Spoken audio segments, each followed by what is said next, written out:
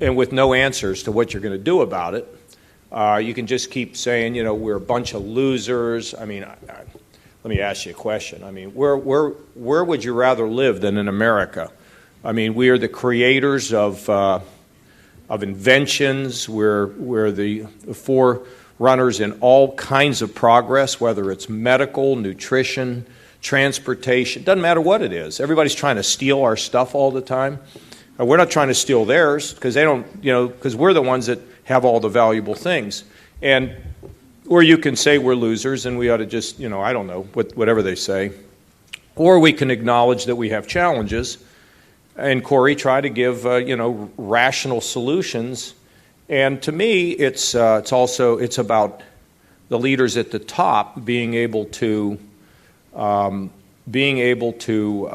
address these economic issues with simple things like common sense regulations and balanced budgets and lower taxes. But there's another issue here that I think really matters. And I'm not sure we ever hear about it or we ever think about it. We have a problem with drugs in San Francisco. Okay, who are you waiting on to fix it? I was in Medford, Oregon yesterday. I said, what are you waiting on? I mean, you have a drug problem here? Oh, yeah, we do. Well, what do you think? I'm going to come in a limousine if I'm president and fix it? I mean, you have a problem with education. We're not giving our kids the skills they need to compete in the 21st century. What are you waiting on me? You think I'm going to fix it? You got a problem with poverty. We're not training people who are on relief for jobs that exist. You waiting on me? And I always say I'm going to turn 104 federal programs back to the states, and everybody cheers. They said, well, what's the big deal? I mean, that's not going to give you something you don't have now. And there's something that's happened in the country where people either think that they can't fix things or they figure they paid money to somebody else to fix them. And the spirit of our country does not rest in the president. The spirit of our country rests in our families and our communities and in our neighborhoods. And we have to be able to pick up the baton and run with it. And we have to begin to change the world in whatever way we can. And I think that's one of the most important things that needs to be heard today in our country. Because we're waiting for government to do it. We're going to be waiting for, it'll never get done. No, I mean, it won't. Am I right about this or wrong? The spirit is in us, I think. So, I think there's this, I wrote a book about the Grand Slam mentality. If I can't hit a home run with the bases loaded, I might as well not bat. Well, every single matters. I mean, everything we do that can live a life bigger than ourselves matters. Yeah, I was in, where the heck was I? I left New York and I was in Pennsylvania. And these two guys run into me in the airport. And they want to take a picture. Quick pick, that's the thing. Quick pick. And so I take a picture. I look, I say, what do you guys do? Well, you see us, our little plane out there. We just flew this little boy in here. He's getting treated for cancer here.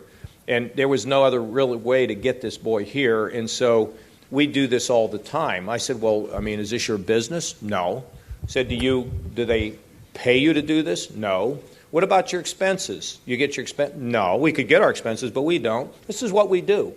This is something we can do. Now, are those two guys changing the world? Of course they are. So why don't we just figure out that part of the world that we can change based on the fact that the good Lord has given us some skills and some energy and health to go and help somebody else? Let's go do it. And if all of us do it together, guess what? We're going to see a better place. And that's what I think we need to think more about in this country and not believe that somebody else is going to solve all of our problems.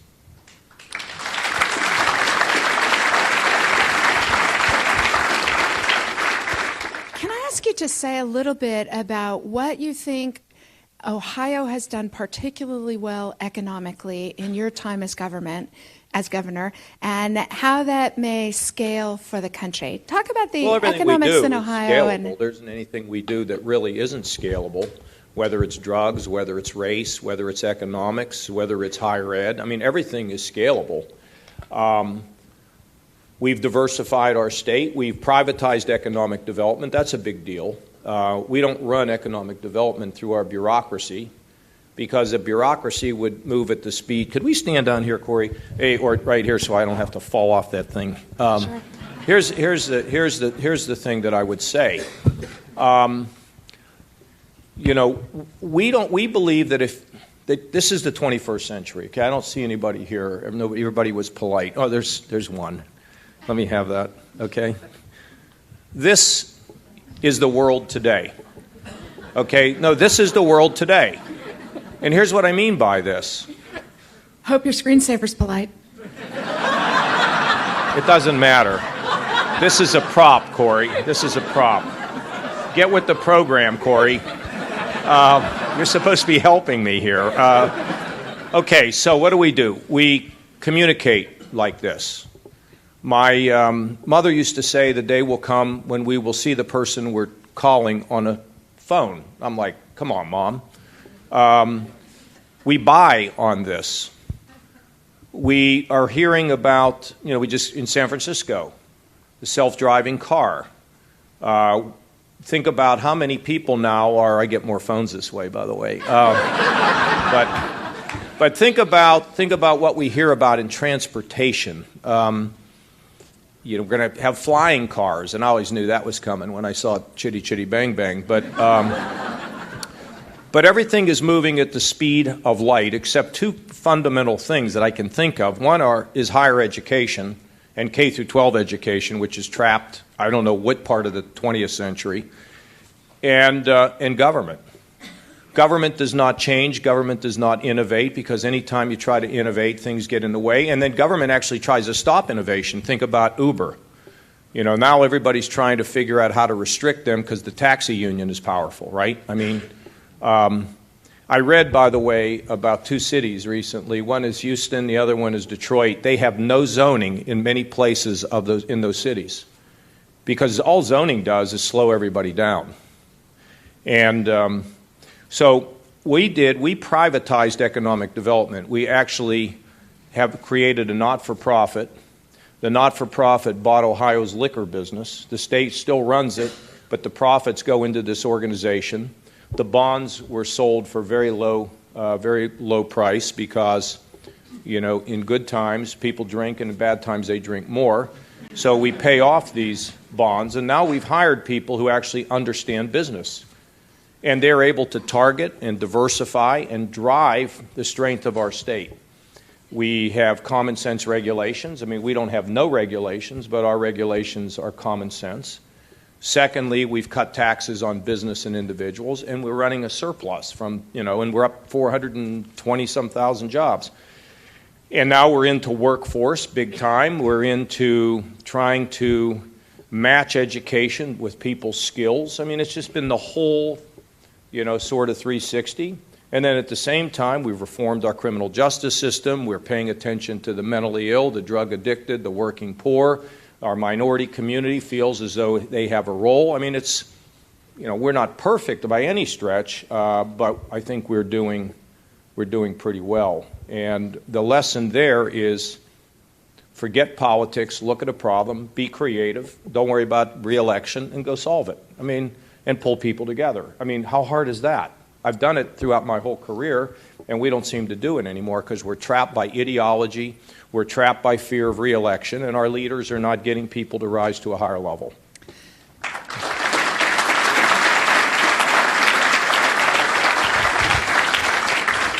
Enormously She keeps admirable. holding that thing up. Take a few more minutes, Corey. I'm running for president, so I can add a little bit more time to you. Yes. Enormously admirable, and yet in very short supply in Washington. Give us a sense about how you would get Congress to play team sports again.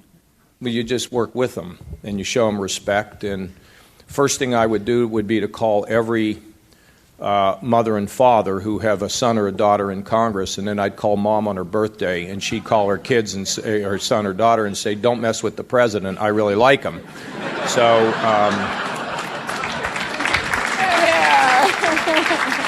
But I want to give you a thing I've been talking about lately. You know, you get so bored sometimes doing this, you got to always vary your routine a little bit, you know.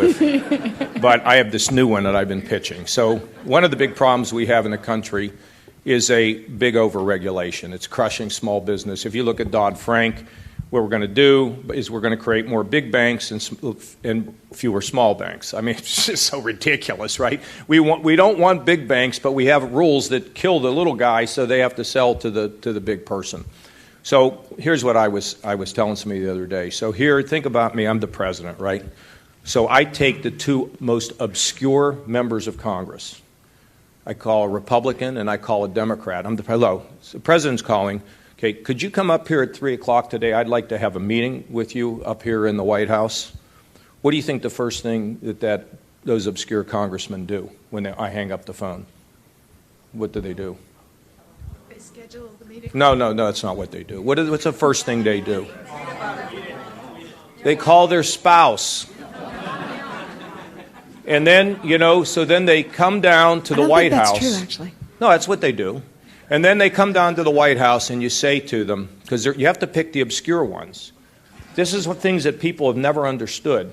If you pick somebody who's obscure, they have rocket fuel. You pick somebody who's already known, they're going to have all these opinions, okay? And they're difficult to work with. So, no, it's true. So you pick somebody really obscure, and here's what you say. My vice president is going to look at unraveling all the federal regulations across the federal government, which is what we do in Ohio. Now, I'm going to put a package together that I'm going to have to push through the House of Representatives. And I was wondering maybe if you would want to work with us on this. And then you get to do it, and I can announce the president. I'll say your name, we'll have a press conference, and then we'll have the package, and then you work it through. And then I say, okay, is that all right? Yeah, great. Okay, shake your hand. Then they leave. What do you think the first thing it is they do once they get outside the White House grounds? Call their spouse.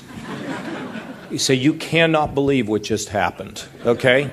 Now you got two people who are already the strongest advocates for what you want to do.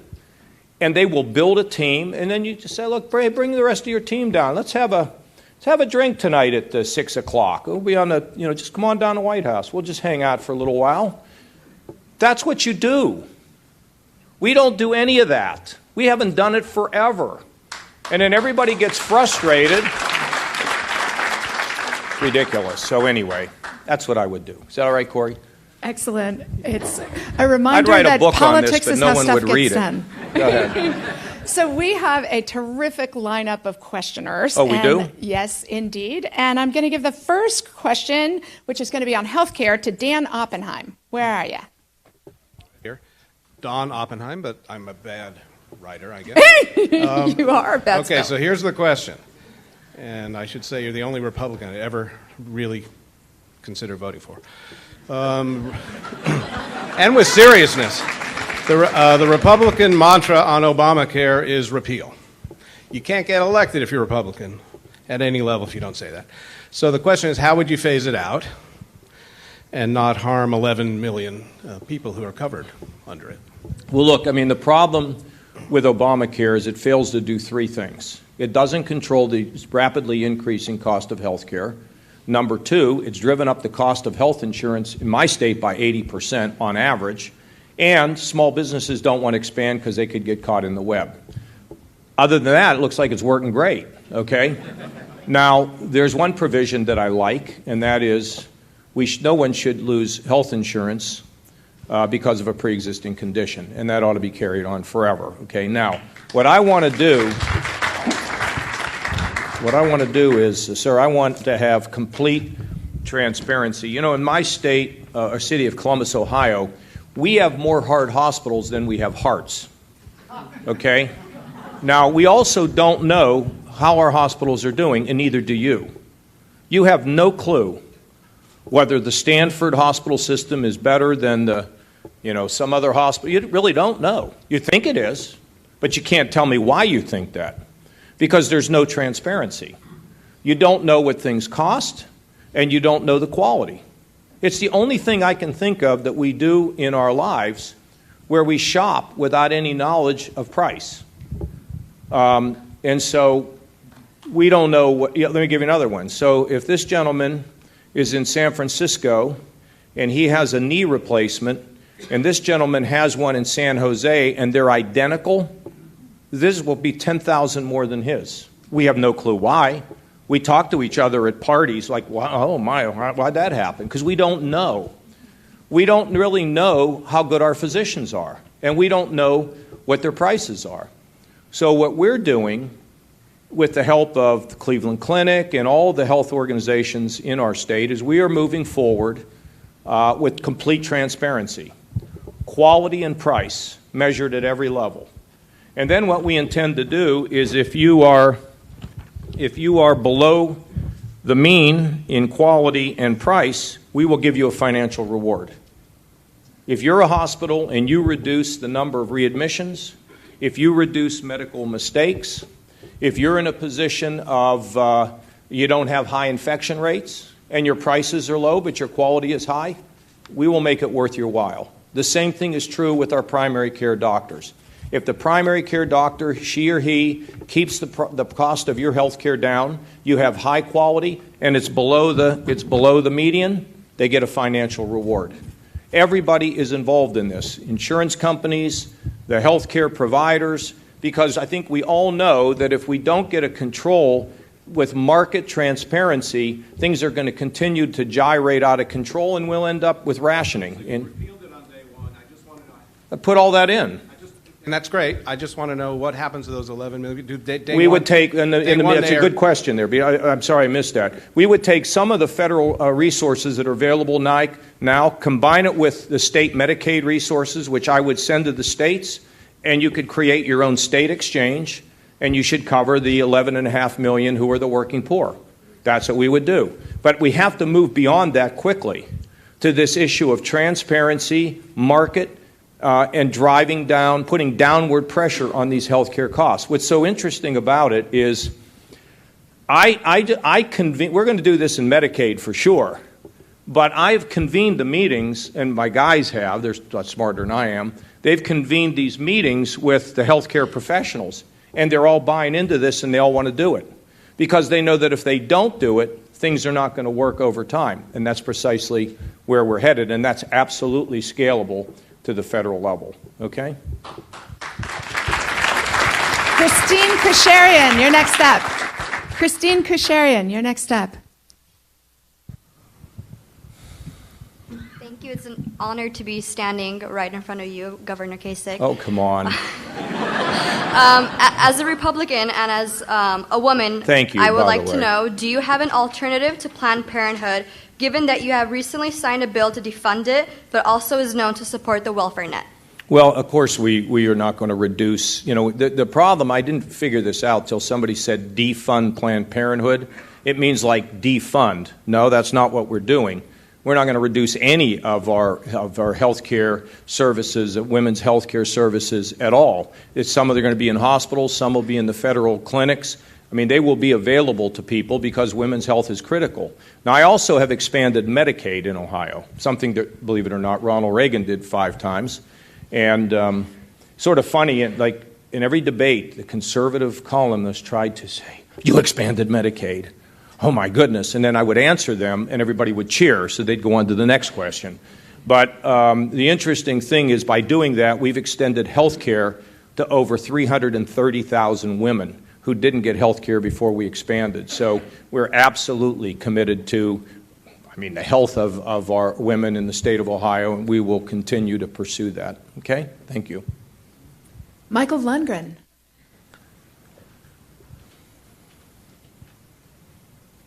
Good afternoon, Governor. Thank you for coming. As Corey said, my name is Michael Lundgren. I'm a 16-year-old sophomore in high school at St. Ignatius College Prep in the Sunset.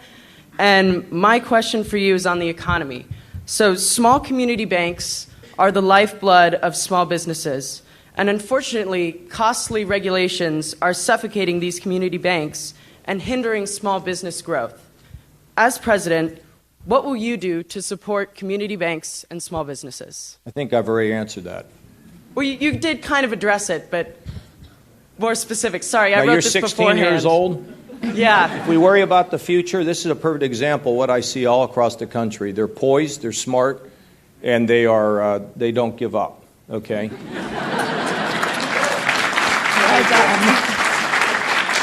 And they are the ones who really need to know that in their lives they were made special, and they have to believe that they can change the world. We'd have to have some regulations that impose legitimate restraints on the big banks so that, whether it's equity requirements instead of all debt, whether it's, then make sure we do these stress tests, make sure that they have plenty of liquidity. You know what all those things are? Okay, but that's what we need to do, get back and write that down, and have your teacher call me, we'll give you an A. And then we've got to make sure we're not overburdening the small banks that spend all their time trying to figure out all the regulations, okay? What do you want to be when you get older? Well, hopefully I'd like to be a public servant like you. I really admire your career. And well, I have two girls who are 16. They're twins. And I'm also a twin. My twin sister is sitting in the back row. Good. So when Anderson Cooper asked my daughter Reese whether she wants to go into politics, she said maybe, but I want to make a lot of money first. Remember, take advice from my daughter Reese. Okay. So while we are on the subject of the youth of America, could you say something about the sustainability of Social Security and that's no problem. That's not a problem. You fix Social Security is simple. You just say that if you've made, my friend Ted Schlein is here today. He's over at Kleiner Perkins. Ted is not going to get as much Social Security as he would be entitled to, and he's going to get less. And so the people who are not making much money will get their Social Security. That's the end of it. It's just nothing more than means testing it. Period. End of story. You don't have to raise a retirement age. That's what you do. These are not hard problems. The problem is the politics of getting people to stop attacking one another and using all these wedge issues. So I was reading a little bit more about this Zika virus. So now the Democrats are saying the Republicans don't care. Republicans are saying we've given you more money than what you've asked. I don't know what the truth is. Can you just go fix it? Get them in a room. Where's the president? We've just gone through this whole business of encryption. I don't know if we're through it or not. I can't figure it out. But here's what I know.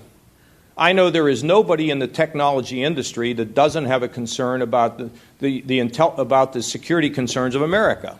And I know there's no one in the intelligence I shouldn't say that, but I doubt there is many in the intelligence community who don't realize that we need to have civil liberties. So what the president just gets them in a room. You want to deal with your water problem out here? Get people in a room. And you say you lock the inside and you lock the outside. And you barricade the outside and you say you ain't coming out till you come out here with a solution. That's how you do things. Everybody gives. Everybody gives a little bit, okay? And if you wonder if that's possible, I balanced the federal budget with Senator Domenici when the Clinton administration was in power. You just work it out. You just get it worked out. And we're not doing enough of that today. Why do you think, given that the national debt has doubled since 2007, why has debt played such a small role in this electoral campaign? Because people don't know what it means. I go on college campuses, here's what I tell students. We have $19 trillion in debt. I said, when the debt clock, because I carry a debt clock, I'm like really a little strange. I have a debt really clock that I carry around, debt clock. It's really nerdy. Yeah, and so you can figure I'm pretty nerdy, aren't I? Yeah, right. So anyway, when I tell the students, and I tell everybody, when the debt goes up, the jobs go down. When the debt goes down, the jobs go up. That's all it is. It's pretty simple. Now, I tell them, I say, we want free stuff. I want free Ben and Jerry's. Bernie wants free college. Hillary wants whatever Bernie wants so she can win the next primary. And so you know what? You want all that free stuff? The debt will be $30 trillion. Now, you're going to get a lot of free. You're going to get a free college education, but you're never going to get a job. So pick what you want. You want a job or do you want free stuff?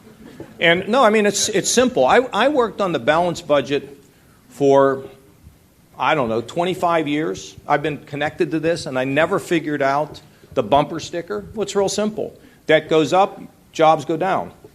Debt goes down, jobs go up. It's true. Because anybody who's a small business person will tell you when they look at the debt situation, they become less willing to invest. Because the earth is shaking, right, Steve? The earth shakes, and people are like, well, I don't know that I want to do that. I'm not going to take a chance. It's not complicated. So why doesn't it play a big role? Because people don't understand why it matters. And that's okay. That's up to some leaders to talk about. I don't spend a lot of time talking about it other than to point that out to people.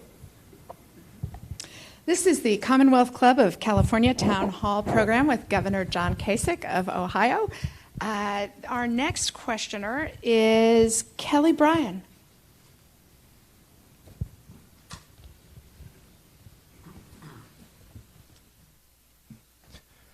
Hello, Governor. My name is Kelly Bryan. I'm a proud resident of San Francisco. Do you believe that some people are born gay? I'm a 62-year-old gay man who came out to both of my parents at 19. And I've been gay for over 40 years. Gay people are human beings and not a lifestyle choice. Please respond without prayer being an answer. I think, well, no, I mean, I don't know. I mean, let me tell you, I think we all be better off in this country if we prayed more. I don't know what that means. I'll tell you what religion means to me. Religion's about the do's and not the don'ts. Religion for me is about, loving somebody who doesn't like you, humility, love your neighbor as yourself, treat your spouse better, live a life bigger than yourself. And all the don'ts come like down the road. And that comes to everybody as they spend more time thinking about their eternal destiny, and they can figure that out. And in terms of me, I don't believe in discrimination. I think there is a balance, however, between discrimination and people's religious liberties. But I think we should just try to take a chill pill, relax, and try to get along with one another a little bit better, instead of trying to write some law to solve a problem that doesn't, frankly, exist in big enough numbers to justify more lawmaking. So, Republicans don't believe in marriage equality. It's your platform. Well, is it? Yes. I haven't read that thing lately. Well, you should know what you're doing. Okay. Well, no, they don't tell me what to do by the platform. The Republican Party is my vehicle and not my master. Okay? I have a right to define the Republican Party, too. Okay? Now, I got to tell you, sir, I believe in traditional marriage. I just went to a gay wedding. Buddy of mine just got married. My wife and I went to the wedding. It was great. It was fine. But do you But I'm not going to go for some people constitutional are born amendment. gay? I'm not going to get into all the analysis of this or that. I'm not going to do that. It's not analysis. Are people born gay? Our next question. Sir, probably. I mean, I don't know how it all works. Okay. I mean, look, are they? In all probability, they are. Okay. Don't we deserve free regular rights like anyone? Well, you have free regular rights. We're not denying you any rights. I'm not in Ohio. I'm not out to discriminate against you. I think you ought to have as good a life as anybody else. Can I be more clear than that? Kentucky, But I'm not in Kentucky. Mississippi. I'm not in favor Our of next questioner. No, let me finish. I'm not in favor of that. I'm not in favor of discrimination against anybody. But they're using religion. Well, but they are not me. Okay? They are not me. I'm telling you my view. Okay? I want to tell you this. I don't agree with gay marriage, but I went to a gay wedding. Okay? I mean, that's what I've done. And I'm not for saying because you happen to be gay that somehow somebody should hold something against you. Now, here's the question. So somebody has deep religious beliefs. So you go to, and I've talked about this repeatedly, you go to somebody who's a photographer. You want him to come and be the photographer for the gay wedding. The guy who's a photographer, or the woman says, yeah, I really rather not do that, kind of against my principles. So my feeling is, well, find another photographer. Let me give you another one. So if I'm making cakes, and somebody comes in and says, I mean, first of all, I don't think they come in and announce what their feeling is, but say they come in and say, I'm gay, I'd like to have a cake. Sell them a cake. That's kind of, I mean, we cannot be pushing each other's buttons, and we need to just We don't want to discriminate anybody, but we also don't want to run over anybody's religious, deeply held religious beliefs either. So I think there's a balance, sir, and here's what I would tell you. If I saw that this was becoming this huge problem, then we might have to write a law. But every time somebody writes a law around this subject, guess what happens? You have to rewrite the law because they never get it right. So let's just respect one another a little bit more, tolerate each other's individual beliefs, and I'm not going to sign any laws in Ohio that is going to create a discrimination against anybody. And do I think that people are born gay? Probably. I've never studied the issue. But I don't see any reason to hurt you or discriminate you or make you feel bad or make you feel like a second-class citizen. I don't think that's right. Because you know what? Everybody's created in the image of the Lord. And I don't... So, one other thing. Sometimes people say that they're religious, okay? Just because I say that I'm a Ford Falcon doesn't make me one.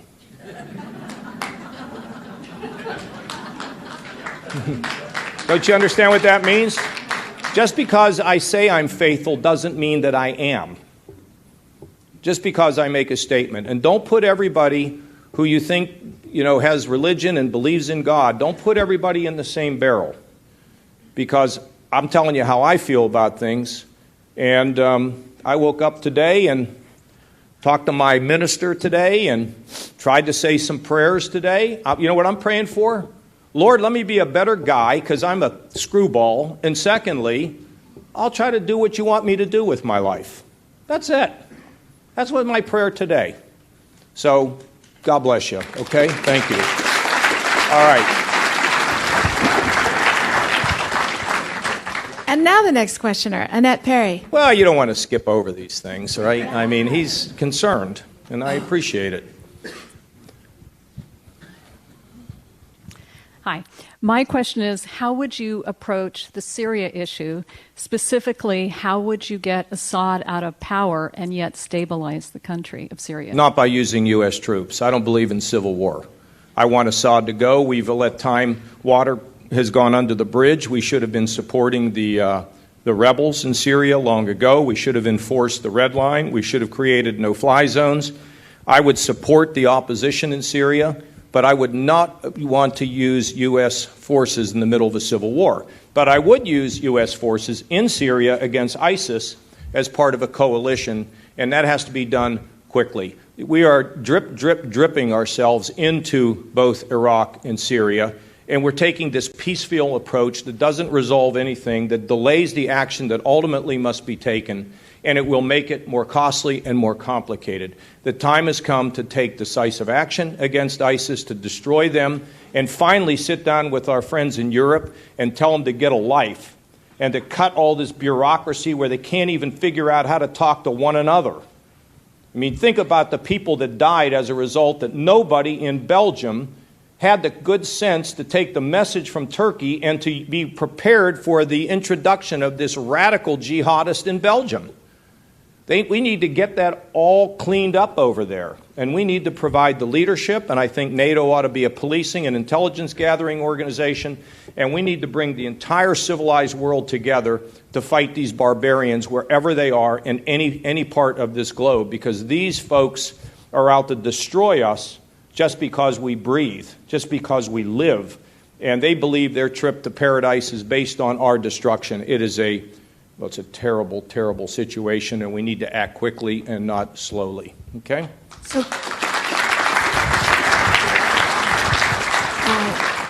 So the things you say you want to have happen in Syria strike me as exceedingly unlikely to happen without American troops. Yeah, we need American troops. Do that. Yeah, we have to have troops. And yet you started saying no American troops in Syria. Not for purposes of removing Assad and being in the middle of a civil war. There's a distinction between being involved in a civil war and taking collective action to destroy ISIS. But I would not be marching U.S. I don't believe in civil wars and America getting in the middle of them. And they never seem to work out. Furthermore, I would like over time to be able to get out of Afghanistan. I don't think we should sit there for another 25 years. And what we ought to be doing is giving them the aircraft that they need. But understand, U.S. forces in Syria designed to eliminate or remove Assad is an entirely different proposition than U.S. forces in Syria designed to go to Raqqa, destroy ISIS, go to Iraq and destroy ISIS, and then once it settles down, I'm for coming home. Okay? I can't resist one last follow-up on that. Given that Assad and the Russians are killing the very rebels you would have fight ISIS, how do you square that circle? How do you destroy ISIS when the Assad government is keeping them moving as a justification for killing the rebels? Well, look, I mean, first of all, Turkey now understands this, and we're actually working more closely with Turkey. And they may be trying to kill the rebels, but they're not killing all the rebels. We also now are providing more aid, but we also have people on the ground aiding the rebels. I would have started this thing a long time ago. I called John McCain and John Boehner a year and a half ago and said, I'm the governor, but, anything I can do to support aid to the rebels, to remove Assad, to break the link with Iran, and then, of course, Russia gets in the middle of it. But you have a lot of forces in there. And some days Assad's doing better, and other days Assad's doing worse. So the Russians were beginning to leave. Now they've reasserted themselves again. The Russians, one minute they say they want to fight terrorism, and sometimes they do, and other times they don't. It's pretty darn complicated. But I think we keep our eye on the ball, but I am not in favor of the U.S. intervening in civil wars. We tried to do it in Lebanon. It didn't work. Hillary Clinton made a terrible mistake by pushing Gaddafi out of Libya, which has now created another foothold for ISIS. Stay out of civil wars. You can help the people that you're for. Take Ukraine. I would be for arming the Ukrainians so they could defend themselves. But I am not for putting U.S. troops in Ukraine. But I will tell you this. We ought to make it clear to Putin that if he wants to do something to disrupt the Baltics, he's looking at a problem with us directly. So you have to think about these things in a separate way. And how do I know about these? Well, I've been working on these issues for most of my adult lifetime, because most people don't know. I served on the Defense Committee for 18 years in Washington, and enough said without my bragging. Our next questioner is Louis Bradman. It's actually Louis Brickman. I guess I didn't write it well enough either. I'm a college student here at Minerva Schools, which is this new university trying to actually change what's wrong with our higher education system. And my question is, and I know you touched on this a little bit, but how do you plan on tackling the rising costs of higher education and the huge size of student loans nationwide? What are some of the specifics there? Well, first of all, there ought to be more young students thinking about going to a community college rather than a four-year school for at least a year or two. You can cut your costs in half. So that's one really good alternative. You go to some of these schools, they're $40,000, $50,000, $60,000 a year. You go to a community college, it's $4,000 a year. 2 years, it's $8,000 or $9,000 or $10,000. You're in another school, it's $120,000. I think we need to start thinking about that, about what we can afford. Secondly, I think we need to have a way for students who graduate from high school to be prepared to go to college rather than to spend their time taking remedial math and English when they get to college, paying tuition for something they should have learned in the 11th grade. And I think we can resolve a lot of that with online education and ability to get up to snuff. And then I would say in addition to that, in my state, which I would do nationally, we need to get the smartest business people we can find, the men and women who are going to look at taking the cost drivers out of higher education. Because I tell you what's going to happen, in my opinion. These schools are going to close. We are going to have some sort of an online education combined with a real-world college experience at a fraction of the cost. And these universities, it costs $50,000, $60,000. Now they're going higher, are going to be disintermediated with technology with a real campus experience. And then the savings you make can allow you to do spring breaks for the rest of your life, wherever you want to go. Now, in addition to that, if we keep putting more money into higher education, they'll keep raising their prices. We cannot continue this. So we need to get university leaders who are serious about taking out college costs. Now, why is it that many of them don't do it? Do you know why? If you're a university president today, what do you think you want to be tomorrow? I do not know. A university president, okay? And, you know, the president of Ohio State, Gordon Gee's, now at West Virginia University where he first started, he wanted to lease all of the parking garages at Ohio State. The first question is, why is Ohio State running a parking garage? I mean, I thought their job was to educate students. So he wanted to lease this. And the entire, not the entire, but many in the university community really opposed him. He did it anyway, and he got $500 million for a lease, which he put into scholarships. Now, Bowling Green used to have a dining hall program. They don't have one anymore. They privatized it. How do you think the food is now? Better.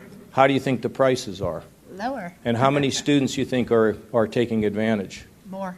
That's because you're at that conservative think tank at Stanford. That's why you said that. But that was absolutely perfect. And that's exactly what's happened. I mean, let me give you another question. Why do universities build dormitories? Can you explain that to me? Why would they be in the dormitory business? I'll bet there are developers here who could build dormitories that are much more efficient, much more student-friendly, and probably less expensive. And, you know, why do we do this, Steve? Because we've always done it, I think. So I think we need to take a look at all the non-academic assets, and then, you know, it might even be a good thing for a professor to teach more than like one course a year. I know they don't like that. I also think that we should have our universities and their research actually mean something and shouldn't be just to put a stack of stuff together and put it on a shelf and find it 40 years later. I think the universities, along, by the way, with our national laboratories, ought to be really friendly and user-friendly to our businesses. And the same holds true for basic health research, you know, like the National Institutes of Health. If we give money to higher education, they better not put it into overhead. They love overhead money, okay? So I just think we've got to do that as well. And then we face a problem that's very real. And that is we have a lot of young people who are carrying massive debt. And some would argue that it's holding back their ability to really engage in entrepreneurship.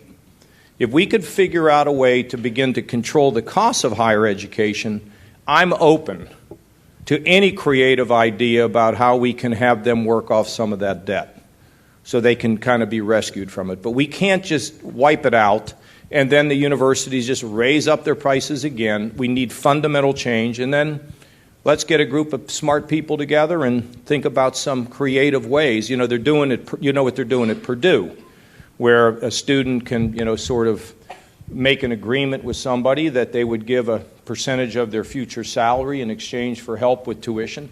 I don't know about that. It's interesting. I don't think any idea ought to be off the table when it applies to higher ed and its dramatically rising costs. Next up, Will So let me Garlington. ask you a question. What do you think about that, all that I said? I think that universities are medieval institutions, and we are overdue to make them much more creative and entrepreneurial by serving our students better. Okay, you're hired. I'm president. You'll be one of the people on the task force where we're going to look at this stuff. And see, it's like we need a balanced budget amendment to the U.S. Constitution because it will force Congress to do its job. We need a task force that forces the university presidents to make these changes. And if you have a task force and you have a set of rules, it's like they can say, I really didn't want to do this, but they're making me. And we really ought to hold the university boards of trustees. They ought to be somewhat not financially liable, but there ought to be a certain responsibility that they sign up to whenever they get on the board of a university. And maybe they ought to sign the financial statements. You know, I don't know, but these are things we need to think about. Next up, Will Garlington.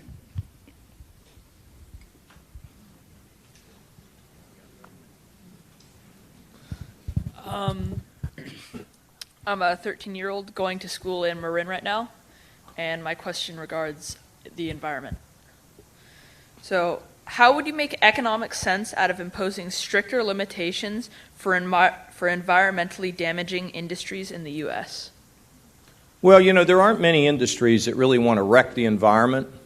I don't happen to believe that. There are things that are done that we would really wish weren't done, and we need to have reasonable laws that, you know, I mean, I'm not for like getting rid of the EPA, but I can tell you that the EPA has, you know, sometimes put in regulations that are destructive for employment. I assume you're 13 years old and you're going to be 18 and you're going to do something and then you're going to want to get a job, and I'd like you to be able to get a job. I do believe there is climate change, but I think we should go about this in a reasonable way. We ought to be able to continue to provide some of the incentives that we have for the development of renewables, but the big key here and the big solution ultimately is battery technology, the ability to store energy, the ability to have distributed power. These are the things that are really exciting that can change the very way we live. And so I like that. So I believe in wind and solar and geothermal. I believe in efficiency. But you know how efficiency works. You got to pay $5 more per window. Well, maybe we ought to go with the $3 more window, right? I mean, efficiency is tough, but we need to have efficiency standards. We've made some gains. We need to make more. So I would say all of the above is what's important to us when it comes to the environment. And the environment is precious. It needs to be protected. It is not to be worshipped. Okay? Next up, Julia Khan. Hi, I'm Julia. As a teenager growing up in Silicon Valley, the role of technology and the importance of predicting its effects on society has always been made very clearly important. How can the federal government adapt to be better suited to roll out effective cybersecurity measures? Well, we got people that are experts in it, and we need to make sure that we have to strengthen our cyber command. We've got to make sure that we're in a position to be able to defend and also in a position to be able to destroy those that seek to destroy us. And it's just a matter of a presidential initiative. Let me tell you one other problem we have in this country. If you work in the private sector and I'm the president and I call you and ask you, will you come and help me solve a problem in the government, you're likely to say no. I mean, unless you're Floyd Kwame, you're probably going to say no, okay? Why is that? Well, you have to sell your firstborn to be able to work for the government. They want to know everything. So we need to have a clearinghouse. We need to have a place where, whether it's cyber, it doesn't matter what it is, restructuring the VA, okay, flattening the structure of the VA. We need to have people who can come in and help without making it so difficult that they immediately say, the government wants me to come and help, forget about it, I'm not interested. And if we can do that, we're going to have some sort of a clearing process, because we do not want to ignore or exclude the smartest people we have in the country, because we make it so difficult for them to help us. So this is going to be an initiative that I would take on if I were president, and I think it's really, really important. So we need to take advantage of the fine minds in Silicon Valley and in the state of Ohio. Next up, Peter Kaysen.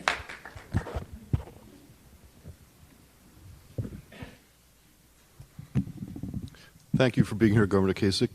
I'm a Democrat. I'm a big fan of bipartisan solutions to solve big problems. And one of the more hopeful trends is left, right, and center getting together to work on criminal justice reform. What would criminal justice reform look like in a Kasich administration? Well, I think it's fundamentally done in the states. We've already done it. You know, we don't want to lock everybody up. The 3 strikes and you're out. We need to review all of that. And we don't want to be putting nonviolent felons in prison. And we don't want to, you know, nonviolent felons are, you know, some of these young people that may have asked a question who do something dumb, and then it's sort of held against them forever. I think it's really important when we have judges, and I appoint judges in Ohio. You know, what's important there, and one of the questions, and I don't have litmus tests for judges, I mean, I want somebody who's fundamentally conservative, competent, somebody that we respect. But one of the questions I get concerned about is if you have a nonviolent felon, a nonviolent drug user, and you know in the next election that they may say you're soft on crime, will you put that person in prison rather than put them in a more appropriate setting based on whether you lose an election or not? And the fact is, we can't lock our way out of this problem. So not only have we reformed this, and with a conservative legislature, but we've now just moved to ban the box, which is something that keeps people from being able to apply in government. We can't do it in the private sector, but in government we banned the box. You find out if somebody was a felon, but a little bit farther down the road. What else can I tell you? That's kind of my approach to it. And I like what Michael Vick said. You know what he said? You only have one chance to make a good second impression. Now, our recidivism rate in Ohio is about less than half the national average. And why is that? Because if people want to work their way out of prison into a skill, we'll allow them to do it. And by the way, one of the most important groups we have in our prison are the prison ministry, because it's allowed people to say they have hope, that they're important, that they're made special. So we use all of that to get ourselves in a position of where people can at least believe that and know that they can have a second chance. Now, if they're violent, if they're gangbangers, if they're drug dealers, forget it. Okay, but for other people, we'll give them a chance. And George Will has chronicled some of the things. Look, if you don't have a good team, you don't get anywhere. I got the best corrections guy in the country, and he's terrific. And so I let him kind of do his job, and he tells me what he's doing, and it's working pretty well. Okay? We also, by the way, are treating the drug addicted in the prison. Now, the surveys we've done are relatively narrow, but what we have found is that when we treat the drug addicted in prison and we release them into the community with proper follow-up, the recidivism rate is less than 20%. Now, we'll see if the numbers grow. The numbers are narrow right now, so I don't want to draw a complete conclusion, but it's going in the right direction. It's pretty remarkable. Okay? So, Governor Kasich, trade has not had a good election cycle so far. I wonder if you could talk a little bit about your view on trade, how trade deals from NAFTA to China joining the WTO have affected jobs in Ohio, what your judgment is on trade. Well, our economy has grown significantly since NAFTA.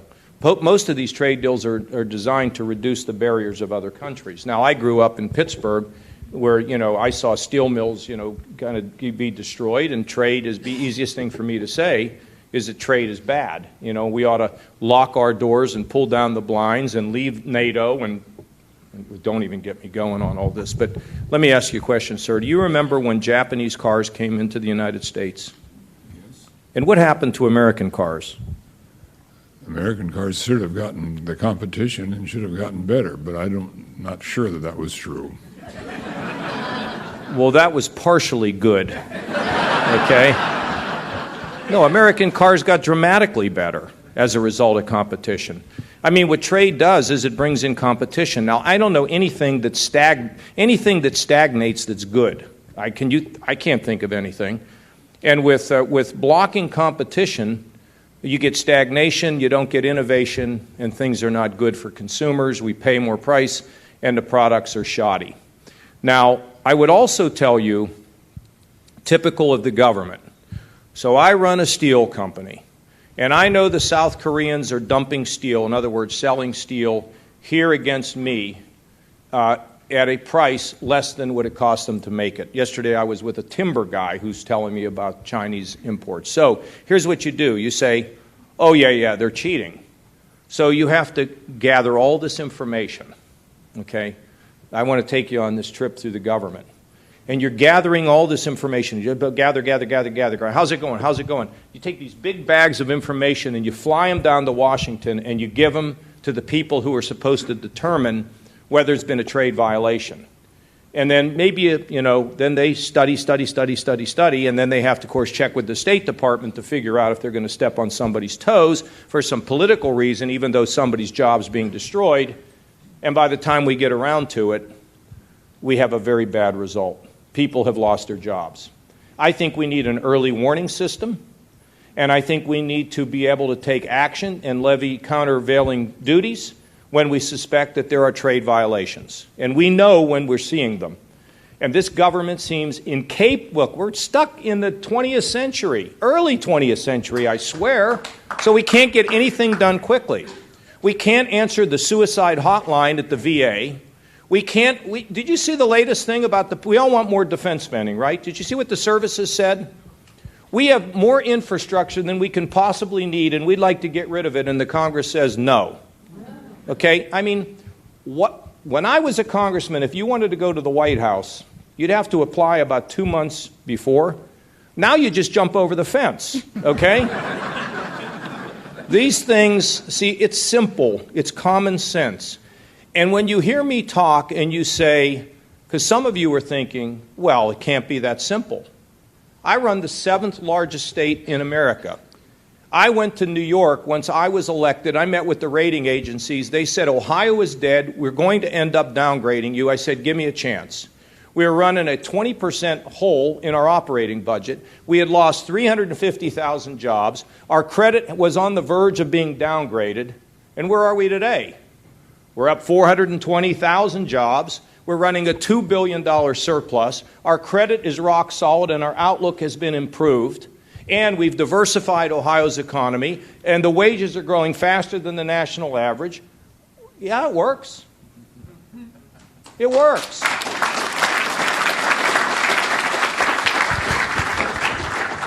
Next up, You know, it'd be Steve really Kavanaugh. great if in the election to elect the president that these things actually mattered. Here, here, Huh? here. Wouldn't that be good?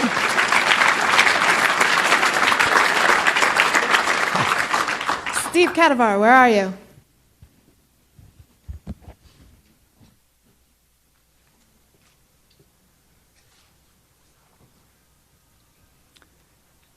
Thank you, Governor, for being with us today. The Atlantic magazine month of May cover story is, and I quote, "The secret shame I read it. of the middle class. Nearly half of Americans would have trouble finding $400 in a crisis," unquote. Governor, at least one presidential candidate calls for political revolution to address fundamentally this problem. How do you see to solve the problem of this magnitude, if not by a political revolution that includes the middle class? Okay. Thank Well, you. first of all, everybody ought to read the full story and not draw a conclusion from. Did anybody else read that article? What did you think about that article? I thought it was spot on. Did you? Yeah. What did you think? The same as, even though it was so shocking. I looked at the story, and I wanted to read the cover. I was searching for the magazine before it actually came out, and I read it, and it's not as simple as what that headline is. And there's a lot of different reasons for it. And the only reason why I would say that is I don't want to pander. The guy got bulk of money. He didn't get paid on a regular basis. At one point, he owned 2 homes, two of them in New York, I think. Okay? I mean, hello, that's not easy. But that's not most Americans. Now, are Americans in a position where they feel they're falling behind? Yes. Yes, they are. Okay?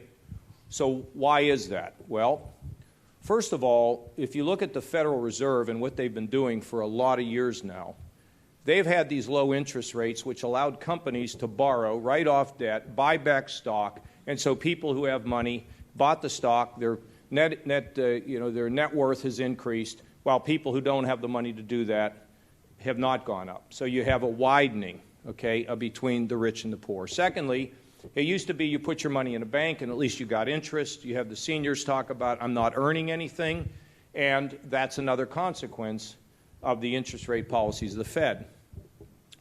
But you're not going to want to, maybe people don't want to hear this. When you have 0.5% growth in America, When you have the lousiest recovery out of recession since World War II, why are we surprised that we're getting sick? You know, I mean, the rich, let's talk about the rich for a second. My dad carried mail on his back. I said, Daddy, what do we think about the rich? He said, Johnny, we don't hate the rich, we want to be the rich, okay? Secondly, I just do not believe that redistributing wealth is a good thing. I don't think it's worked anywhere. Our problem is we don't have any leadership and we have no economic growth. Now, if all of a sudden you have economic growth and people are healthier, they can invest. Now, we all know that investment in America in businesses is like at a historic low. Nobody's investing. They're buying back stock. And they're not sure about consumer demand, so they're not making additional investments. Now, when companies do not invest, wages never go up, productivity doesn't go up, and we got a mess. And why is that happening? We're killing them on regulation, we're raising everybody's taxes, and we can't control our spending. Well, you know, so you go to a doctor, you say, Doctor, I'm the doctor of economics. What do you want? So, well, okay, if you want to grow an economy, you got to balance budgets, cut taxes, and have common sense regulations. So you come back a year later and you say, well, I don't feel very good. I said, well, what have you been doing? Well, I've overregulated, I've overtaxed, and I've overspent. He goes, well, isn't it amazing that you're not feeling well? So the first thing we have to do is to address this economics. Congress doesn't want to balance a budget. Without good leadership, they won't do it. The reason they won't do it is they're spenders. They buy, you know, John Kennedy was passing out silver dollars when he was running for public office. He said, well, Mr. Kennedy, you get elected, you could pass out the people's money. So we got to control that. Now, here's the other thing. Let me ask you this question. Is our education system, K through 12 in America today, preparing our young people for the jobs of today and tomorrow? Is it? Okay, well then what are you waiting on? I mean, you want me to fix it? Look, I called my wife. I said, I'm in San Francisco. It's absolutely gorgeous. And she said, why am I not there? Okay? I said, it's this little thing about these two girls, okay? And I'm working. I'm going to see the inside of hotel rooms, okay? But what are you waiting? His daughters for anybody who, in this election cycle, missed that joke. I mean, seriously, what are we waiting on? I mean, we have all these initiatives in California where we're going to fix all the education, put all this money in, all these rich guys put all this money in, and what happens? Nothing. So you know what I'd suggest? Start taking it school by school. And by the way, if you want to be a school reformer, I'm going to give you a tip. I want you to stand about right here, okay, and I want you to run as hard as you can into that wall. And then on the fourth time, there'll be a crack, maybe. We need to do it where we live. So if kids don't have skills, you know, I'm a big fan, everybody is, well, not everybody, but Charles Barkley's not, but I like this Steph Curry. Now, why is he going to make $1 billion? He's got skills. I don't think we're giving kids skills, and I don't think our K through 12 education system is flexible to be creative and imaginative. I'll give you an example. If I'm good in math and I'm in school and I don't know what I want to do, I put that kid with this guy right here, Ted Schlein.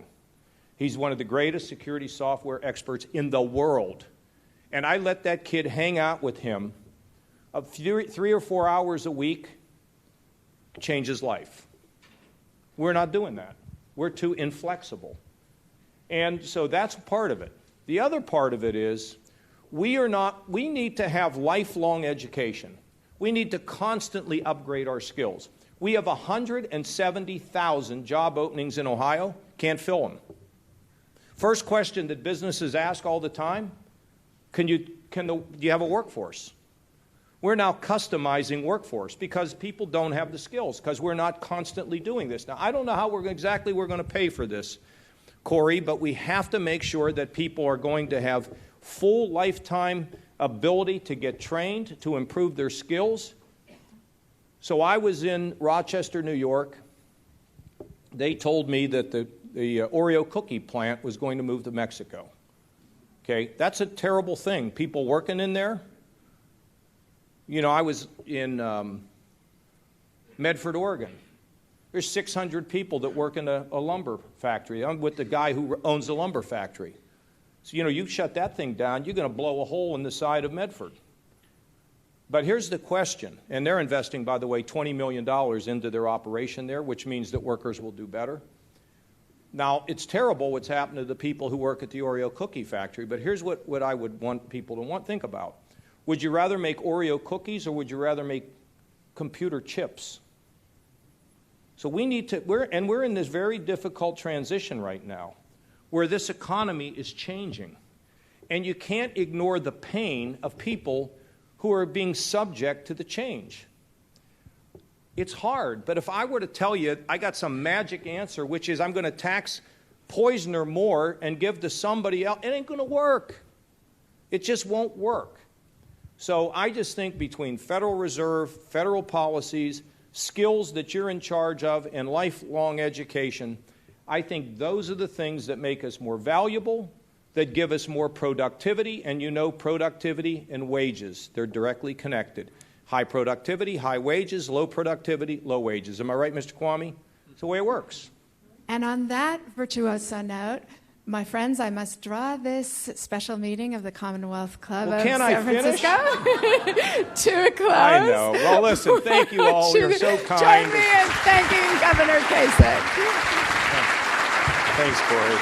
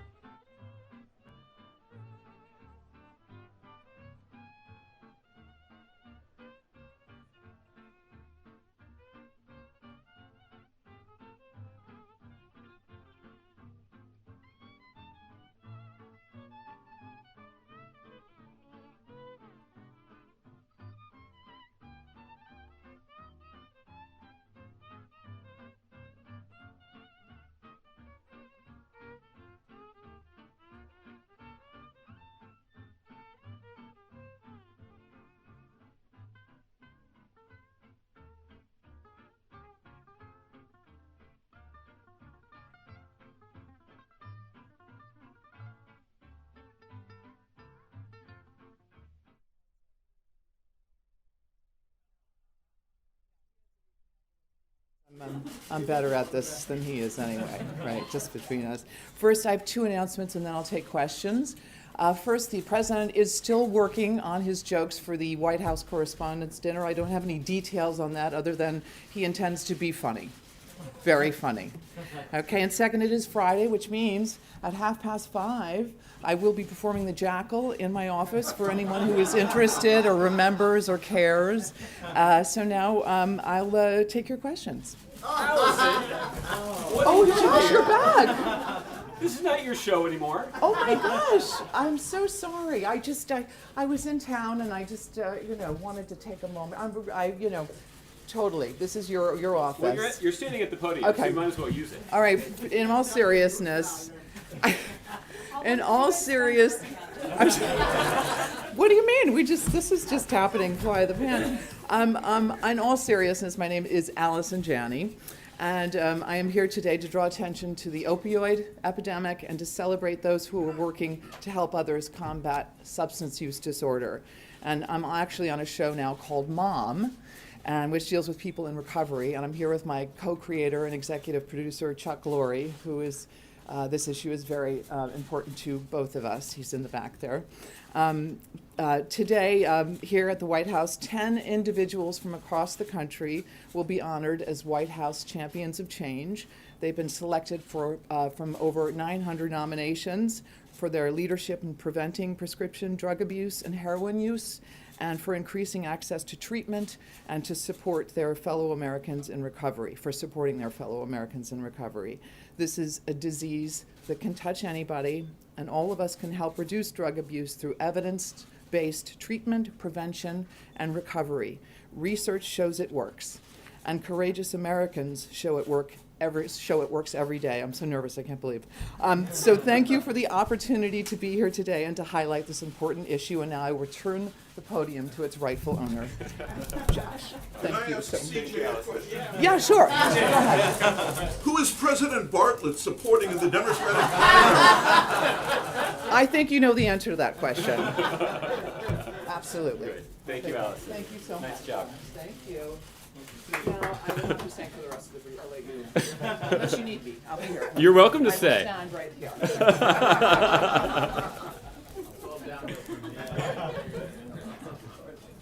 Josh, when Yes. is the fun part? Well, I was going to say, who says we don't have some fun around here? So obviously, Allison feels very passionately about the work that she's spending some time here at the White House focused on today. And so we obviously owe her a debt of gratitude for really taking on this cause, and it's something that she passionately believes in. And we obviously are pleased that we can work with somebody who is as committed and as talented as she is on something that's that important. So, all right, the fun stuff's out of the way now. We can go back to our regular Friday afternoon briefing, but we'll try to keep it short, Mark. I know you're ready to start your weekend. Aren't we all? That is true. Kathleen, do you want to start? Sure. Well, I feel like sort of a downer here. I wanted to ask about the report that came out on the helicopter attack on the hospital in Kudus. I was wondering, I know you mentioned yesterday that the president planned to read it. I'm wondering if he's either been briefed or read it, if he feels that justice has been served in this case at this point, and if the appropriate reforms and changes have been made to prevent an attack like this in the future. Well, Kathleen, you're right. This is a very serious topic, and it is certainly a topic that the Commander-in-Chief has made a priority. The United States goes to tremendous lengths to avoid civilian casualties. And when those casualties occur, as they did in this instance, the President called for a transparent, thorough, and objective accounting of what exactly transpired. As you point out, this objective accounting was put forward by the Department of Defense today. The President's been briefed on the report. The report is available, or at least a redacted, declassified version of the report is available on the Central Command website. And that is consistent with the President's view of transparency. The report goes into some detail about what exactly transpired. The conclusion of the investigation is that there were human error that causes tragedy. Now, that human error was compounded by systems and procedural failures. The Department of Defense has announced a set of steps that will be taken to provide accountability for those who were involved. The Department of Defense has also laid out some specific reforms moving forward that will prevent this kind of tragedy from occurring again in Afghanistan or anywhere else. And again, all of this is consistent with the priority that President Obama places on avoiding civilian casualties. Our adversaries certainly don't go to these lengths. In some cases, our adversaries target civilian populations. But these are the kinds of reforms that are consistent with our values as a country and are consistent with the priorities that are established by the Commander-in-Chief. For someone looking at it at some distance, how exactly then does the president sort of explain how something like this could happen, given all of these safeguards and assurances he gives about civilian casualties, that 42 people could die, a hospital could be hit, and there's no criminal charges filed, it's just administrative punishments, it seems. How does he sort of explain the justice? Well, what the President called for from the beginning was a thorough, objective, and transparent accounting of what transpired. And that's what the Department of Defense has put forward. This is an investigation that was conducted by military officers that were outside of the chain of command. These were the individuals who led this investigation are professional investigators. and they're individuals who are not involved in the incident. So they were able to provide an objective perspective on what transpired. And obviously, they've spent months interviewing people who were involved, reviewing relevant facts and material to understand exactly what happened, to understand exactly what led to the failures, including the human error that led to this tragedy. And based on their own working knowledge of how these kinds of military operations are carried out, they made specific suggestions for reforms that could be instituted to prevent something like this from happening again. But there's no denying that what's occurred here is a genuine tragedy. And when this incident occurred, you heard the President and others express their profound sorrow at the loss of innocent life, including individuals who had put themselves in harm's way to try to treat the wounds of innocent people caught in the crossfire. So this is there are multiple dimensions of this tragedy. And the significance and scale of what transpired explains why such a detailed investigation has been conducted and made public. All of that is consistent with our values. It's consistent with the priorities that the President has established. It's consistent with our commitment to avoiding civilian casualties. And it's consistent with our values as a country. Okay, and another topic, there seems to be a little bit of new momentum behind the criminal justice reform effort on the Hill. And I just thought I'd give you an opportunity to see whether or not you feel that momentum here, or is there any prospects for this actually happening? Well, I know there was a bipartisan announcement that was made on Capitol Hill, I believe at the end of the day yesterday, or at least yesterday afternoon. And what we have been saying for months is that the White House role has been to try to nurture and facilitate bipartisan cooperation on this issue on Capitol Hill. Fortunately, the bipartisan interest in this legislation has been there at the beginning.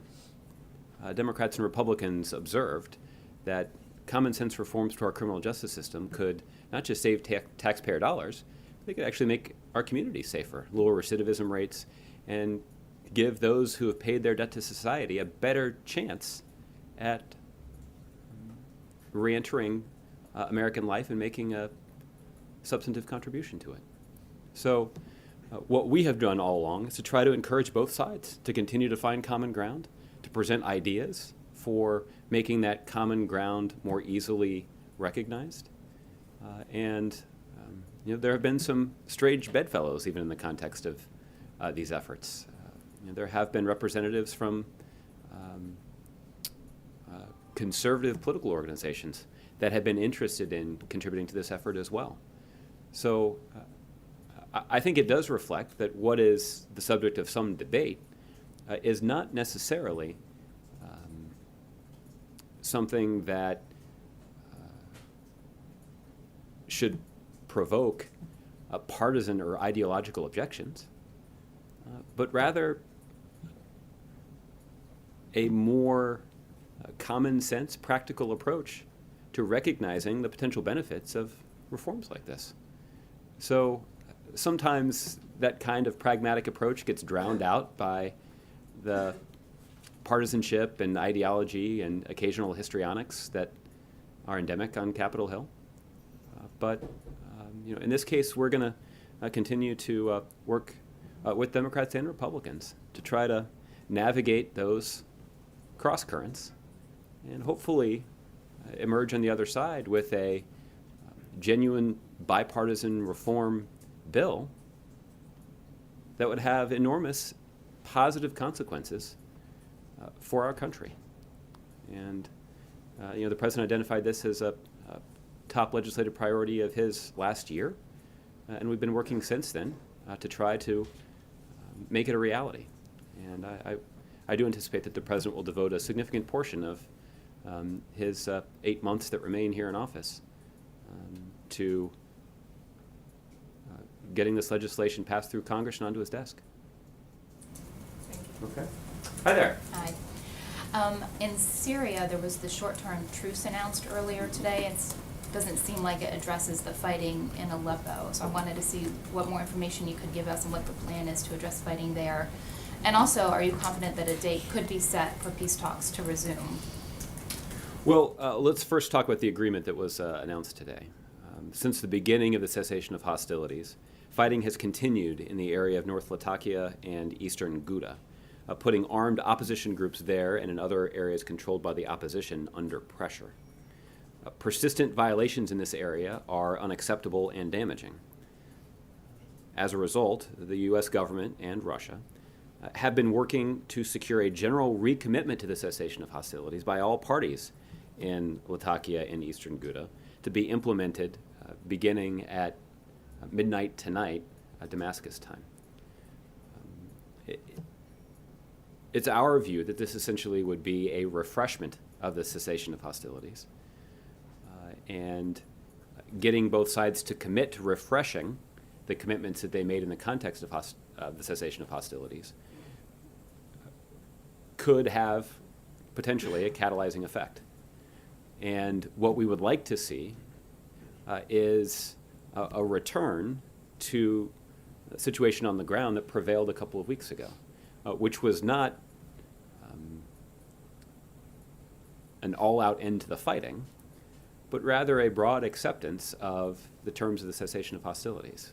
And that agreement was only possible because the United States and Russia used our influence with the relevant groups to bring about that agreement and that cessation of hostilities. And we acknowledged all along that there were likely to be violations of the cessation of hostilities. But what's happened over the last week or so is that the frequency of violations has increased, and that's been a source of significant concern. So our hope is that by refreshing this agreement and focusing our attention on these two particular areas, we can build momentum again toward a broadly observed cessation of hostilities. And how confident are you that this refreshment is going to help push forward peace talks? Well, the thing that we know is that the opposite is true. And the thing that we know is that the weakening of the cessation of hostilities, or the repeated violations of the cessation of hostilities, have tangibly undermined efforts to reach, or at least to advance, political talks.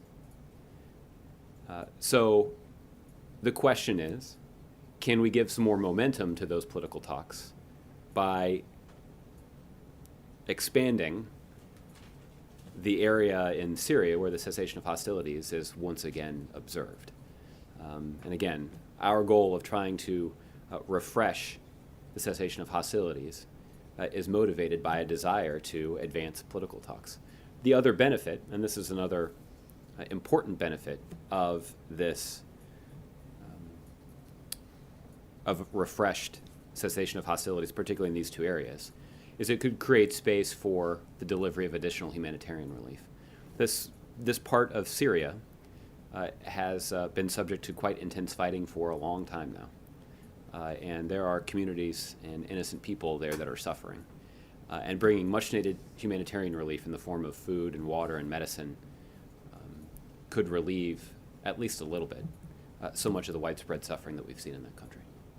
On another topic on the Korean Peninsula, China and Russia today said that they wanted the United States to back off its possible plan to put in an anti-missile defense system near South Korea. What's your reaction to that?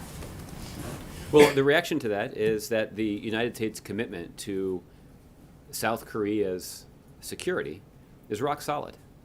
The Republic of Korea is a close ally of the United States, and that means the United States is prepared to invest resources in keeping them safe.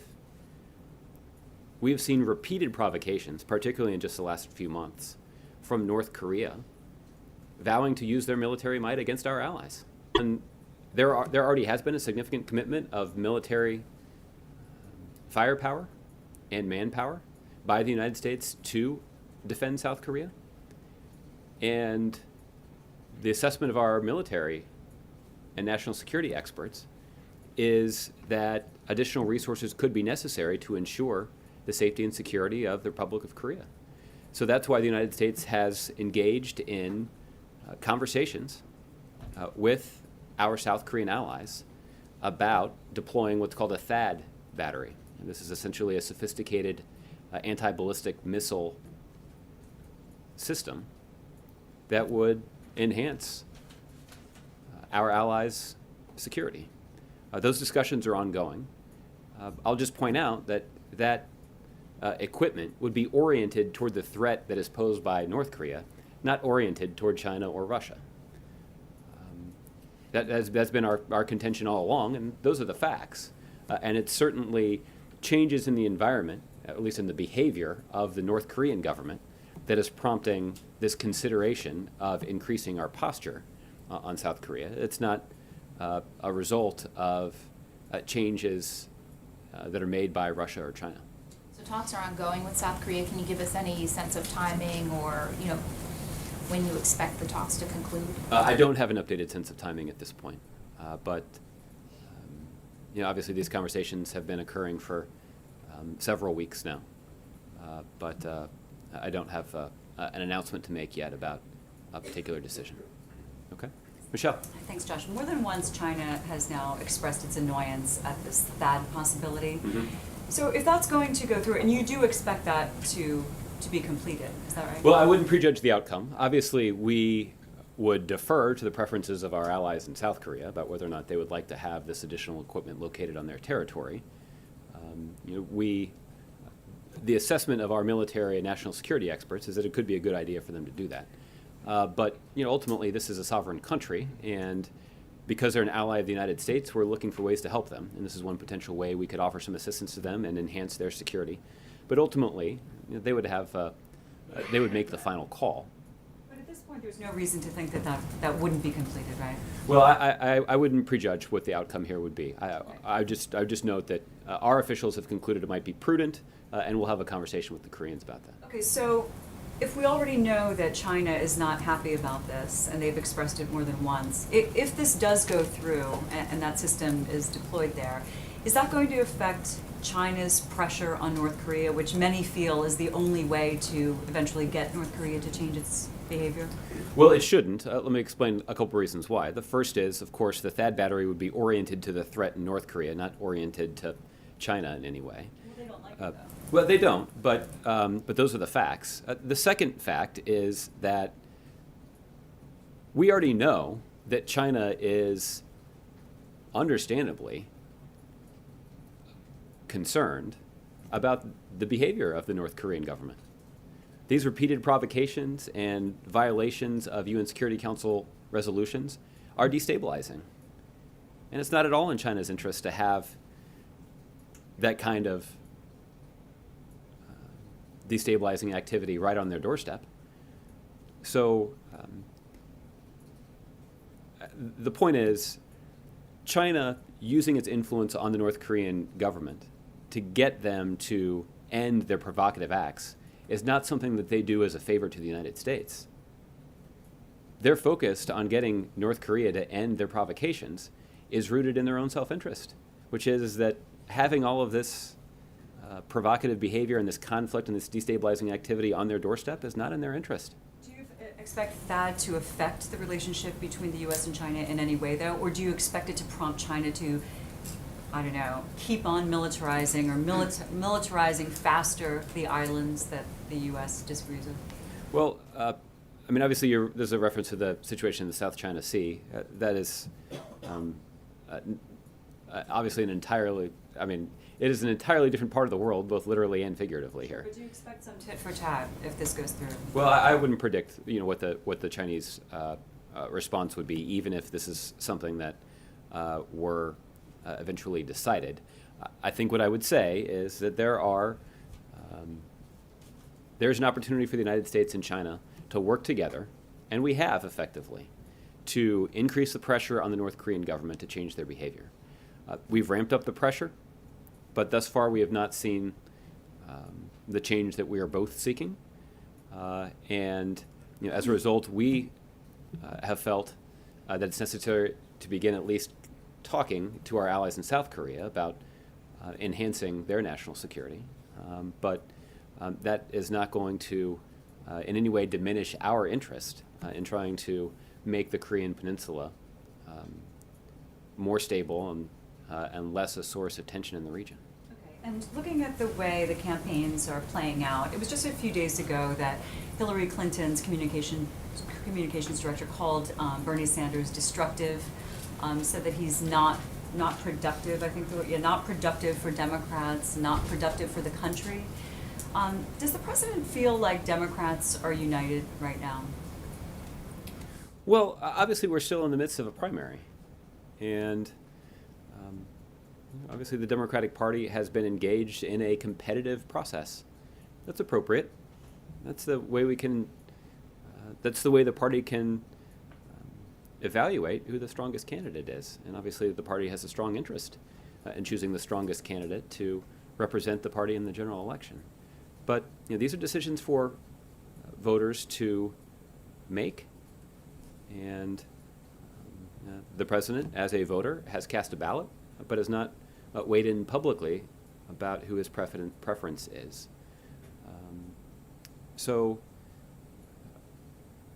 at some point, I think the president will make a strong case about the need for the Democratic Party to come together in support of the policies that he's fought so hard to put in place. That will be a fundamental question in the election. So you said multiple times that you welcome robust debate, that this is just what happens with the election. It's good for the country. But at the same time, we've heard the president say at a private event that Democrats really need to come together right now. So would you disagree with words like that Sanders has been a destructive influence not only on Democrats but on the country? Well, I've done my best to stay out of the middle of the debate between the two Democratic candidates, and I'm going to try to do that in this case. I think what the president is focused on is ensuring that when the general election does roll around, and it hasn't yet, but when we get knee-deep in a general election, it will be important for Democrats to keep in mind what their priorities are. And obviously the president has spent the better part of 7.5 years fighting for a set of priorities, and he'll, I'm confident, make a case in the general election about the wisdom of continuing that fight. But the time for that part of the debate has not yet arrived.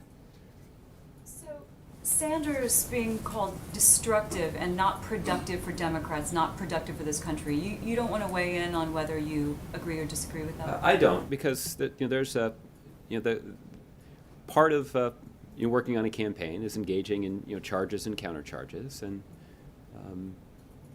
I think it is a fair observation to note the difference in tone and tenor between the debate on the Democratic side and the debate on the Republican side. I think many Republicans have made that observation. I don't think I'm saying anything particularly controversial. But the president does believe in the value of a robust debate, and politics are tough. But I think what the president's focused on is a general election and making sure that the people that have been so strongly supportive of his policies over the last 7 or 8 years realize the stakes of the general election, and the president will have ample opportunity to make that case. Okay. And not sure if you noticed, but this weekend is the White House Correspondents' Dinner, and I was aware.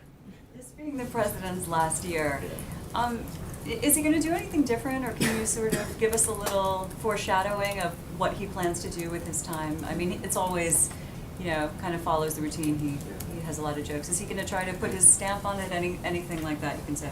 Well, I don't want to give away any surprises, but will there be surprises? I wouldn't rule out a couple of surprises. I think surprise is a key element in humor, and the president is certainly. I want to protect his ability to surprise you with some good jokes. The president does enjoy this opportunity. That it is something. The president, over the course of 8 years, has given thousands of speeches in public in one form or another. The vast majority of them are dealing with very serious topics, and this is one unique opportunity that he has every year to poke a little fun at himself, poke a little fun at the process, maybe even poke a little fun at a political adversary or two. But it's also a reminder of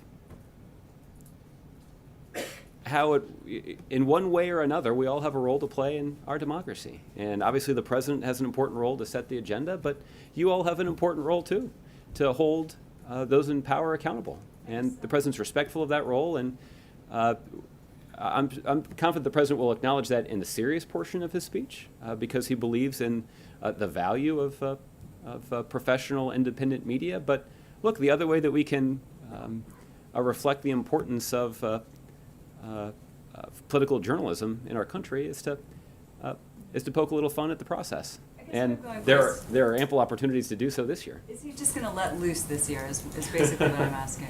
Well, I think I'll let you judge based on his comments about whether or not he took advantage of the opportunity to let loose, as you described it. Thank you. Okay. Go ahead, JC. To misquote Richard M. Nixon, the president won't have Donald Trump to kick around anymore. The last time he appeared, I believe, was 2011. He will not be in the audience. Well, does the president regret that opportunity? Well, again, I want to preserve the element of surprise here, and I don't think that duck in the room means that you are going to avoid some attention in the speeches. But we'll see. Okay. Laura. About Donald Trump, is the president concerned about the protesters now, well, again, like last night, took the street, protest Donald Trump? That's the first question. Well, Laura, I think in general there is a long history and a long tradition of protest in the American political system. In fact, this country was started by a bunch of protesters, some of whom decided that they were pretty unhappy about taxes and threw some barrels of tea in the Boston Harbor.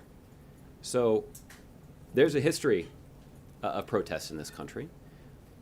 What the president believes is that we also have a system of government, and there's an opportunity for voters to make their voices heard at the ballot box, and there should be a debate, and there should be a public debate, and that debate is likely to be filled with some emotion. These are serious issues that are being discussed. But so while people surely should take advantage of the history and tradition in this country of engaging in political protest, we need to do so with some respect for the system and for our country and for our government, and to ensure that that protest isn't a source of violence and doesn't incite violence. The protest should not be used to drown out the ability of other people to participate in our political system or to participate in the political debate. But there's a strong history of protests in this country. That's a good thing. It's something we're proud of as Americans. But in a presidential election outside the United States, the whole world now is watching with quite astonishment what's happening when Donald Trump is speaking. You don't think the president has a responsibility to do something about the potential of violence, which is happening now each time Donald Trump is speaking? Well, I'll just say, as a general statement, the president has been outspoken on a number of occasions about how our political system, our form of politics in the United States, was geared toward resolving conflicts. This is a big, diverse country, and people are going to have different points of view. And we resolve those differences not through violence, not by taking up arms against one another, not by questioning someone else's patriotism, or judging someone based on their religion or their color or who they are, but rather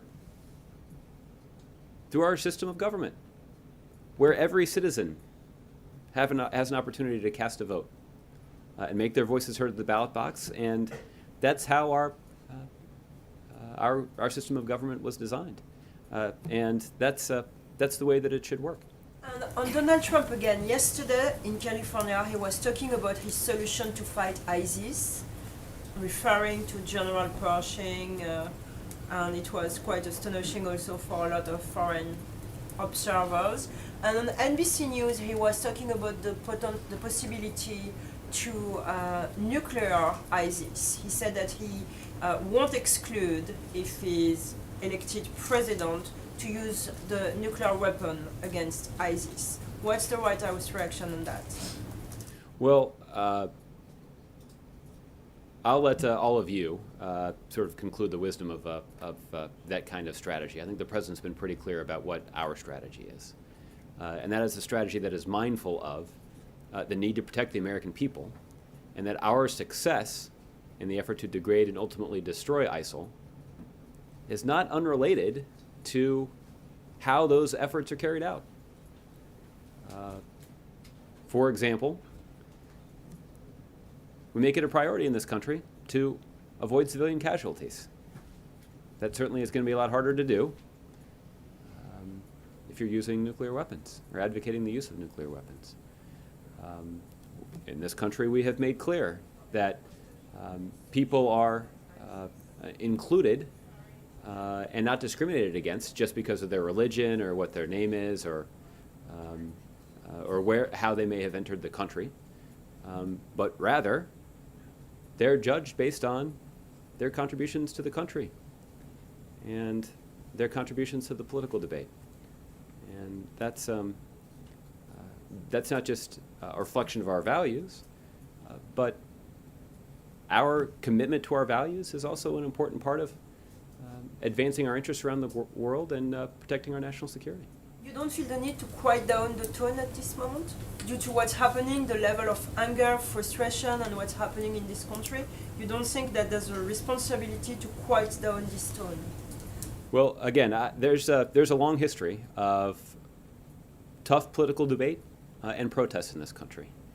And again, that kind of protest and debate was present at the creation of our country.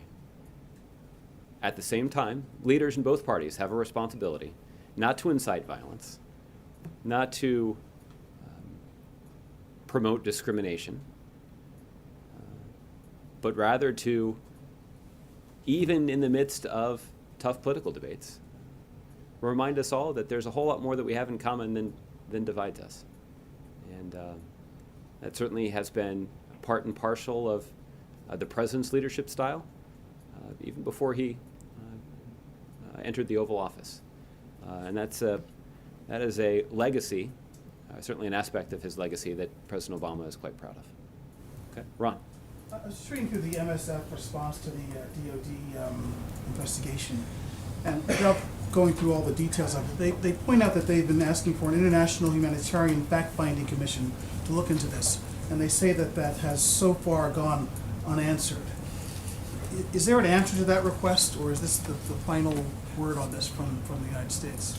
I think at this point, this is the final word. This is the transparent, thorough, and objective accounting that the president asked for. There were other investigations, though, right? There was one involving the Afghan government, and wasn't there? There were other investigations. I don't remember. I guess you can check with the Afghan government about that. So why not have an international body, a more impartial body? Obviously, the U.S. military has a vested interest in this. Why not have a international, nonpartisan? Why not have that? Yeah. Well, because the president has confidence that the investigation that was conducted was objective. It was conducted by people who are not involved in the particular operation, and it was conducted. These are commanders, though. No, the investigation was conducted by individuals who were not involved in the investigation. They were outside of the chain of command of those who were involved in the investigation. So that's why we have described it as an objective investigation and an objective accounting of what exactly transpired. What's also clear here, Ron, is that an investigation that includes suggestions for reforms needs to be conducted by individuals that have their own working expertise of how U.S. military operations are conducted. So I understand sort of the case that you're making for the benefits of an investigation that's conducted by someone outside of the United States military. But I think it's important that you don't overlook the value of choosing somebody who understands how the U.S. military works, who understands how these kinds of operations are carried out, but is also somebody who can be objective because they weren't involved in the operation. They're not in the chain of command with the individuals who are involved in the operation. They're professional investigators, and they can put forward a clear rendering of what transpired, of what steps toward accountability should be taken, and what reforms should be implemented to prevent something like this from happening again. Clearly, this internationally renowned and respected organization does not think that this is justice when there are 42 people dead and there's no one held criminally responsible. How do you reconcile that? I reconcile that by saying the United States goes to great lengths to avoid civilian casualties. And when those casualties do occur as a result of human error that was compounded by systemic and procedural failures, the United States of America owns up to it. The United States of America conducts an independent investigation to determine what exactly happened. The United States of America, consistent with our values, is transparent about those failures. They're published on a website that all of you can see right now. Right. We've owned up to it. The individuals who are involved and do bear some accountability are held accountable. That's our system, and that is a system that's consistent with our values. It's also a system that follows through on implementing reforms that make something like this much less likely to ever happen again. And that's what the Commander-in-Chief asked for, and that's what he got. The other thing they point out is that they believe this focus on intent is not a valid answer to the question of responsibility in determining a crime or a war crime.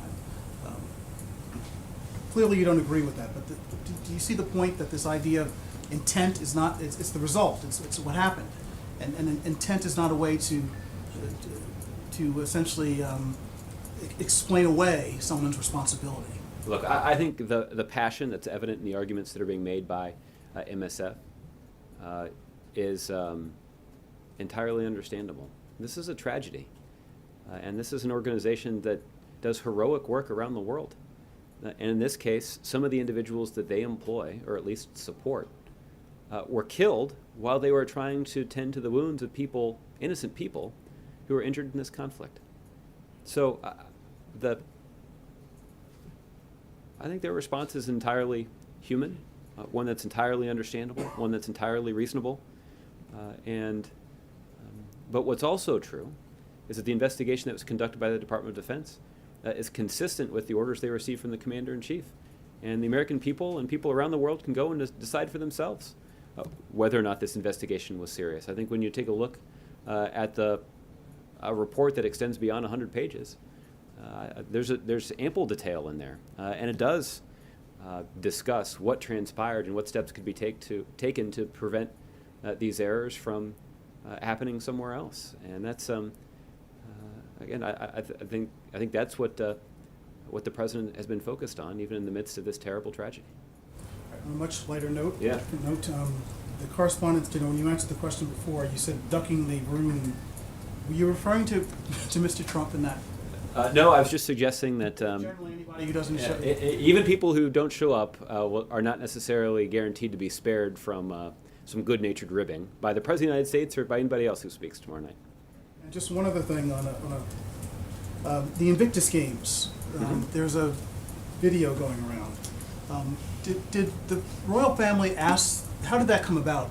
I guess is the question that some folks would want to know. Well, the Invictus Games is obviously an international competition by our men and women in uniform, and there's a friendly rivalry between the United States and our allies in the United Kingdom, and the offices of the President and First Lady coordinated closely with the royal family to tape these videos and to organize this effort to show their support for our citizens who will be competing in those games. There was what might be called some transatlantic trash talking involved, where the Obama said, "Bring it on," or something to that effect, and the Queen's response was, "Oh, please," or something like that. What is their response? I was going to say that was quite a reenactment there, Ron. I encourage everybody to go take a look at the video. Yeah, you can't mimic the Queen. But the "Oh, please" from the Queen. What is the? Yeah. Look, I think what. You're not frightened by that, I guess. Not frightened at all. This is just an attempt to show our strong support for the American and British heroes who will be participating in the Invictus Games. And obviously, I guess no pun intended, the Queen was a good sport about it. And so people should check out the video. But obviously, this is this is a competition to really highlight the service and sacrifice of the best that the United States has to offer. It's also the best that our allies in the UK have to offer, and it should be a great set of games. They're hosted next weekend in Orlando, Florida. Okay. Is he going to make fun of the Queen during the White House? I doubt it. She probably does spare some ridicule by not attending the dinner. Angela. Thanks, Josh. You said that the president's been briefed on the report about the accidental hospital bombing. You mentioned yesterday that he might read the entire report. Do you know if he plans to do that? I don't know whether or not he plans to read the entire report. I know that he hasn't so far, but he was briefed on the details of the report earlier today. Has he, or does he plan to reach out to anybody with Doctors Without Borders now that the report has been released? You'll recall the president did have an opportunity to speak to one of the leaders of that organization shortly after this incident occurred. I know that the Department of Defense, including General Votel, the newly installed commander of Central Command, has been in touch with senior officials at MSF to discuss the report. At this point, I'm not sure, and I don't know of any planned phone calls from the president to MSF officials at this point. And then on one other topic, the Supreme Court this morning declined to block Texas's voter ID law. The president has talked frequently about voter access this year. What's his reaction to that action by the Supreme Court? Well, I didn't see the announcement from the Supreme Court. The president has expressed his significant concern with politically motivated efforts to make it harder for people to vote. As the president observed, I believe, at this podium yesterday, the United States is the only genuine democracy in the world that actually makes it harder for its citizens to vote than it should be. And there's increasing evidence to indicate that Republicans engage in these kinds of tactics to make it harder for people to vote because they perceive a political interest in doing so. They somehow believe that if fewer people vote, that that's good for Republicans. It's not exactly a motto to be proud of, I don't think. So the president obviously believes that that when cities and states and even the federal government are considering voting laws, that they should do so with an eye toward making it easier and more convenient for citizens who are registered to vote. And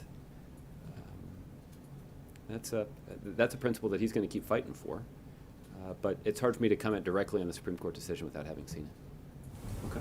Kevin. Thanks, Josh. Does the president support the idea that some of the women and men who were involved in the accident in Afghanistan should in fact lose their jobs? Well, Kevin, I'm not in a position to comment specifically on the accountability measures that were announced by the Department of Defense. As the Commander-in-Chief and as the spokesman for the Commander-in-Chief, I need to avoid even the appearance of any potential undue command influence. So the President was clear that an objective accounting of the facts and circumstances of this tragedy needed to be brought forward, and that's what the Department of Defense did. And commanders at the Department of Defense took a look at the evidence, they took a look at the report, and they made a decision about the appropriate accountability measures to be imposed. But I'd refer to the Department of Defense to speak to those. But just to put a fine point on, the president would support their decision should those commanders decide to relieve someone of duty. Well, Kevin, I just can't speak to any detail about the specific accountability measures that have been imposed or any potential accountability measures that could be announced at a later date. This is something that was decided by the Department of Defense. But what I can tell you is that the report that was made public today by the Department of Defense is consistent with the President's expectations about the need for a thorough, transparent, and objective accounting of the facts. Can I ask you about smart guns and The federal government, from my research, is still the largest purchaser of weapons in the United States. Is this an area where the president would like to get more smart guns in the hands of the federal government and make that part of his mandate to push forward this technology? Well, Kevin, earlier today, the White House actually did announce the moving forward on an executive action that the president announced actually at the early this year. And this is an executive action that would essentially allow law enforcement officials at the Department of Justice and the Department of Homeland Security to begin developing guidelines and standards for smart gun technology. And the idea is, are there a set of standards and guidelines that can be developed that would ensure that smart gun technology could effectively be used by law enforcement officers? And the idea is that, yes, the federal government is a bulk purchaser of firearms. And so it does raise questions about that potential, but that is not the announcement that we made today. The announcement that we made today was this question about specific guidelines and standards and whether or not those could be developed and consistent with the needs of law enforcement officials. How concerned is the president about the notion from some gun owners that this is yet another intrusion by the federal government to try to get regular law-abiding gun purchasers and gun owners to purchase a technology that they're not interested in, or to somehow mandate this in the future? Well, I think this is consistent with the kind of wild-eyed conspiracy theories that we've heard on this issue for years now. I think what is true is I couldn't think of another industry off the top of my head that isn't interested in looking at new technology that could make their product safer. Just about every other industry that I can think of, that's what people do. That's what manufacturers do. That is a source of innovation in a variety of fields. I think the best example of this is in the auto industry. Auto manufacturers actually market the degree to which they use new technology to make their products safer, to make cars and trucks safer. And it is surprising to me that so many gun manufacturers shirk that responsibility. I think one of the other questions that can be answered by this effort to try to devise a set of standards and guidelines is whether or not a market would emerge for a gun manufacturer that deploys smart gun technology. Is there a manufacturer that comes forward and says, hey, I can adopt those standards that the federal government has said would be consistent with the needs of law enforcement officials, and maybe I can make some money by marketing to people who are interested in actually being safer. But all that's an open question, and a question that will ultimately be determined by the free market. But it certainly is a question that's been answered in the affirmative by the free market in just about every other product imaginable. Lastly, let me ask you about Puerto Rico. You and I spoke yesterday about the ticking of the clock. May 1st is around the corner now. Can you discuss the restructuring of the debt effort that is ongoing there for Puerto Rico, and the possibility that American taxpayers could end up having to, if not be on the hook for the problems there, responsible for trying to mitigate the damage? Well, the problem right now, Kevin, is that the government of Puerto Rico does not have the authority that they need to effectively restructure their debt. The kind of authority that the federal government has proposed giving the Puerto Rican government is the kind of restructuring authority that's available to cities all across the country. So this is not a strategy that had to be designed from scratch. There's a template for giving the government the authority that they need, the local government the authority that they need to restructure their debt. Now, what's also true is the Obama administration, at least, is interested in making sure that that restructuring authority is paired with a commitment on the part of the Puerto Rican government to implement long overdue economic, financial, and fiscal reforms. And we should write into the law oversight that ensures the Puerto Rican government makes good on their commitment to implement those reforms. So where are we in the process then? Because May 1st is around the corner, and Well, where we are in the process is that now for 191 days, we've seen Republicans in Congress fail to act on the common sense proposal that the administration put forward back on October 21st. And that delay has allowed the situation in Puerto Rico to only get worse. And that's why the case that I've made is that Republicans who are falsely suggesting that the proposal that I've outlined is a bailout, that's wrong. It's not a bailout. But the more they delay and the more that Republicans drag their feet, the more likely it is that a bailout becomes the only option. So it's irresponsible for Republicans to be handling this in the way that they have thus far. Frankly, their false accusations only further gum up the process in a way that makes the worst possible outcome even more likely. any chance that there'll be work on this over the weekend? Because between now and Monday, something's got to give. Well, I know there have been extensive conversations already between administration officials, most of them at the Treasury Department, and officials on Capitol Hill. Obviously, Puerto Rican officials have been involved in this too. Look, this is an island that's inhabited by 3 million Americans. And these are American citizens who are increasingly at risk because of the dire fiscal situation of the local government. So this is where Congress has to step in and act, show some leadership, and act in a way that is not just in the best interests of the Americans in Puerto Rico, but actually act in the best interests of the 300 million Americans that live here on the mainland, to make sure we're not on the hook for bailing out Puerto Rico. Okay, Mark. Josh, have the Russians ever responded to the U.S. complaint about the buzzing of the U.S. naval vessel?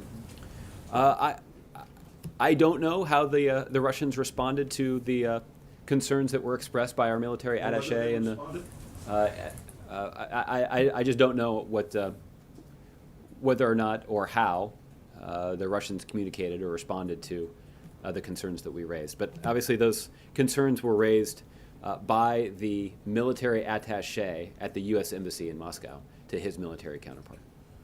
Do you know if there was another complaint after the incident with a U.S. reconnaissance plane? I do not know whether or not additional concerns were raised about that incident, but you could check with the Department of Defense about that. Also, I saw that there's a movie coming out about the Obama's first date. Do you know whether the President and First Lady have cooperated in the making of that movie? I've read a little bit of the news coverage about this. It was a couple of months ago that I first saw the first story about it. I'm not aware of any cooperation on the part of the White House or the Obama family in the making of that movie. But I do know that the President and First Lady have heard of the movie. I don't know if they've seen it. You don't know. Could you find out? I'll look into it. Thanks. All right, Margaret. Josh, apologies if you talked about this at the beginning. On Afghanistan, with this incident in Kunduz, there was the reference at the briefing at the Pentagon that there was some combat fatigue that played a role in all this. And it made me wonder if the White House has any timeline or any update on when you're going to move from that 9,800 down to 5,500 U.S. troops. I don't have an update on our troop posture at this point. Obviously, the President has laid out a strategy, one that he spoke about as recently as the end of last year. And the strategy that he's laid out is consistent with the recommendations that he's received from our military leaders, both here in Washington and on the ground in Afghanistan. Our men and women in uniform have two missions. The first is continuing to fight terrorism. We know there are extremist elements that could be trying to use the chaos in Afghanistan as cover to establish a safe haven there. We want to make sure that they're not able to do that. But in addition to that, our military service members are also providing some advice and assistance to Afghan security forces whose capacity is only improving.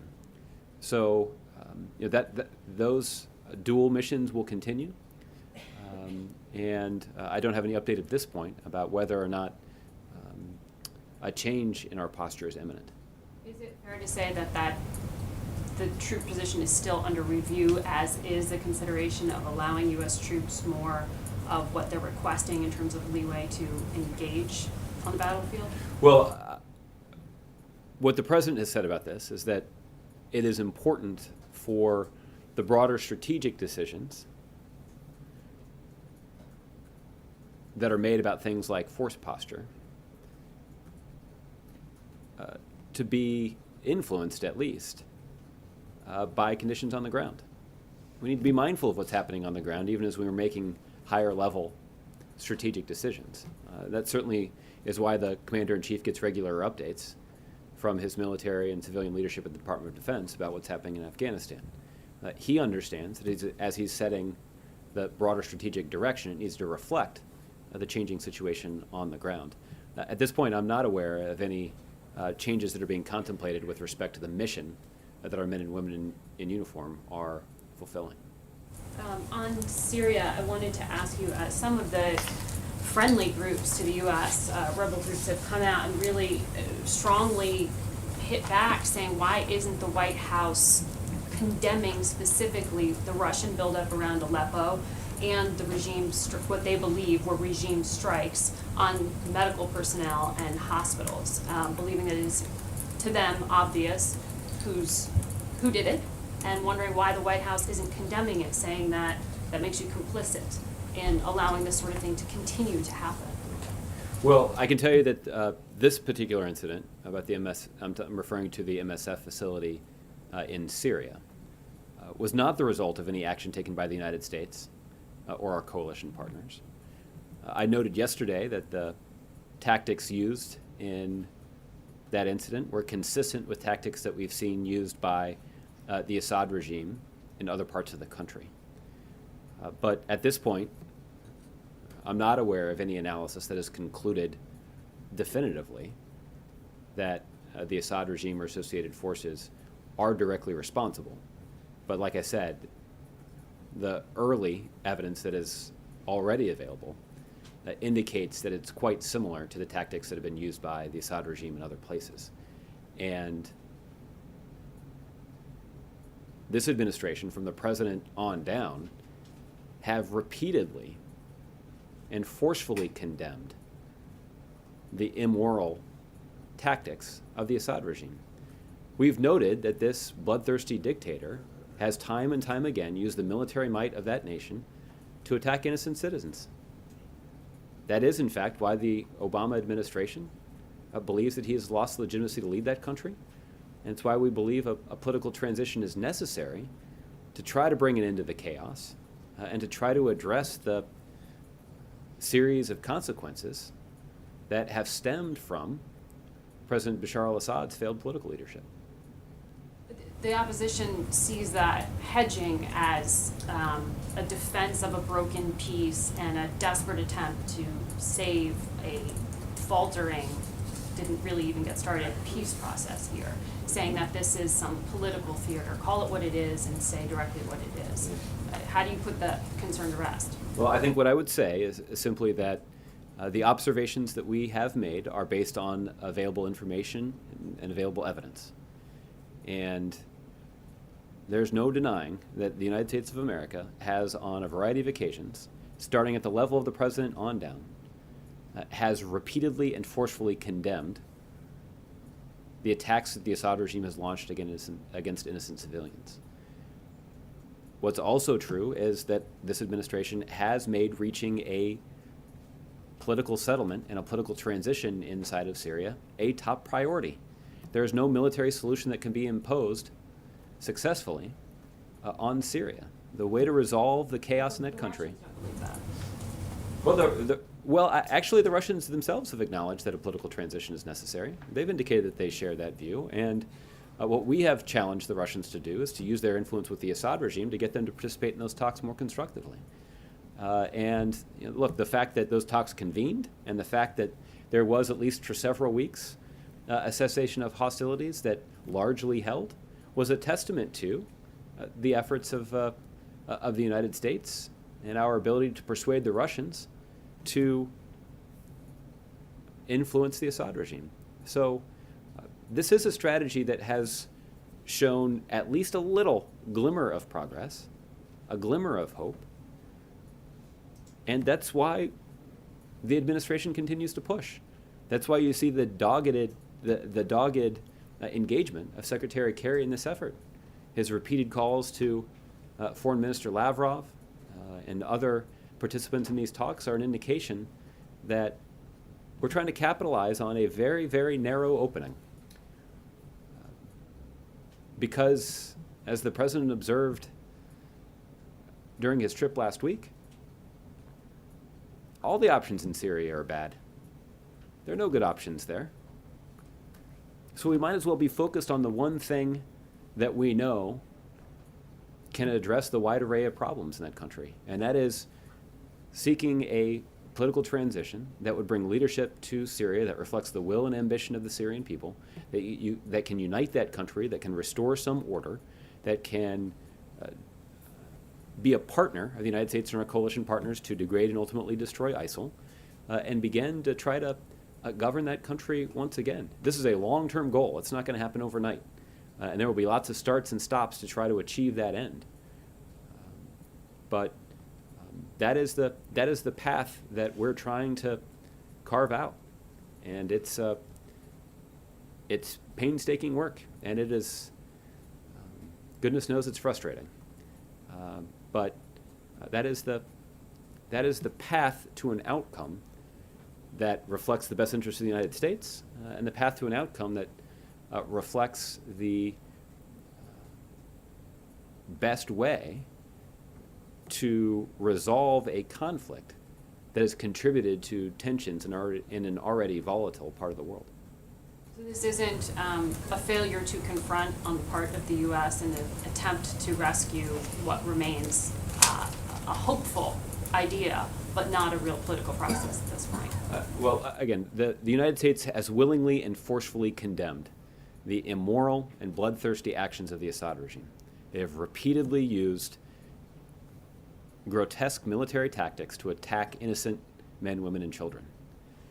And we have forcefully condemned those actions more times than I can count. And yes, the United States has been focused on trying to bring along political talks.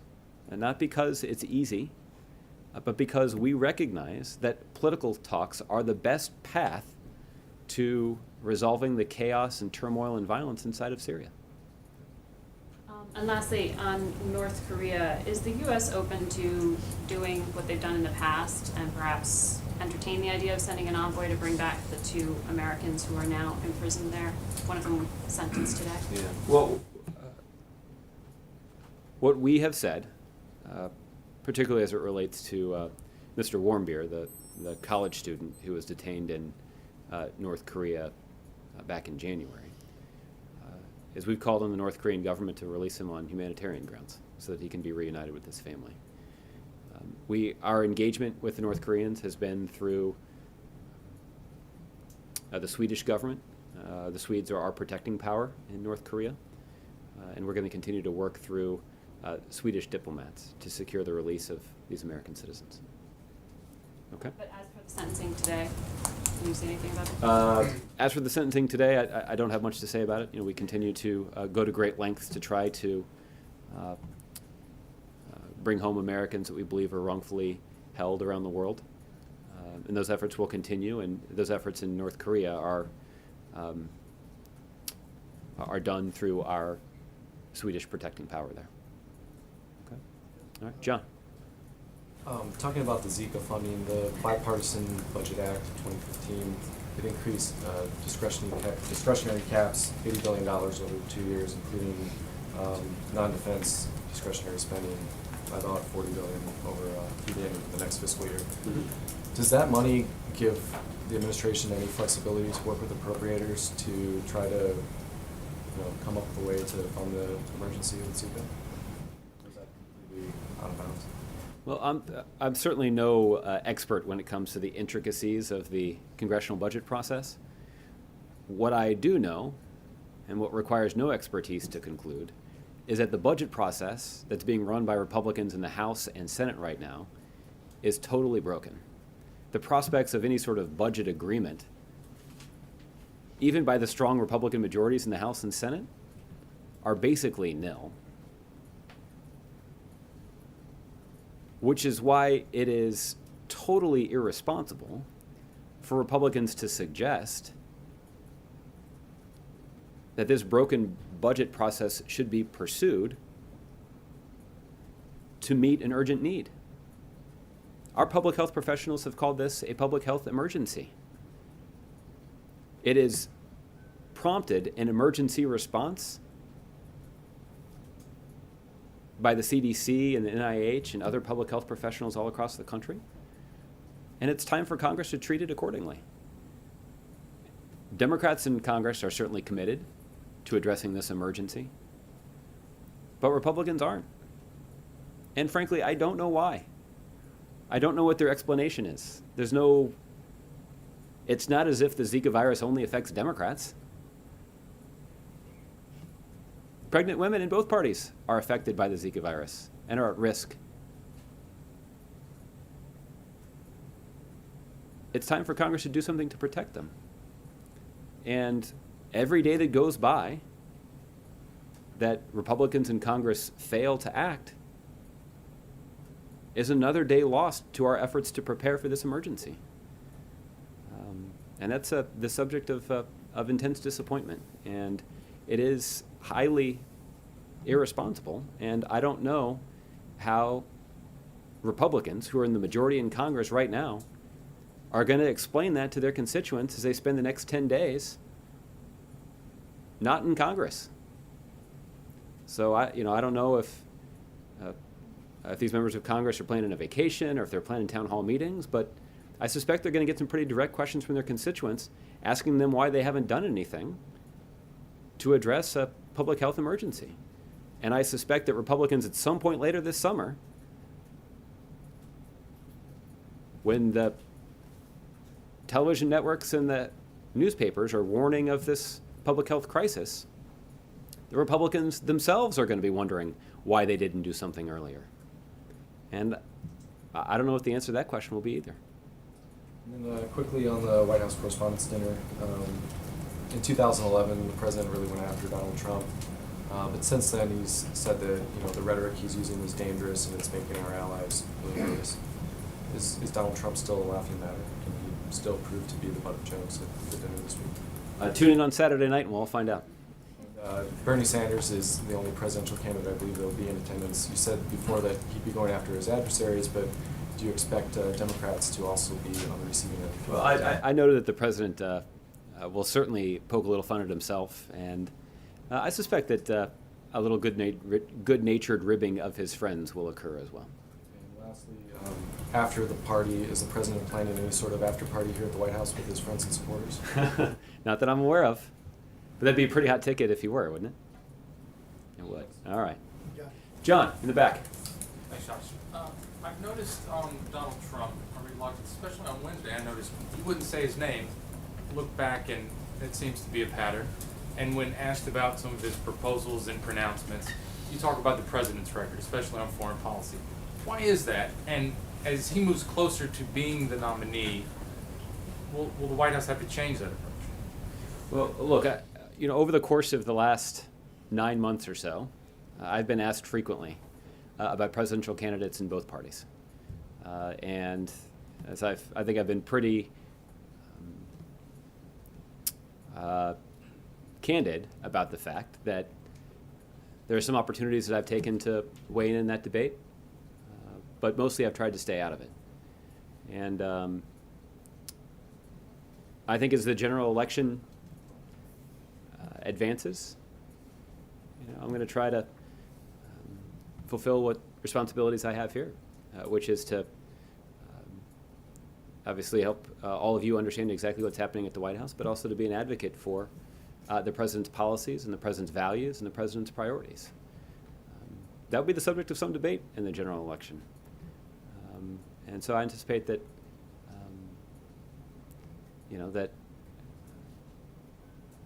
that I'll be asked about what some of the other candidates have to say about it.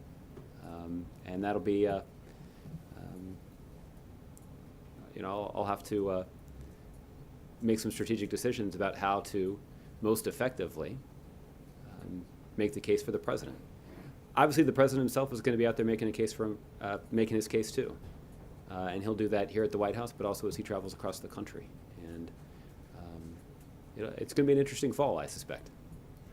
And on Zika, Senator Blunt says the Zika gang in the Senate, they're trying to produce something that can move to final passage. Is Zika gang a thing now?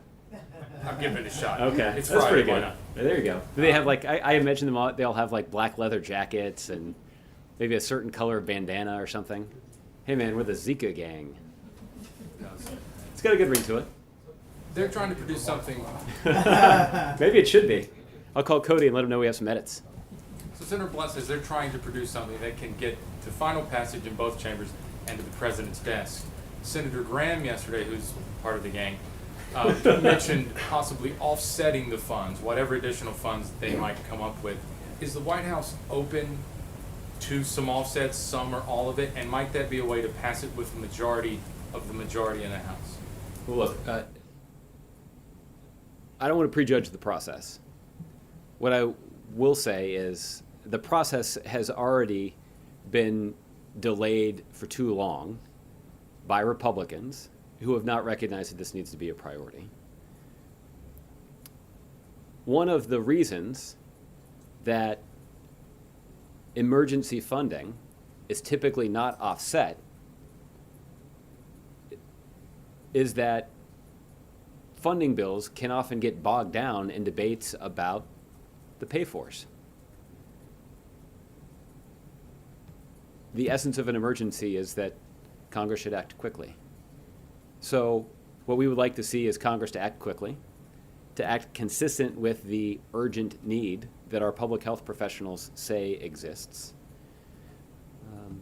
So if there were a way to design a package that had strong bipartisan support, that could be quickly and easily resolved, that included pay-fors, I wouldn't rule that out of hand. But given how long it has taken to just discuss the funding in and of itself, I find it hard to imagine a scenario in which there isn't a protracted debate about the pay-fors. That protracted debate at this point is frankly not something that we can afford. The fact is, there is no debating among scientists that Congress needs to act urgently so that we can prepare for this emergency.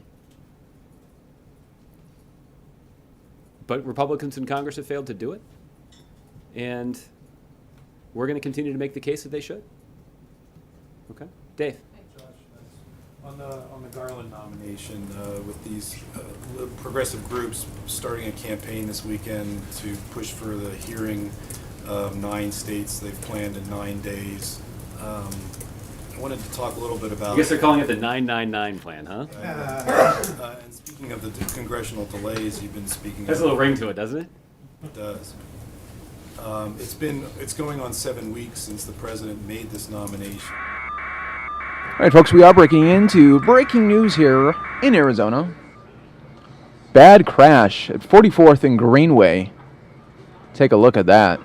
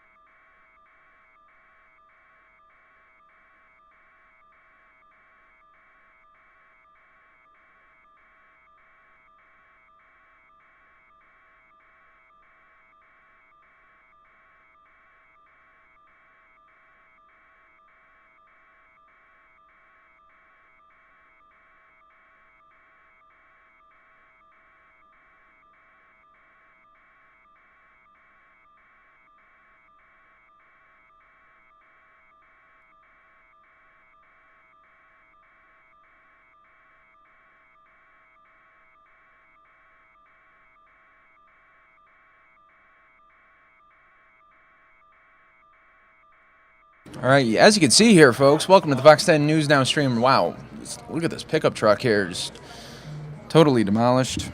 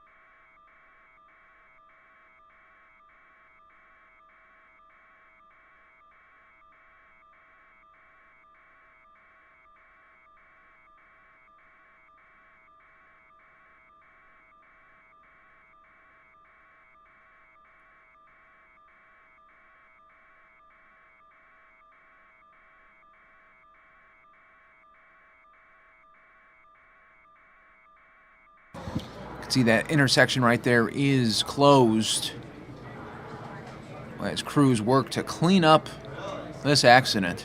Still working to get you guys some details on if anybody was injured or exactly what happened.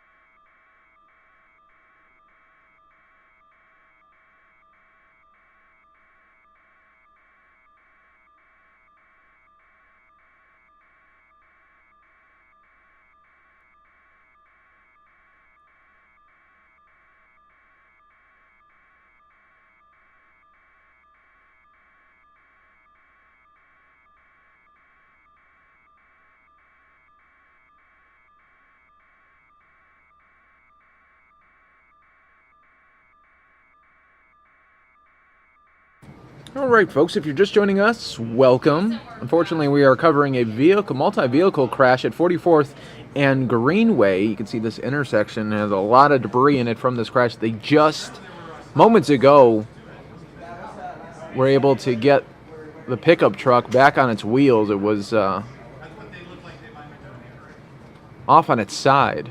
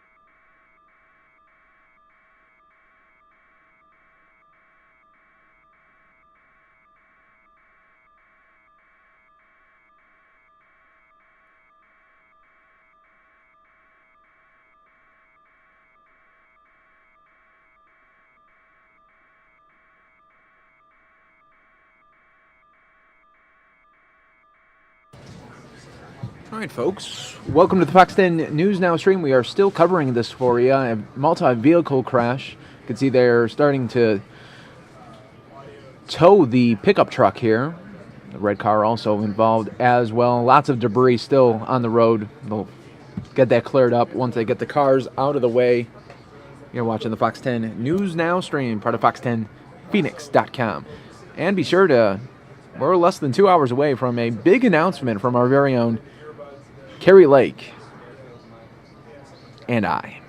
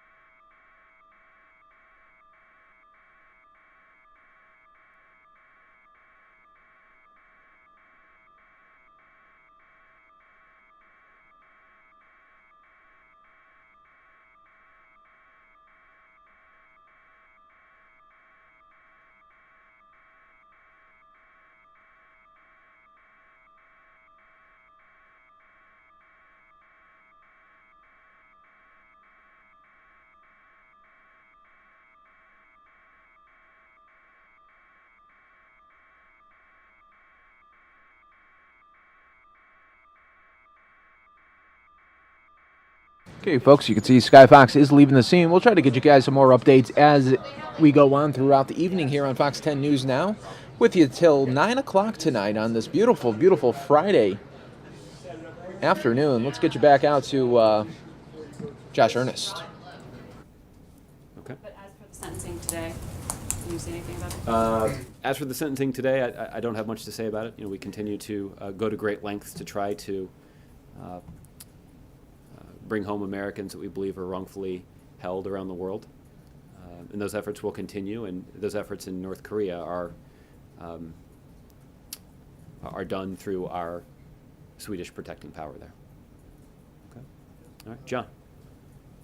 Talking about the Zika funding, the Bipartisan Budget Act 2015, it increased discretionary caps, $80 billion over 2 years, including non-defense discretionary spending by about $40 billion over through the end of the next fiscal year. Mm-hmm. Does that money give the administration any flexibility to work with appropriators to try to come up with a way to fund the emergency with Zika? Or is that completely out of bounds? Well, I'm certainly no expert when it comes to the intricacies of the congressional budget process. What I do know, and what requires no expertise to conclude, is that the budget process that's being run by Republicans in the House and Senate right now is totally broken. The prospects of any sort of budget agreement, even by the strong Republican majorities in the House and Senate, are basically nil. Which is why it is totally irresponsible for Republicans to suggest that this broken budget process should be pursued to meet an urgent need. Our public health professionals have called this a public health emergency. It has prompted an emergency response by the CDC and the NIH and other public health professionals all across the country. And it's time for Congress to treat it accordingly. Democrats in Congress are certainly committed to addressing this emergency, but Republicans aren't. And frankly, I don't know why. I don't know what their explanation is. It's not as if the Zika virus only affects Democrats. Pregnant women in both parties are affected by the Zika virus and are at risk. It's time for Congress to do something to protect them. And every day that goes by that Republicans in Congress fail to act is another day lost to our efforts to prepare for this emergency. And that's the subject of intense disappointment. And it is highly irresponsible, and I don't know how Republicans, who are in the majority in Congress right now, are going to explain that to their constituents as they spend the next 10 days not in Congress.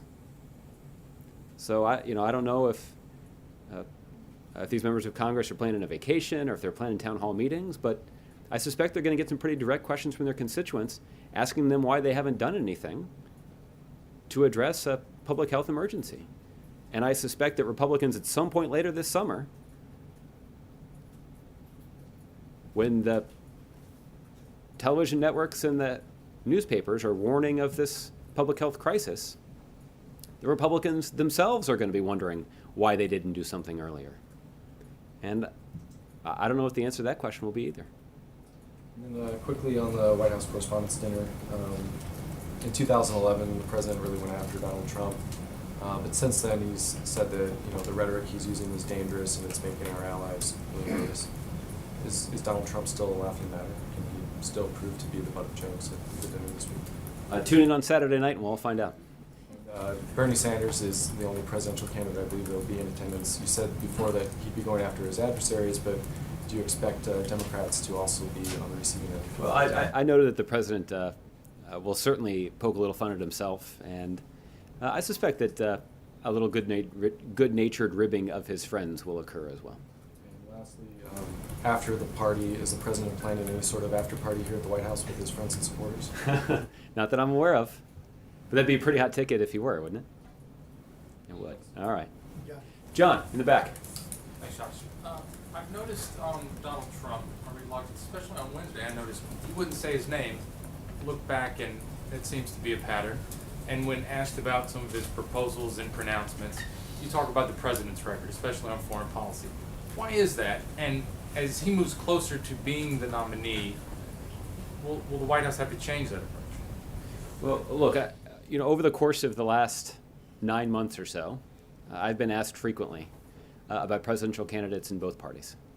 And as I think I've been pretty candid about the fact that there are some opportunities that I've taken to weigh in that debate, but mostly I've tried to stay out of it. And I think as the general election advances, I'm going to try to fulfill what responsibilities I have here, which is to obviously help all of you understand exactly what's happening at the White House, but also to be an advocate for the president's policies and the president's values and the president's priorities. That will be the subject of some debate in the general election. And so I anticipate that,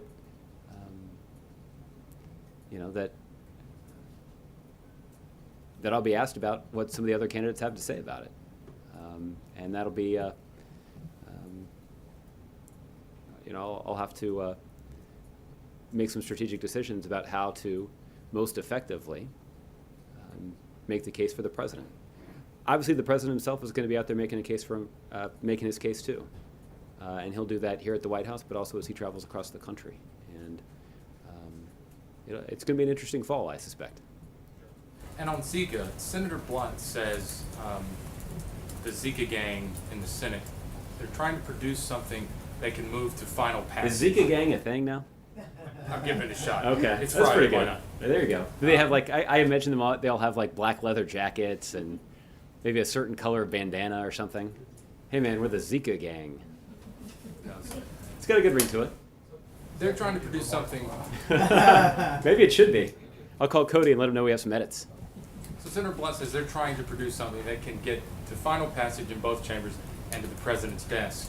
Senator Graham yesterday, who's part of the gang, mentioned possibly offsetting the funds, whatever additional funds they might come up with. Is the White House open to some offsets, some or all of it, and might that be a way to pass it with the majority of the majority in the House? Well, look, I don't want to prejudge the process.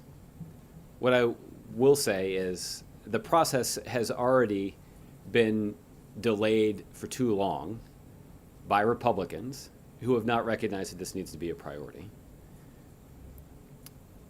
One of the reasons that emergency funding is typically not offset is that funding bills can often get bogged down in debates about the pay-fors. The essence of an emergency is that Congress should act quickly. So what we would like to see is Congress to act quickly, to act consistent with the urgent need that our public health professionals say exists. So if there were a way to design a package that had strong bipartisan support, that could be quickly and easily resolved, that included pay-fors, I wouldn't rule that out of hand. But given how long it has taken to just discuss the funding in and of itself, I find it hard to imagine a scenario in which there isn't a protracted debate about the pay-fors. That protracted debate at this point is frankly not something that we can afford. The fact is, there is no debating among scientists that Congress needs to act urgently so that we can prepare for this emergency. But Republicans in Congress have failed to do it, and we're going to continue to make the case that they should. Okay, Dave. On the Garland nomination, with these progressive groups starting a campaign this weekend to push for the hearing of 9 states they've planned in 9 days, I wanted to talk a little bit about... I guess they're calling it the 999 plan, huh? And speaking of the congressional delays you've been speaking Has a little ring to it, doesn't it? It does. It's going on 7 weeks since the president made this nomination. It doesn't appear like you're any closer to a hearing, and the congressional calendar, you might call it less than robust for the rest of the year. Do you view this campaign coming up as the last best shot you've got at getting a hearing? Well, no, not necessarily. Look, I think we made a forceful case for why Chief Judge Garland deserves to be treated fairly by the Senate. The Senate has a constitutional responsibility to offer their advice and consent of a presidential nominee. President Obama has taken that advice and consent responsibility quite seriously. The president conducted extensive negotiations and conversations with members of Congress prior to putting Chief Judge Garland's name forward. And the president, it's not a coincidence that the president actually nominated somebody that even leading Republicans have described as a consensus nominee. Chief Judge Garland is somebody who has served on the second highest court in the land for 19 years. He's got more federal judicial experience than any other Supreme Court nominee in American history. He is an individual who spent his life in public service. He's somebody who has demonstrated that he understands that a judge should interpret the law, not advance a political agenda. That's why it's particularly disappointing that somebody with a set of credentials and experience like this is being treated so unfairly by Republicans in the Senate. So we're going to continue to press upon Republicans and make the case that they should do what every other Supreme Court nominee since 1875 has gotten, which is a hearing and or a vote. Those are just the facts. And those arguments have gotten some traction. Certainly there's ample public evidence to indicate that Republicans' political standing has suffered as a result of the unreasonable position they've taken with respect to Chief Judge Garland's nomination. I saw some polling just yesterday that the approval rating of the Republican Party as a whole is as low as it's been since I was in high school. This is despite the fact that there are strong Republican majorities in the House and Senate and Congress. I think that's an indication that people aren't particularly pleased in either party by the way that Republican leaders in Washington, D.C. have handled the people's business. I think in many cases, they've refused to handle the people's business. They've refused to move on emergency funding for Zika. They've refused to consider restructuring authority for Puerto Rico despite the dire financial situation there. They've refused to even give a hearing, let alone a vote, to the president's consensus Supreme Court nominee. Consensus is a word that is often used by Republicans.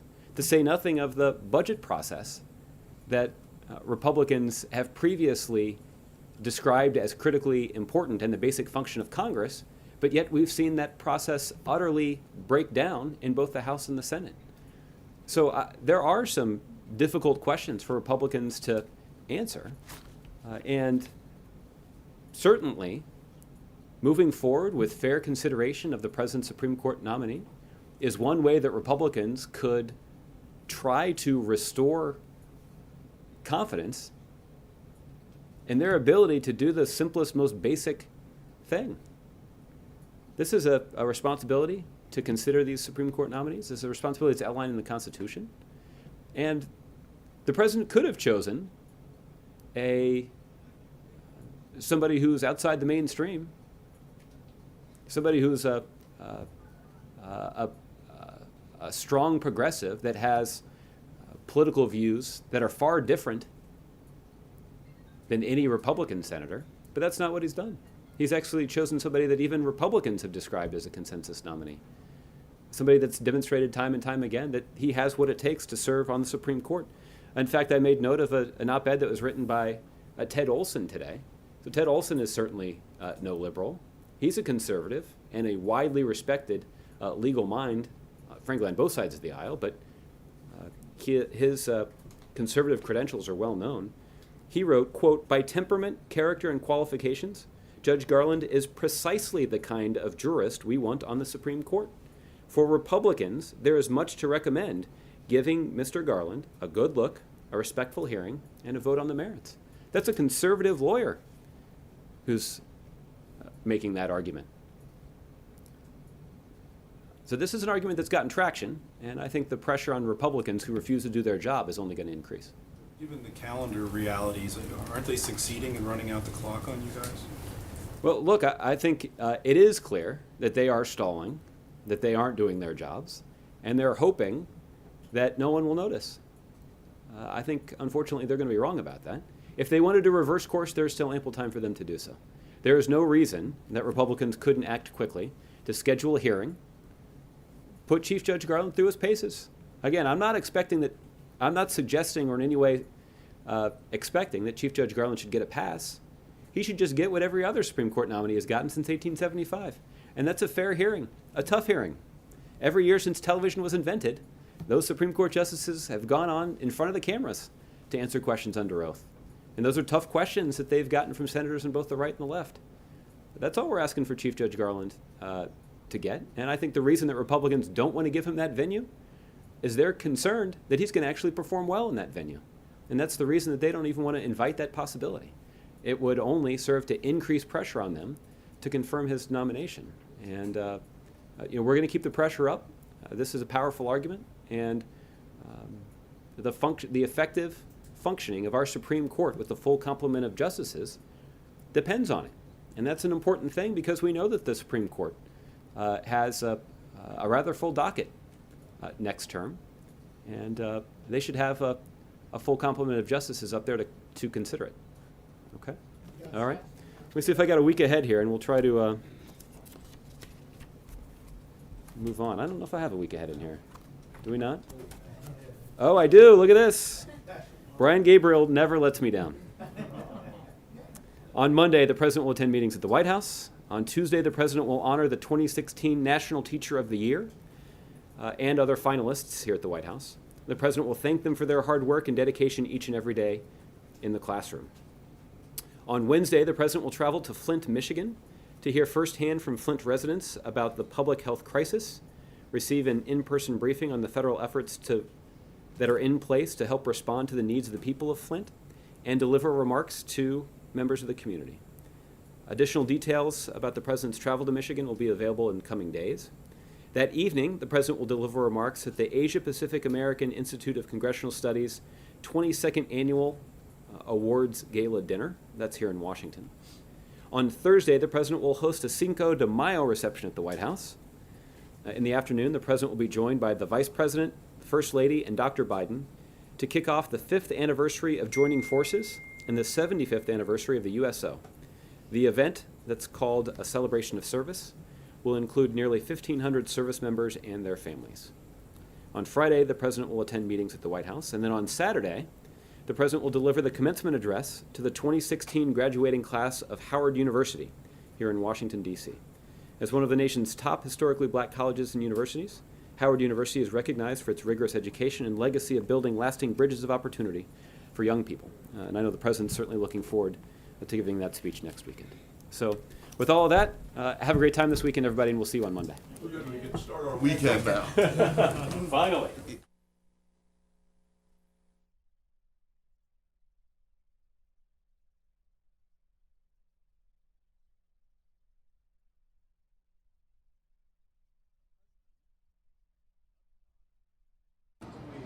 All right, folks, welcome to the Fox 10 News Now stream, part of fox10phoenix.com. We are almost 90 minutes away from Kari Lake's big announcement. So join me coming up here at about 7 o'clock, about 90 minutes away, and we'll discuss a very, very big announcement we like to break right here for you on the Fox 10 News Now stream. It's going to be a fun Monday. Just let me tell you that from your perspective. So be on the lookout for that coming up in about 90 minutes. Right now, I do want to show you Donald Trump earlier today was in Northern California for the California GOP conference that kicked off this afternoon and goes into the weekend. So let's go there. People rejoice. How do you call it? But when the wicked Merkel rule, people groan Rata? in misery. God And over the All last over our 7 years, nation, I've people are groaning in misery relied on your and friendship searching and for a counsel righteous and leader your to firm elect. moral compass. So, And God, we by very your much grace appreciate, and mercy alone, your Chancellor, America's next righteous leader will be in this stage, in this room, right now. God, we ask for a special blessing in this meeting today. Bless all those in attendance, and we thank you for inspiring your servant, Chairman Jim Brulte, and all those who helped put this wonderful event together. God, inspire the voters in our nation to choose the righteous man who will lead the United States out of the national despair, so once again, your people will rejoice. And God, for the current administration, well, we go back to your word, and we find your advice in Psalm 109, verse 8, which says, "May his days be few, and another take his office." And all God's children said, amen.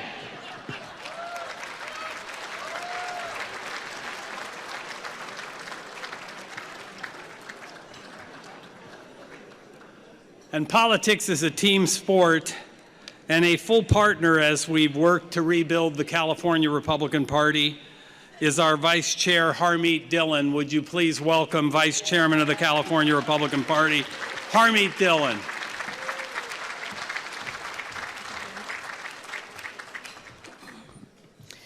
As an immigrant to this great country, this flag means a lot to me. Please place your hand over your heart or salute as appropriate, and join me in saluting the greatest flag in the world. I pledge allegiance to the flag of the United States of America and to the republic for which it stands, one nation, under God, indivisible, with liberty and justice for all.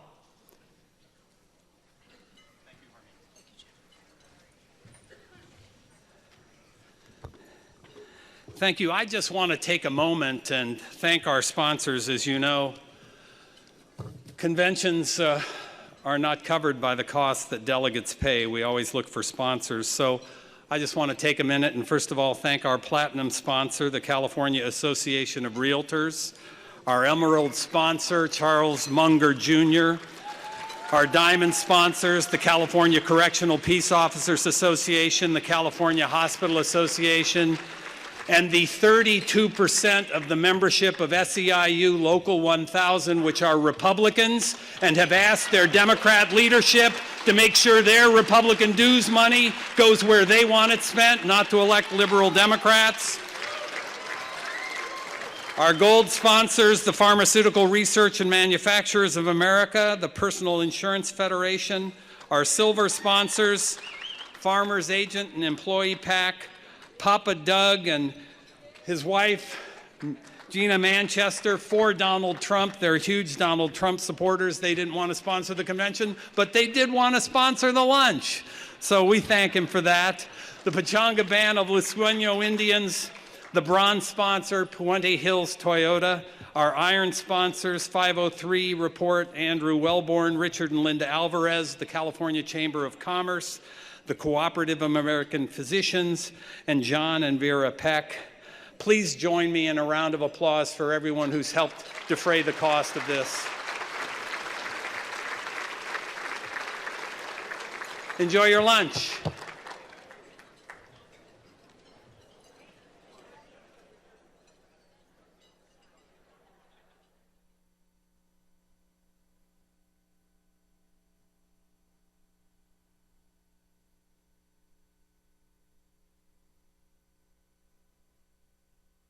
I remember him telling me when I was a little girl, Ivanka, if you're going to be thinking anyway, you might as well be thinking big. He has the strength to make hard decisions and motivate those around him to achieve the impossible. It is my pleasure to introduce to you today a man who I have loved and respected my entire life, my father, Donald J. Trump.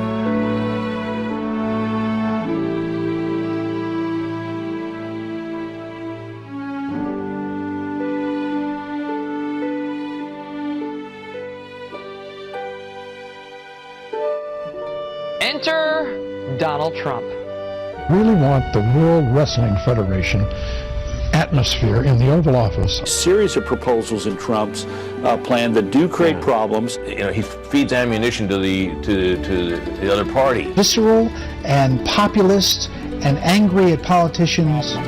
Donald Trump's son, right here to go on the record. He's incredibly quick, he's incredibly practical, he likes to keep things simple, he likes to get things done, he can cut through red tape. I mean, he's an amazing man, and we've seen a lot of great negotiators. We deal with him every single day, and there's no one better than he is, and you know, he'd be an amazing president for this country. He's passionate about it, and quite frankly, I mean, he doesn't need to set aside his life to do this. You know, he's got an amazing company, and he's doing it, and I think it's actually very selfless. I'm Hispanic and I vote for Mr. Trump. We vote for Mr. Trump. Yes, Mr. Trump. We love you. We love you. On the way to the White House.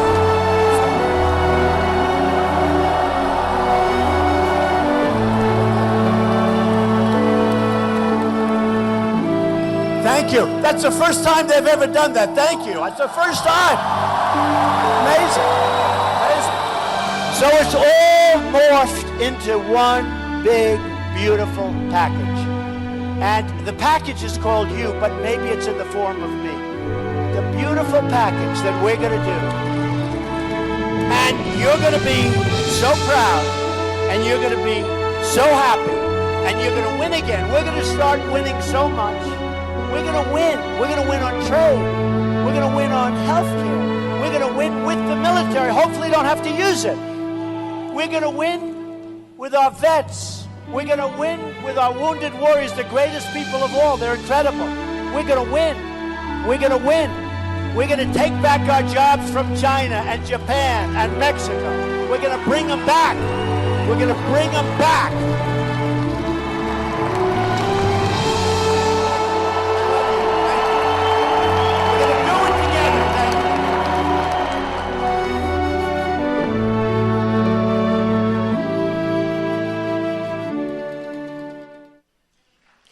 Ladies and gentlemen, please welcome Senator Joel Anderson.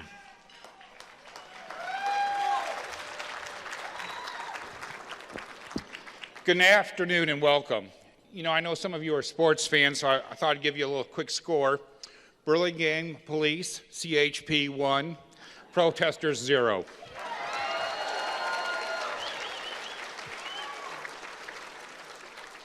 Now, I have a big responsibility today introducing our next president, and I need your help. So at the appropriate time, please jump in. To all the lobbyists who think they can buy our freedom, you're fired. To all the political pundits in partisan media, you're fired. To the Washington know-it-alls that say they can speak down to us, you're fired. And to those who would make political pacts to undermine the voice of the people, you're fired. Americans want to work hard, and we want to win again. We all want to share the American dream. Please stand up and prepare to start winning as I welcome the next President of the United States, Donald J. Trump.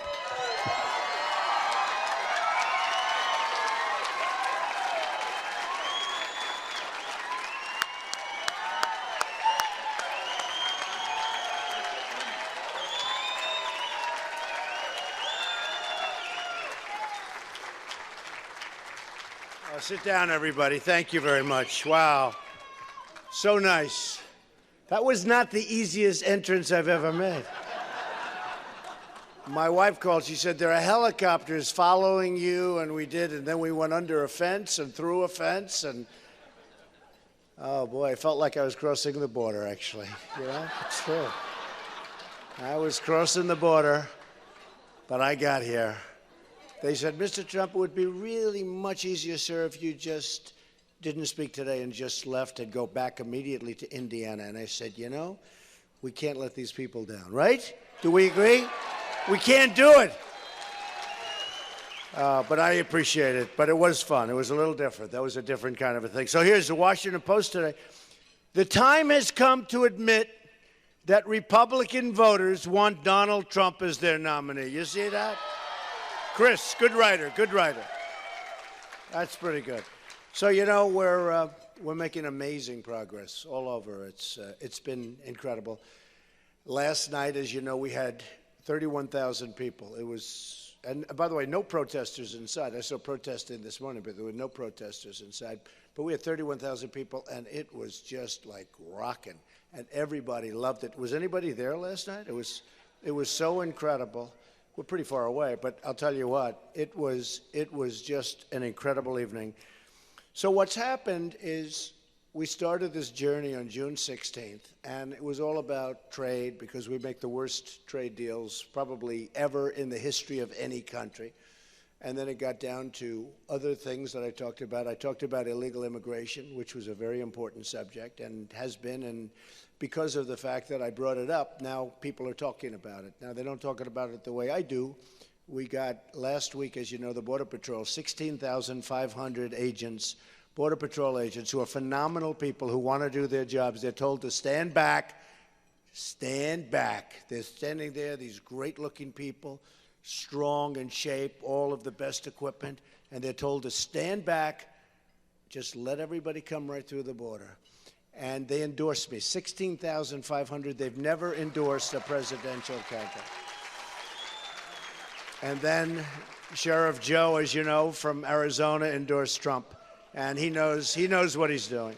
He really knows. But we have had so many incredible endorsements, and now they're coming. And I'll tell you, over the last 2 weeks, and it took place really even before that, but people see what's happening because we have far more votes than anybody else, far more delegates than anybody else. And we're going to hit that number, I think, quite easily.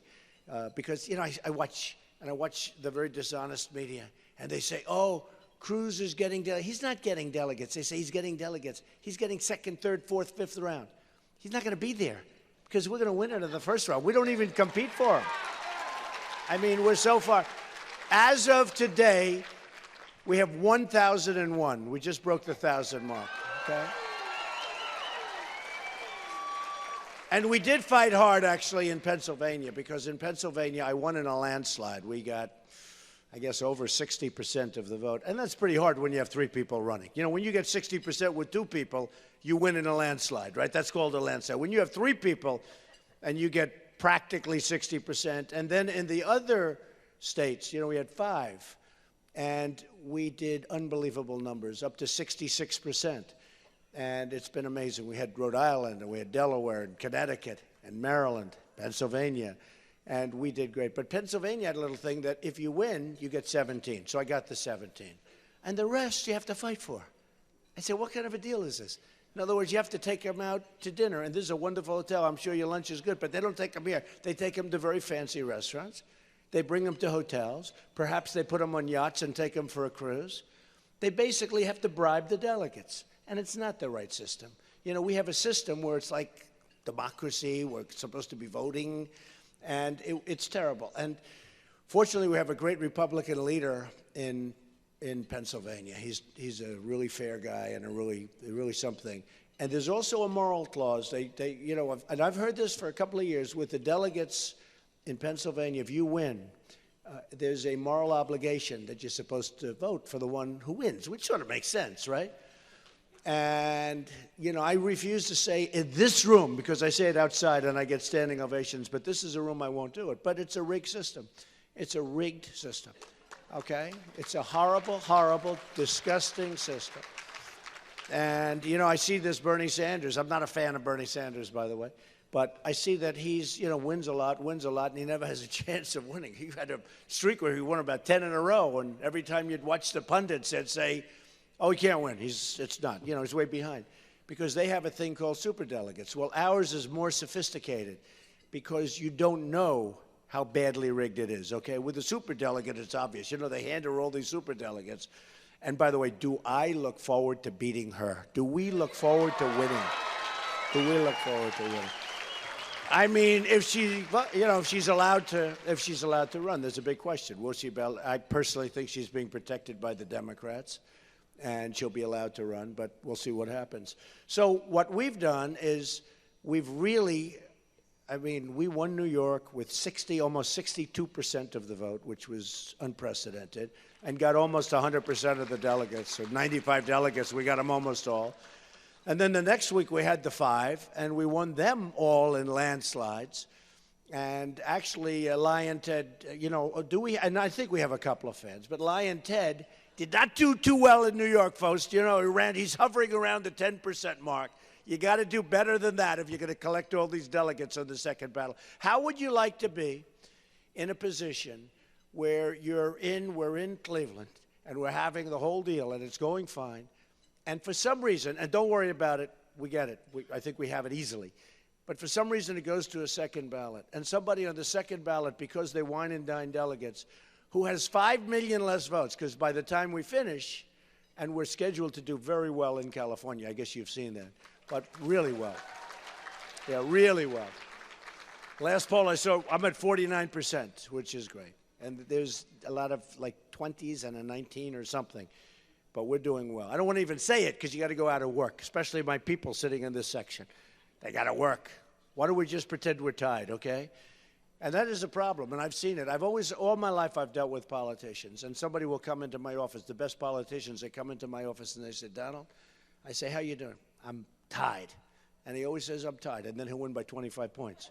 But he says he has to motivate himself by saying he's tied. He even sometimes says, I'm losing, Donald, but I'm going to win. But we have picked up so many votes over the last period of time. And in fact, I was just watching the networks today, and they have a chart that I think it's already happened, but in the history of primaries, Republican primaries, I've gotten the most votes in the history of the Republican Party. Right? And we haven't even hit some of the big states yet, which is sort of an amazing thing. So we're really on a path that's incredible. And yesterday, I thought Ted did something which was really quite good. It was record-setting. It's never happened before in the history of politics. He has no path to victory. It's impossible for him to win with the votes. The only way he can possibly win is if things go terribly wrong and he goes through the back door and he bought all of these delegates. And I will never use the word bribe. I would never use a word like bribe. So if he bribed the delegates, but I don't call bribe. And then, think of this. Think of the RNC and Reince, who's a good man, by the way. And Jim is a good man. Did Jim do a good job? Where's Jim? Where is Jim? He did such a great job. He called me. He said, Mr. Trump, would you do me a favor? Would you take maybe 10, 15 pictures? I say, absolutely, Jim. So I'm just coming through dirt and mud and under fences. So you all walk through the lobby. I go under fences. I'm coming through. I'm looking at myself. I'm trying to get all the dust and everything off. And the 20 people that he told me about turned out to be about, 600, 700 people? My hand. I'm shaking hands, taking pictures, shaking hands. So that's why he's a great leader, right, Jim? Good going. I hope they paid a lot of money, Jim. But no, in the history of the Republican Party, there's never been anything like this. And then what Ted did, and yesterday in Indiana, which is an incredible place with incredible people, Bobby Knight, the great Bobby Knight, endorsed me. How good is that? And he's going to be with me all Sunday and Monday, and we are having a good time. He's some guy. He's a winner. That's what we need now. We need winners. We have to win. Our country doesn't win anymore, and we have to win. We have to win.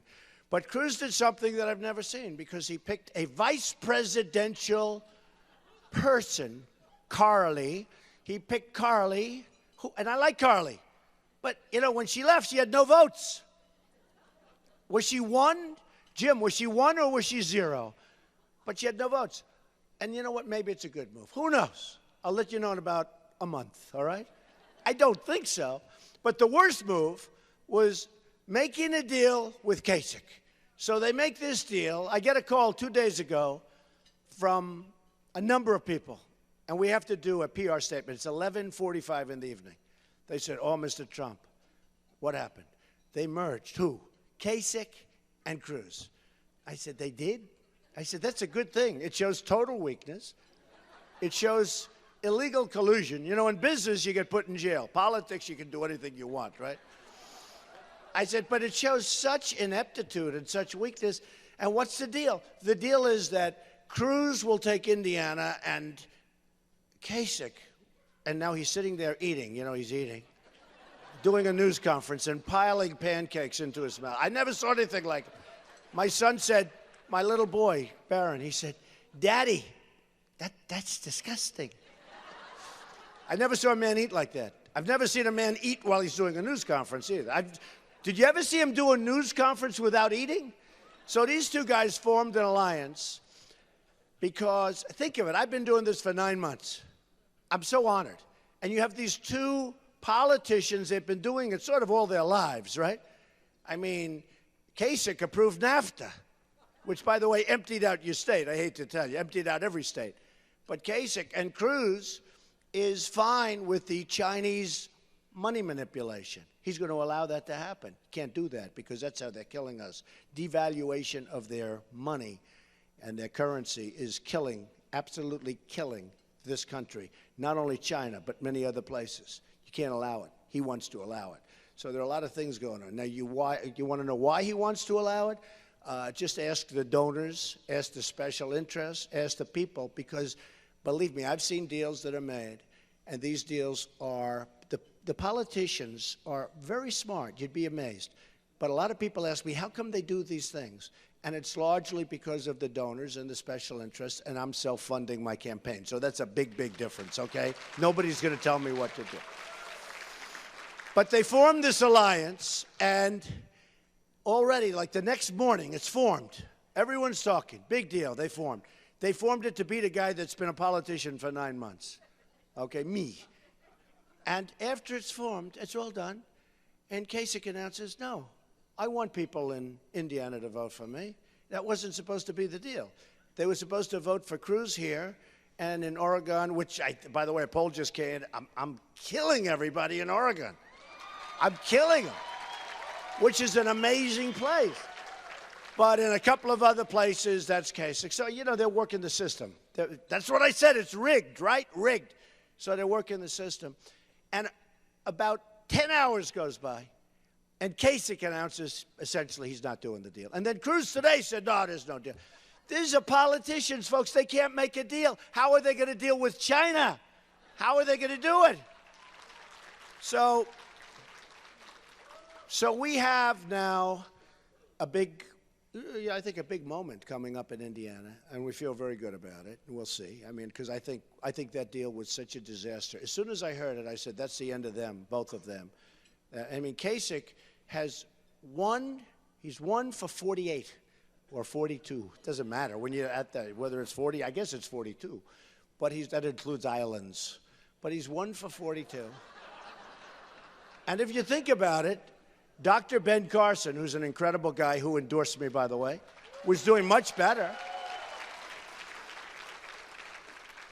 Ben was doing much better than Kasich. And if you think about it, Chris Christie was doing better. Marco Rubio has more delegates right now, and he left a month ago.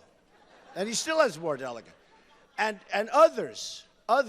These people could have hung in for a much longer period of time. And who knows? I mean, you know, based on this theory. It's a little like a spoiled child. I don't care, Mom. I'm staying here. I'm not leaving. No, it's like ridiculous what's going on. So bottom line is he is staying in, which some people say is good for me. I actually would rather have him get out. But Cruz will then have to get out also because he doesn't have the vote. So it's coming to an end. I think it's going to come to an end very soon. And really, and I speak to the people in this room, because there has to be unity in our party. There has to be unity in our party.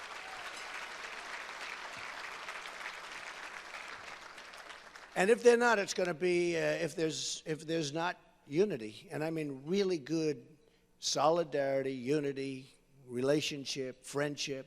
We have people like Jim where they do such a good job all over the country. We have some great people. But there should be and there has to be unity. Now, with that being said, would I win? Can I win without it? I think so, to be honest. I think so, because they're going to vote for me. They're not voting for, Jeb Bush didn't support you. Big deal. I care. okay? I heard him on television yesterday. Low energy, very low energy. But I heard him on, I wouldn't say this, but I saw him on one of the shows yesterday. I do not consider him a conservative. Folks, I'm a conservative, but at this point, who cares? We got to straighten out the country. I mean, give me a break. And a couple of the shows were saying that today. I mean, look, I am a conservative. I'm very conservative on a lot of things, and I'm actually very conservative on trade. A lot of the conservatives, you know, the geniuses that have absolute, you know, they have high IQ and no brain power, they sit back and they say, free trade. I say free trade too. I love free trade. The problem is our leaders are not smart people, or our leaders are taken care of by the special interests, their lobbyists, you know, all the people with the money, the campaign people, and we're not making good deals. And when you have China with a $500 billion a year trade deficit, and when you have Mexico with a trade deficit of $58 billion, I say, by the way, we'll build the wall's going to cost $10 billion. It's real easy to figure out. When we have a trade deficit with Mexico of $58 billion, it's really, really easy to figure out how that. And when I get off the debate stage, a couple of months ago, one of the folks came up. They said, "You're not really going to build a wall." I said, "Yeah, actually, it's real easy." And I always talk about, you know, I always build a wall. I always talk about China. 2,000 years ago, they built a wall that's 13,000 miles long.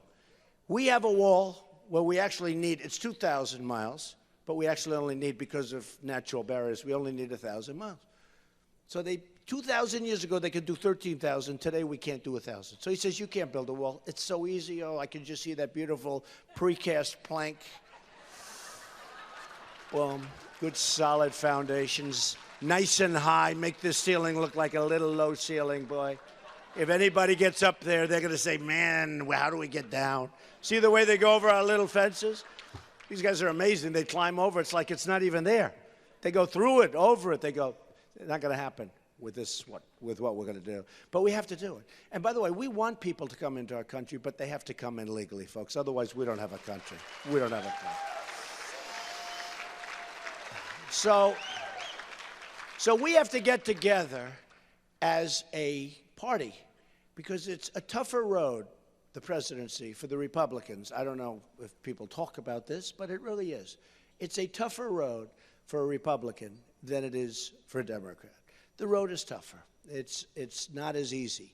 And you really have to pick somebody that knows what's happening, that's really, really good. I accept the position now, Molly.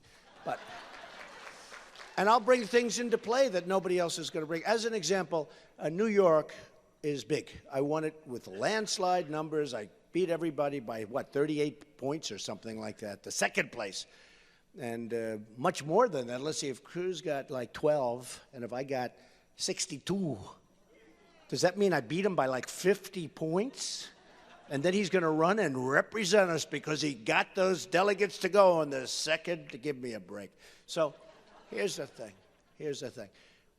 We bring New York into play. Now, New York, no Republican, except for me, no Republican will go to New York to campaign, okay? No Republican will go to Michigan to campaign. Republicans will never beat Hillary in Florida. I will. You saw I won Florida in a landslide. I'll win Pennsylvania. Most Republicans will never win Pennsylvania. Probably, I don't think any Republican can win Pennsylvania.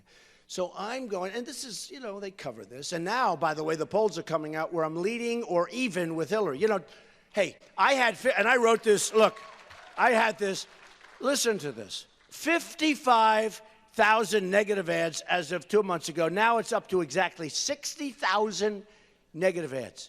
And then I watched like Kasich go, he does great against Hillary. He didn't have one ad. Give him about 4 ads and he goes down like a rock, okay? Same thing with Cruz.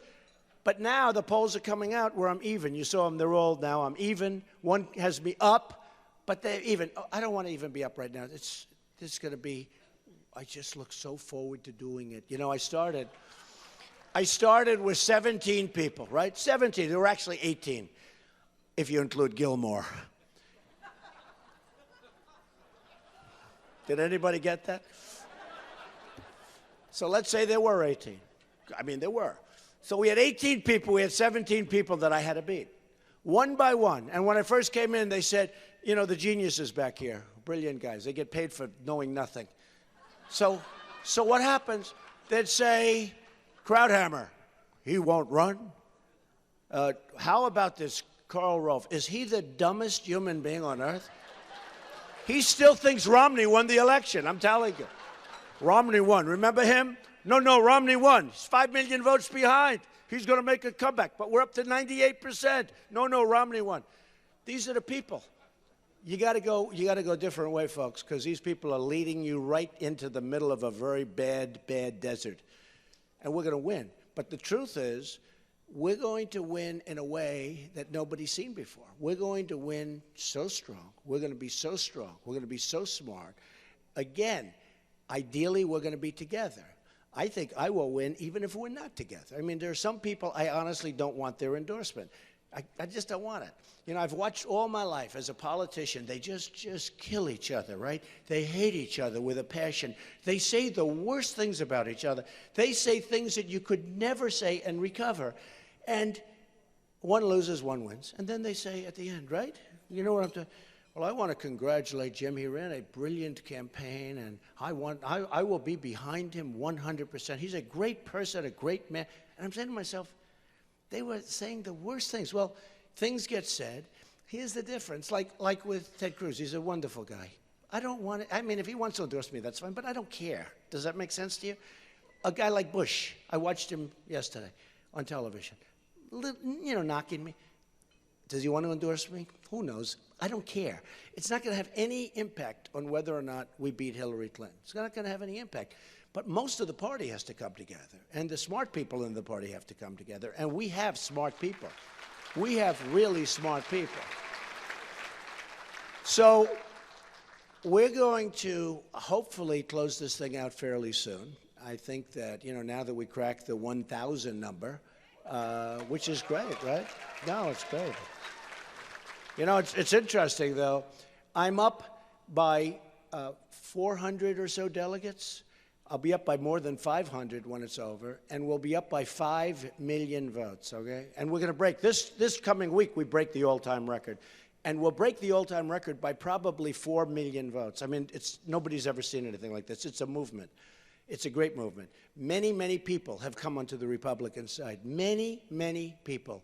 It's something that they're talking about all over the world. I've been on the cover of Time magazine numerous times this year, all because of the movement. Not me. It's because of the movement. And what's going to happen is going to be so special. We have to come together. We have to pick our nominee. We have to go out and do what we have to do. And I'm telling you, you are going to have an unbelievably good result in November. I started with 17 people, governors, senators, people of accomplishment, some people of great accomplishment. And every week, boom, boom, boom. And believe me, I knocked them off. I knocked them off. And every week, boom, we're down to 16, we're down to 14, we're down to 12, we're down to 11. And then I'd get 11 people, and I'd win a state. And I'd have 37% of the vote with 11 people. And these morons would say, but he didn't break 50. How the hell do you break 50 when you have 11 people and they're governors and senators? And now I'm breaking 50 by, you know what? I probably would have had 80 if you gave me the most popular guy out of the 11 or 14 that are left. Give me the most popular person, and I probably would have had 80-20. But you can't do it when you have that many people. So now, even though we have 3, we're into the 60s. That's sort of an amazing number. But I just want to tell you, you people have been fantastic.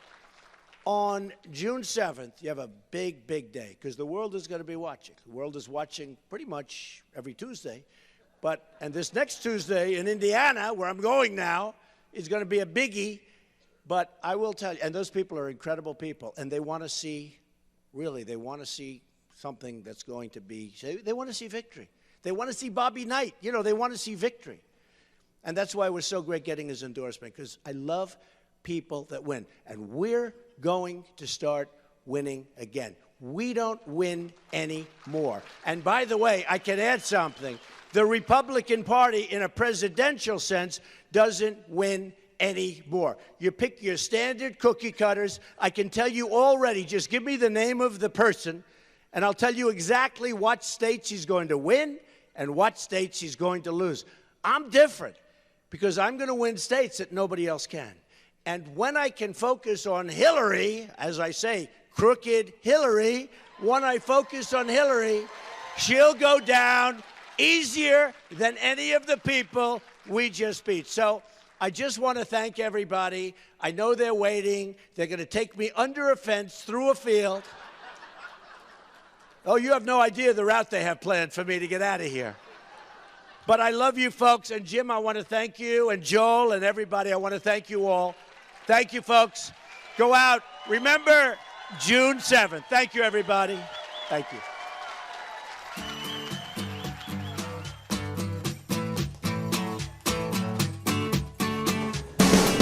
I used to love the tenderloin.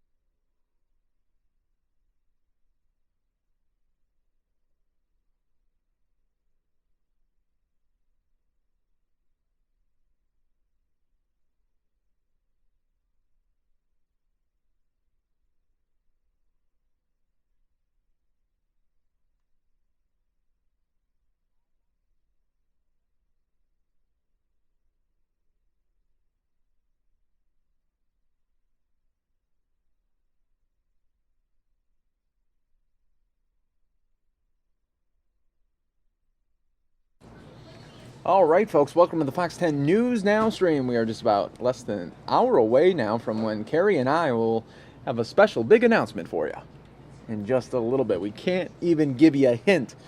That's how much they want us to wait until 7 o'clock. So we will wait. We will play by the rules, and we're going to play one more video for you, and then we'll come back out live. It'll probably be about 7:05. 7:05, big announcement.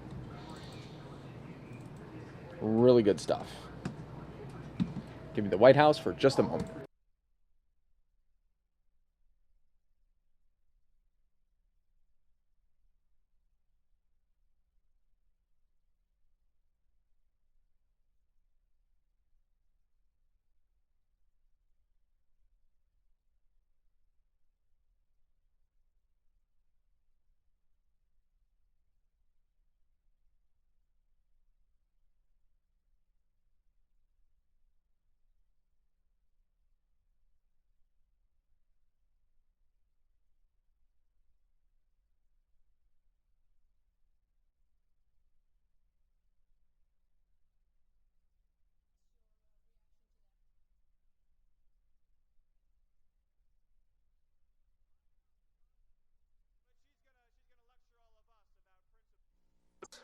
Hillary Clinton loves Wall Street cash. Hillary Clinton loves open borders. Hillary Clinton loves Obama's trade bill. Let's talk about what Donald Trump loves. Donald Trump loves American workers. Donald Trump loves secure borders. Donald Trump loves safe communities.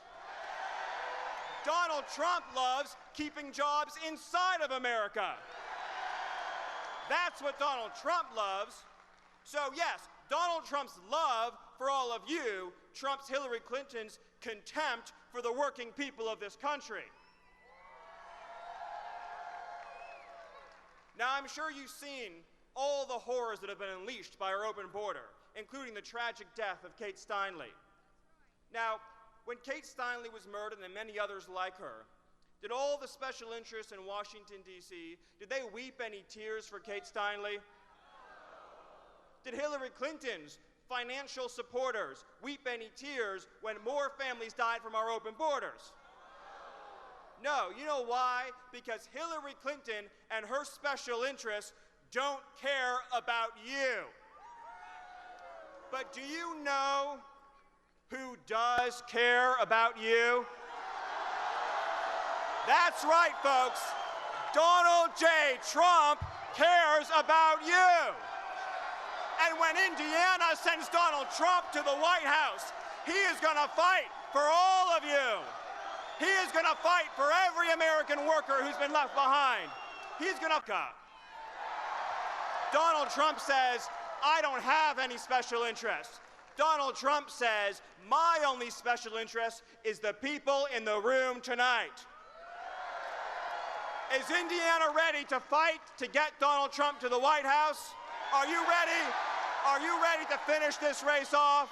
Are you ready to fight for a secure border? Are you ready to fight to put American jobs and wages first? Are you ready to get your friends? Are you ready to get your neighbors to show up and vote for Donald J. Trump? Are you going to come out on Tuesday and stand strong and stand tall? This is your chance. This is your opportunity. People of Indiana, it is your once-in-a-lifetime chance to take back your country for you, for your children, for your families, for your neighbors. So one more time, so loud that they can hear you all the way in Washington, D.C. Are you ready to send Donald Trump to the White House? God bless all of you. God bless Indiana, and God bless the United States of America. Thank you.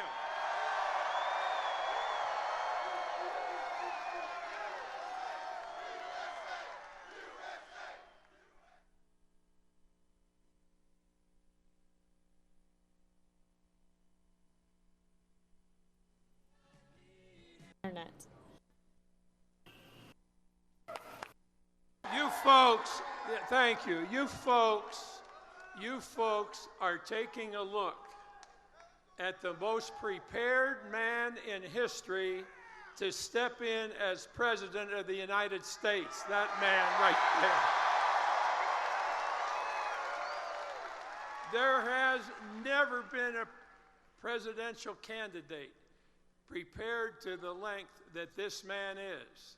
And let me say something too. I am not here to represent the Republican Party, and I'm not here to represent any organization that deals with politics. I think the most important thing in the world is that we vote for the best man there is for this job, and you've already met him.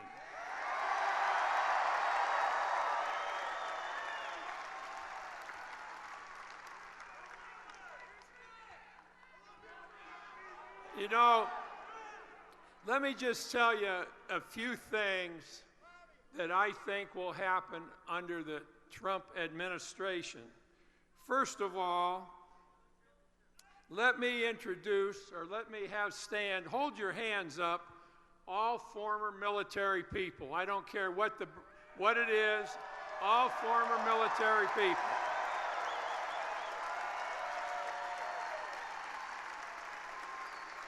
There will be no president who has ever had a better relationship with our military, nor they with them. Now, let's see a show of those hands one more time. Now, as you do that, I want all you Navy people to please raise your hands. All Navy people, raise your hands. And I want you to know that I spent 8 years teaching soldiers at the United States Military Academy, and we played Navy 8 straight years, folks, and we beat your ass every time we played you.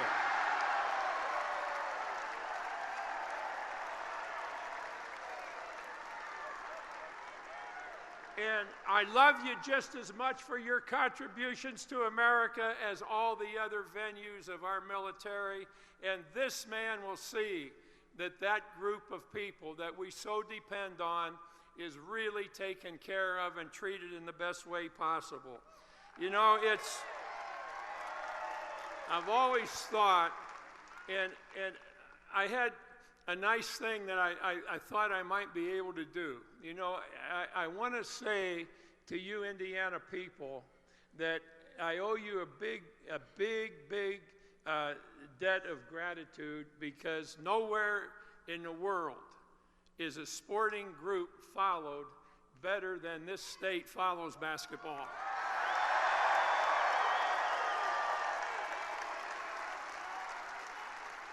And I just want to thank you for the opportunity that I had to coach in this state. It will always be something that I will cherish. I think that I want you to think about one thing and I appreciate what Donald said relative to what our players did, the 900 wins and the long streak of not losing a game. But remember this, those players on their shirt wore one word, and it was Indiana.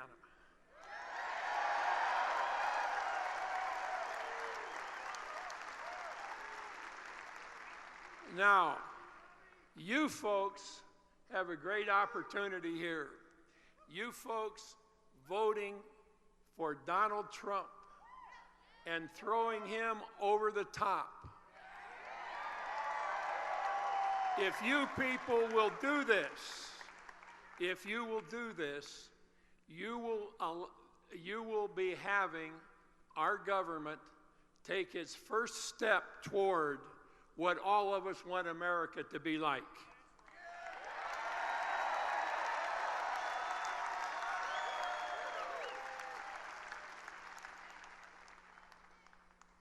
I had these, they talk in a negative way when they want to about Donald, and they talk about, he isn't presidential. I don't know what the hell that means.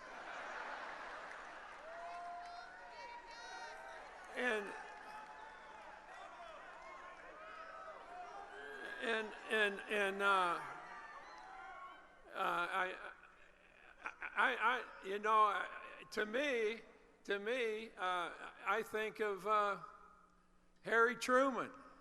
They said Harry Truman wasn't presidential. And damn, he went on to be one of the 3 best presidents in United States history.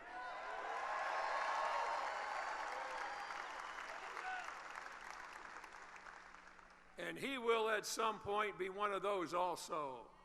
And I think that how many of you have a sister, a brother, a daughter, a son, a friend in the military of any kind? Raise your hands, all of you that have that. How many of you have relatives or you yourselves that go overseas, sometimes in sticky situations, sometimes problems can result? How many of you have that in your lives? Well, let me tell you something that you can thank this man for. Let me tell you something that will make your trips abroad much easier and much more comfortable than ever before. Under his administration, there will never be another thing like what happened in Benghazi. That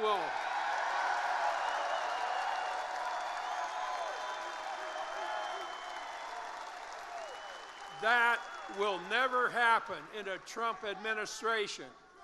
The military of the United States and in every branch of that military will get the absolute best care that they can possibly get from the next president of the United States. The military will have that.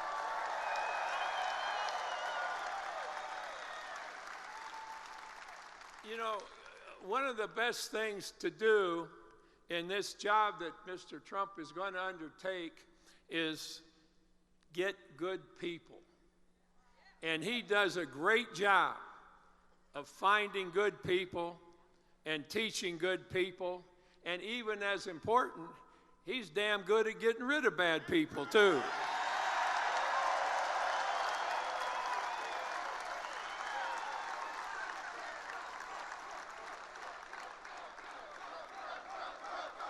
Now, I think you're going to leave here tonight, and after you've heard Mr. Trump talk, and there has never been a more honest politician than Donald Trump. Well, after you have seen him and listened to him, I think you'll be in a hurry to get out there and vote for him. I want you to know that you have this great opportunity, as I said, to push him over the top by voting for him as soon as you can and putting us in the best position for you having done that this country has ever been in, getting going where we all want to be. You people, if you will do that, if you will get us started on the road, I'm going to tell you what's going to happen to you. They're going to take all you people, what you did to give us Donald Trump, they're going to take all you people and they're going to put you right next to our founding fathers and George Washington. That's what the hell they're going to do with you people.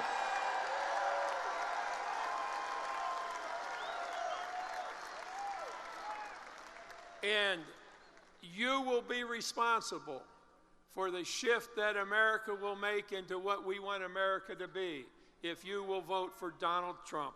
And with that, I simply say to you, I'll talk to you one other thing about Donald Trump and how he operates and how he gets things done. Johnny walked into his dad's office one morning and said, "Dad, did Mom tell you I passed the driver's test?" "Well, son, she did tell me that, and I'm really proud of you. She told me that the trooper that gave you the test said you had the best written test and the best driving test of anybody that he's ever had. And I'm so proud of you, son." "Well, now, Dad, will that give me an opportunity maybe to drive your car or Mom's car once in a while?" And, "Well, son, this is the man in charge I'm talking about now, or it could be the lady in charge. But this is all about the person that's in charge."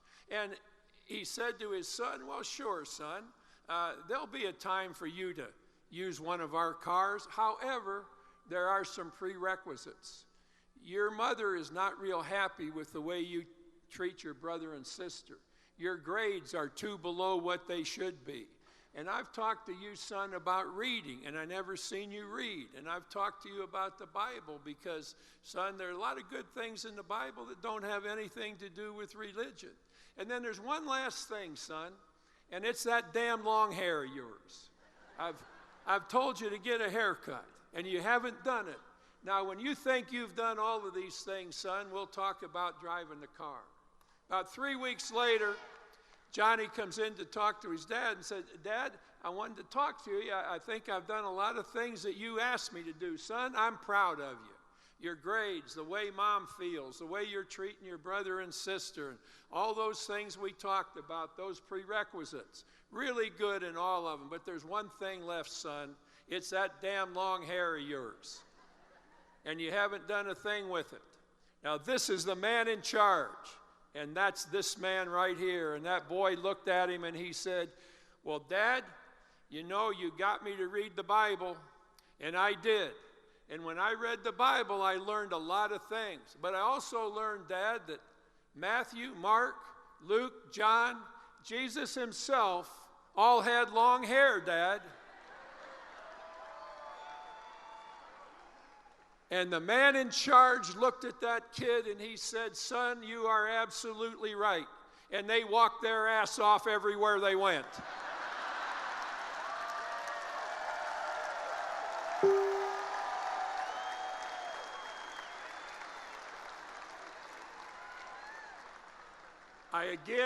I again thank you for giving me the opportunity to coach basketball in this state. And now,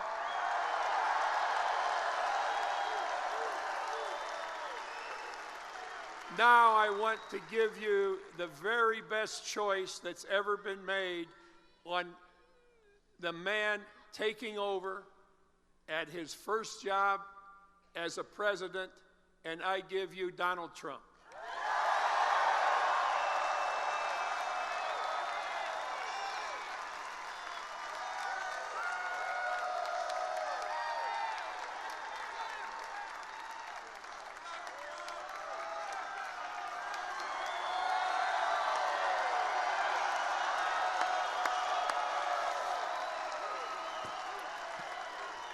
What a winner that is. That's a great man. It's a great man.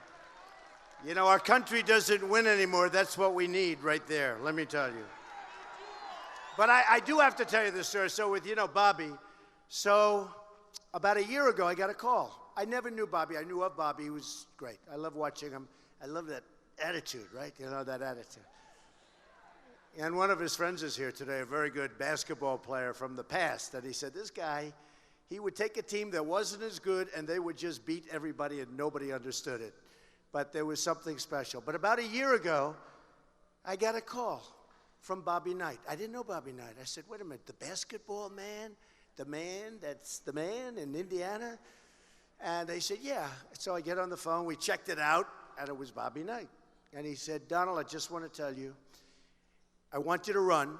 This was before I decided, before that big day on June 16th coming down the escalator. He said, I want you to run. My friends all want you to run, and you'll be great, and I'd like to endorse you. I said, Coach, what an honor that is, and do me a favor, give me a number, and maybe I'm going to be calling you back, right? And then we had all these great victories. I think I've won now 28 states where big night last night. We had a big night last night. We had five.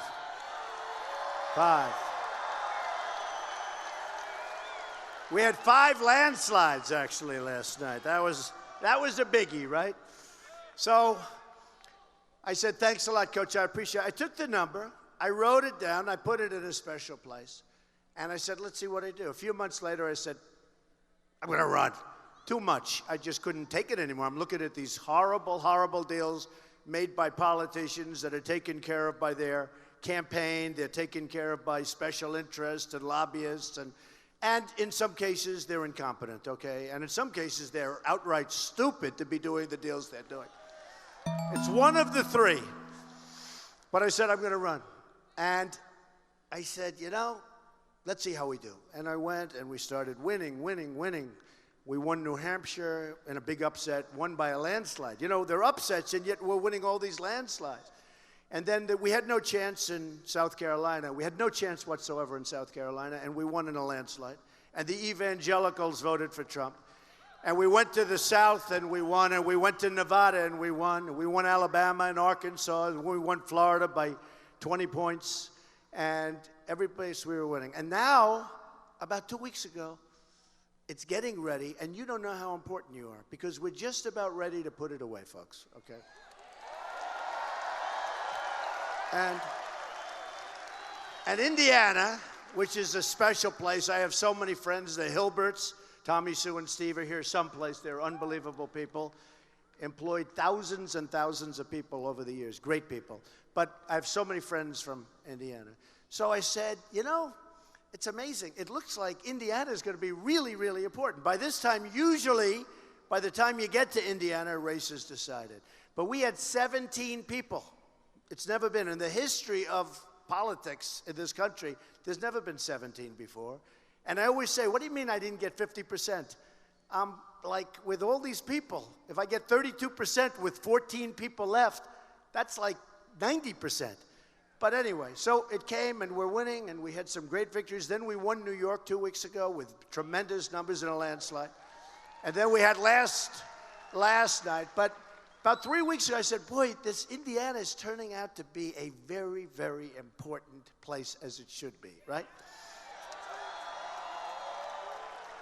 And I said to myself, and I speak to friends in Indiana, but I said to myself, and who would be the greatest endorsement in the history of Indiana?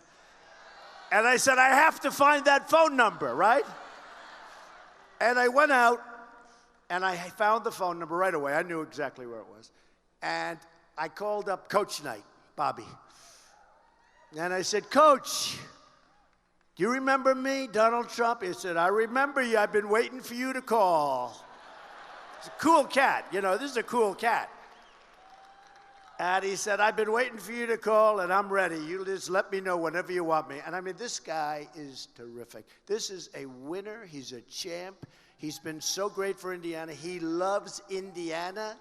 He loves Indiana. And to have his endorsement is just an honor. And I just want to give him a little special hand, because just special guy, folks. There aren't too many of them. I want to tell you, I know a lot about the world. There aren't too many of them. There are very few. And you certainly don't find them very often in politics, that I can tell you. You know, you've been seeing these crazy deals that they're making. They're like desperate. They make the deal where Cruz calls. He's losing badly. He's losing all over. In fact, Lion Ted, right? Lion Ted. He's an outright liar. Boy, you know, I watched him the other night. Now, I always start off, I say, we will repeal and replace Obamacare. We're going to cut Common Core. We're going to bring our education local. We're going to preserve our Second Amendment. You know, everything. Everybody knows. So I watched him the other night. Donald Trump absolutely loves Obamacare. I said, what? He's telling this to an audience. Believe me, folks, we're going to repeal it and replace it. Okay. Then he goes.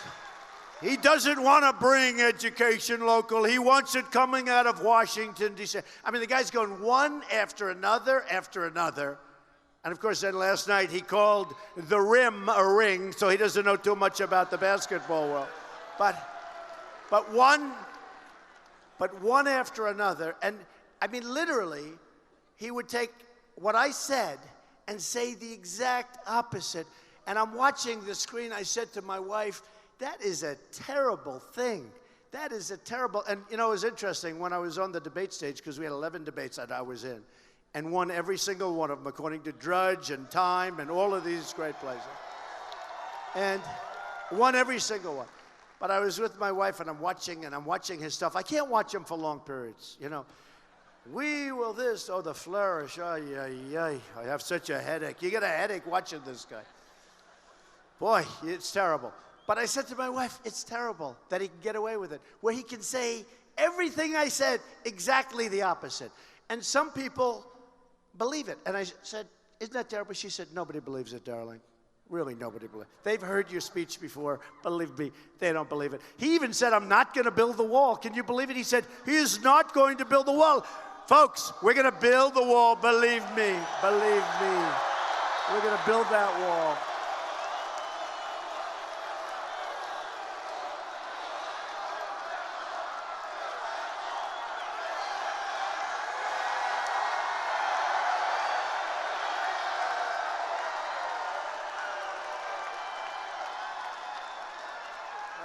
We're going to build that wall, and you know who's going to pay for that wall?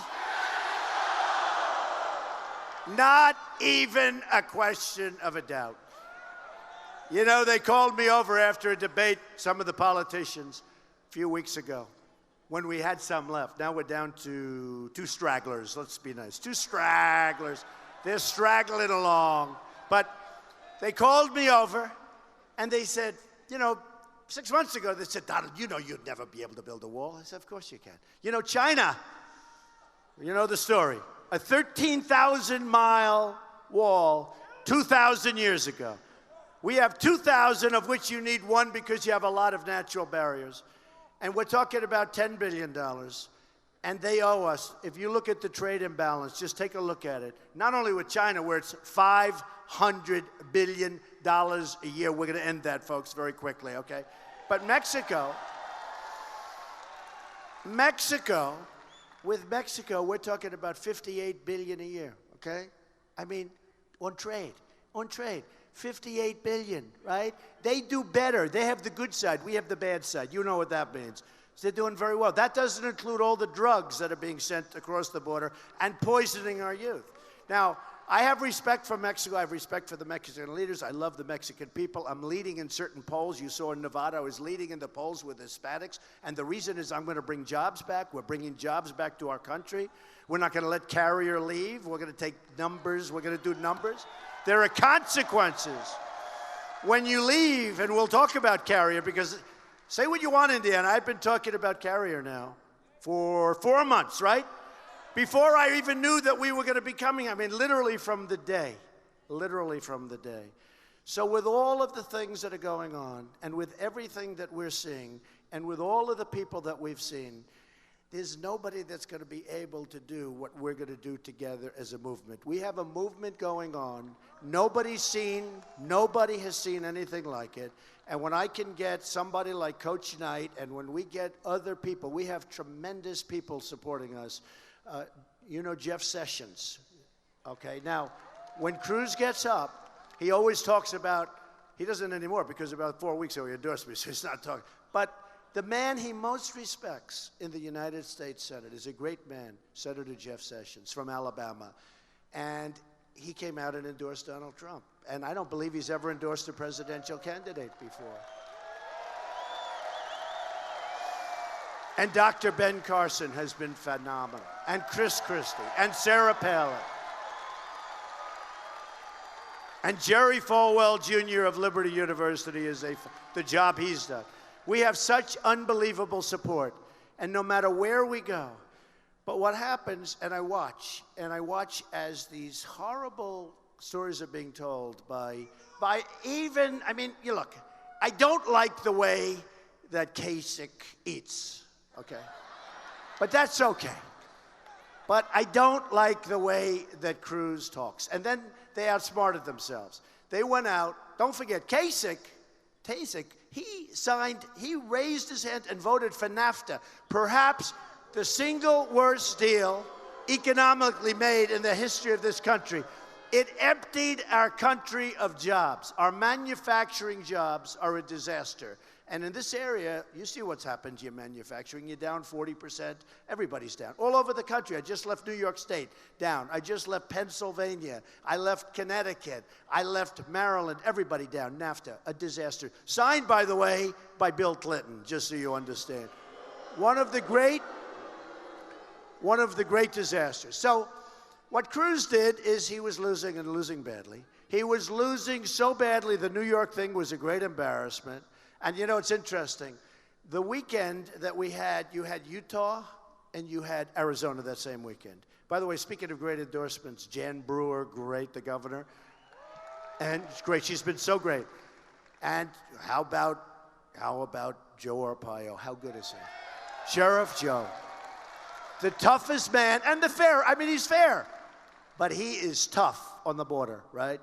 So Cruz, when they did this little marriage of the two of them, boy, did that backfire, right? What a disaster. And then on top of it, Kasich comes out and says, well, I'm going to continue. I want them to vote for me. What a disaster. So they were embarrassed. They're getting terrible press. And what it is an act. It's collusion. It's an act of desperation. But, in business, when you collude, they put you in jail. Politics is such a rigged deal that it's probably one of the few places that you can collude and get away with it. But they went out and they collude, and it has been catastrophic. And I can only tell you, my people, I have the best people in Indiana working for us, wanting to make sure, because what Bobby said is true. if we win Indiana, it's over. It's over. And I can only promise you, it's over.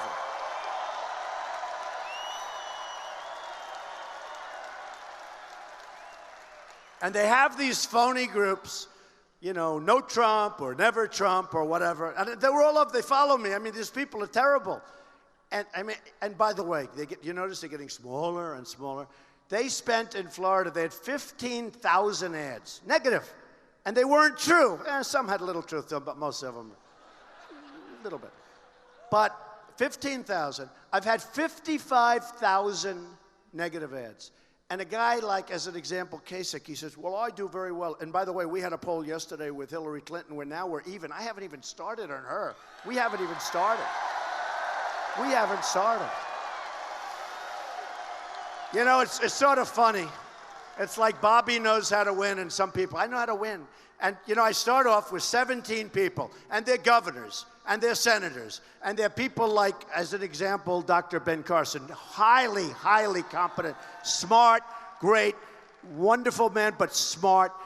But I start off with 17 people, and I knock off a senator who was going to win. I knock off a governor who was going to win. Then a senator, then a governor, then a governor, then a senator. 1, 2, 3, 4, 5. And then Bobby jokes about presidential. I'm a little afraid to be too presidential because maybe we'll stop winning. We have to win. So now we're down to the end. We're down to the end.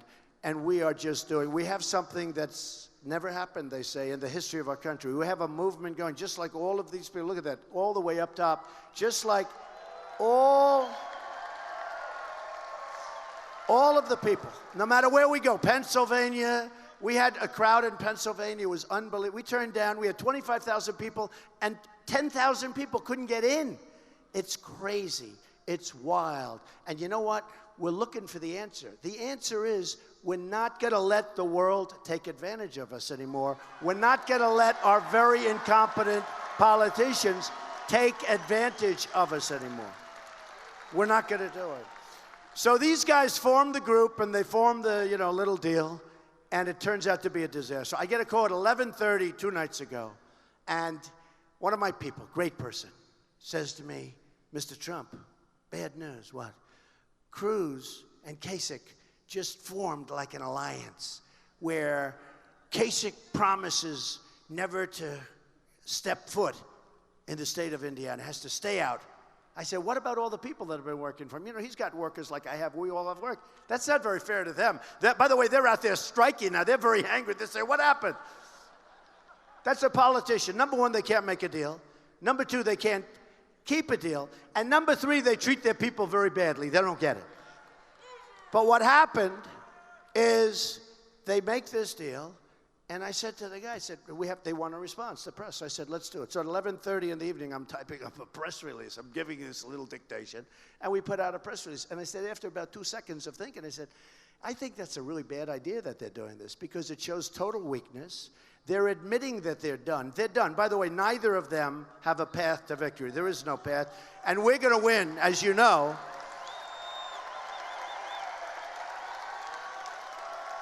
You read all this stuff from the world's most dishonest people right back there, the media. They are so dishonest. They are so bad. But you read all this stuff about, Cruz trying to get delegates. He's getting delegates on the 2nd, 3rd, 4th, 5th round. It's never going to get there, folks. Let him work. They're taking the people for dinner. They're putting them in hotels. They're taking them for rides around town. They're putting them on boats. Let's take a tour of the rivers. I got to tell you, it's disgusting. You can bribe your way into the presidency. I don't want to do that. And nobody has better toys than me. Believe me, if I want to do it, nobody can compete. It's just so wrong. It's so wrong to do it. But they're talking about 2nd, 3rd, 4th. We're not going to get there. We're on the 1st round. And especially, by the way, after last night, because last night we said if we get 75 delegates, we'll be happy. Well, we got, I think, 109, and we got 109. We wiped the slate, and actually, and more to come, and more to come. It's a rigged system. And I tell the story, and you people like it because Indiana loves its sports. But it's a rigged system, and it's like the prize fighters. And I know Mike Tyson endorsed me. I love it. He sent out a tweet. Mike, Iron Mike. You know, all the tough guys endorsed me. I like that, okay? But Mike said, I love Trump, I endorse Trump, and that's the end. I'm sure he doesn't know about your economic situation in the end, and it's okay.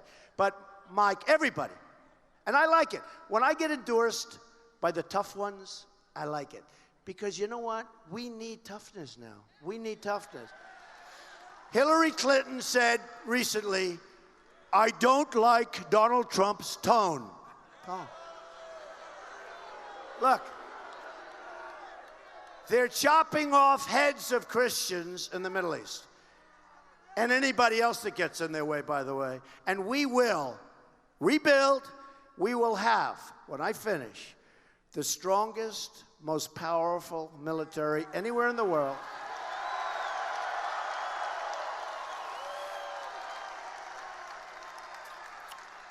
And very quickly, we will knock the hell out of ISIS. Believe me, we're going to get rid of them. We're going to get rid of them. So,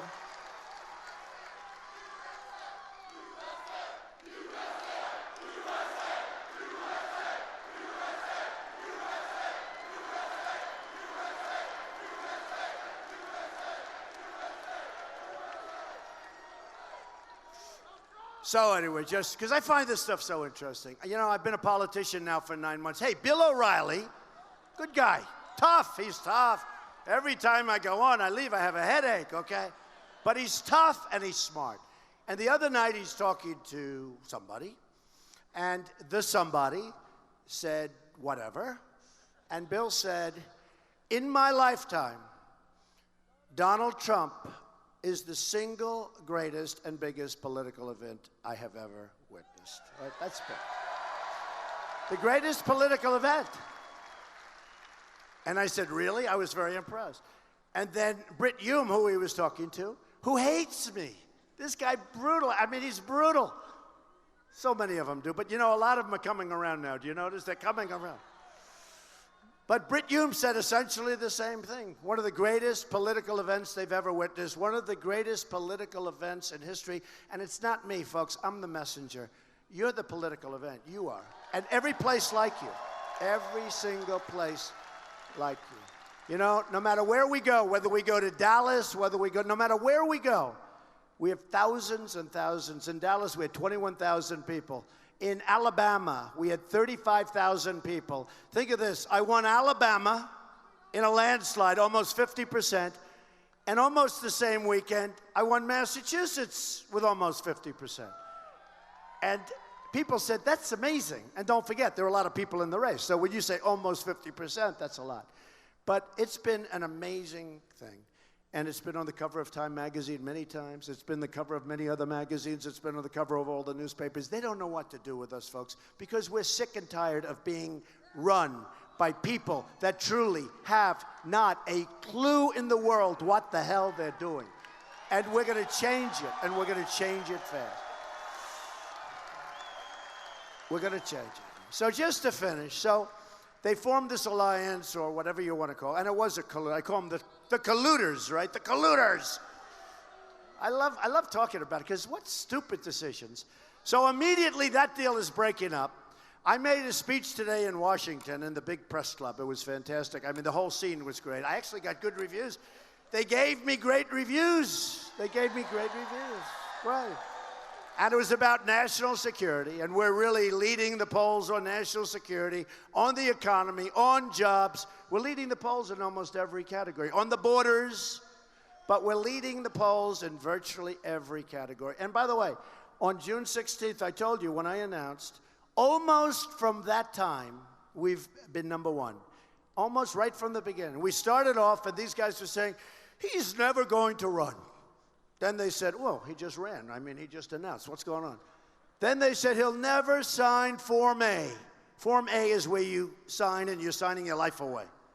Then they said, oh, he'll never forget it. He'll never show his financials. You know, I'm a private company. I showed my financials. In fact, then they said he's going to delay because they don't know. What do they know? These people know nothing. I wasn't going to run. Now they're saying, how do we stop him? This is, they're taking it a little. But I gave the financials, the largest ever filed in the history of the Elections Commission. And the press, it was like a feeding frenzy. And they found out. I built a great, great company. I borrowed $1 million not so long ago, and now it's worth more than $10 billion. $10 billion. Low debt, tremendous assets, some of the great assets of the world, buildings all over, Turnberry in Scotland, Doral in Miami, tremendous places, right? But low debt, great cash flow, iconic assets, and that's not what I'm here to talk about. I'm saying this because it doesn't matter. What does matter is this is the kind of thinking, and Bobby understands this like better than anybody. This is the thinking we need in our country, at least for a period of time. We got to straighten things out, folks. We got to straighten it out, and we're going to. And we're going to straighten it. So anyway, so they crash now, and they're fighting. Kasich and Cruz are fighting. Welcome to the world of politics. They can't do it. They don't know how to make deals. They can't. That's why China, they look at our politicians, it's like a field day. They have the smartest people in China. It's like a pyramid scheme. The smartest people in China. And they come in waves. They'll have 20 people. I know, I made a lot of money with China. Hundreds and hundreds of millions of dollars. The Bank of America building in San Francisco, a big, big, big chunk. 1290 Avenue of the Americas. The biggest bank in the world is a tenant of mine of one of my buildings in Manhattan. China's great. We could deal with China. I sell condos to them for tens of millions of dollars, right? We could do great with China. But we have incompetent people. We have people that are nothing. I don't even know how they get there as our negotiators. We have the greatest negotiators in the world. And I know them. Carl Icahn endorsed me. Some of the greatest business people in the world endorsed me. They don't want money. They would love to make great deals. They can't understand why does the United States do it. And we have negotiating against the Chinese, against the Japanese, against the Mexicans, against political hacks. And they're robbing us blind. They're taking our jobs. They're taking our money. We owe them trillions. We owe China $1.8 trillion. We owe them. Think of it. They take our jobs and we owe them money. It's not supposed to be that way. Japan sends cars in by the millions. I don't mean like a few cars. So they send us millions of cars. I mean, you can't believe it. I look at the boats coming in Los Angeles, these big ships, the biggest ships you've ever seen. It looks like NASCAR, the way they drive them off. And we love NASCAR, I have to tell you. We love Brian France. Brian France is a great, great guy. The owner, the head, what a great guy. But this reminds me of NASCAR. The cars are pouring off. We send them practically nothing. You talk about a trade imbalance. It's like Japan here, and we're down below the podium. We can't have that anymore, folks. We've got to have fairness. We've got to have balance. And we've got to have our jobs back. Okay, we're going to have our jobs back. We're going to have our jobs back.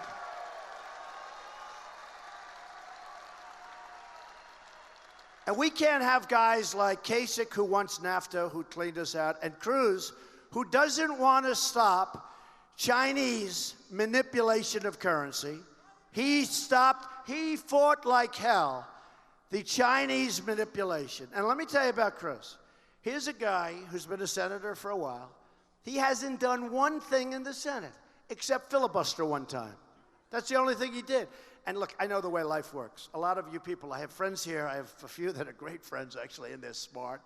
And they go like, give me a break. So what happens, he's filibustering. And I watched. And these senators are sitting down, and they go, and Jim, when's this guy getting the hell off the floor so we can get some work done? And even if they don't get the work done, they say, what's he doing? So he does for 2 days, he filibusters. Doesn't get anything, except he makes the top man, who's actually a good guy, Mitch McConnell, he calls him a liar. I mean, you know what? You don't do things that way. And I'm tougher. I meet business people. I deal with business people. Somebody said, how do the politicians compare to the business people? Let me tell you, the business people are much tougher. But a guy like Ted Cruz, the one thing he does, he lies more than any human being I've ever met. Hence, we call him Lying Ted. You ever see him? I love this, where he walks in with the Bible held high, right? It's Lying Ted. He puts the Bible down, and then he lies. And you know the reason I'm getting all of the evangelical support, I'm getting tremendous evangelical support. Don't forget, I wasn't supposed to win South Carolina. I won it because of the evangelicals. They were unbelievable. I won it landslide. Same thing with Alabama, Arkansas, so many different places. Because the evangelicals are smart, and they don't like liars. Remember that. Just remember that. So, just to finish with that, because I love this, I love politics, and it's so different. I mean, I've been doing it for 9 months. I'm doing a good job, right? Do we have to say, right? I mean, the one thing they say, even some of these sleazy, horrible reporters, even if they hate me, the one thing they say,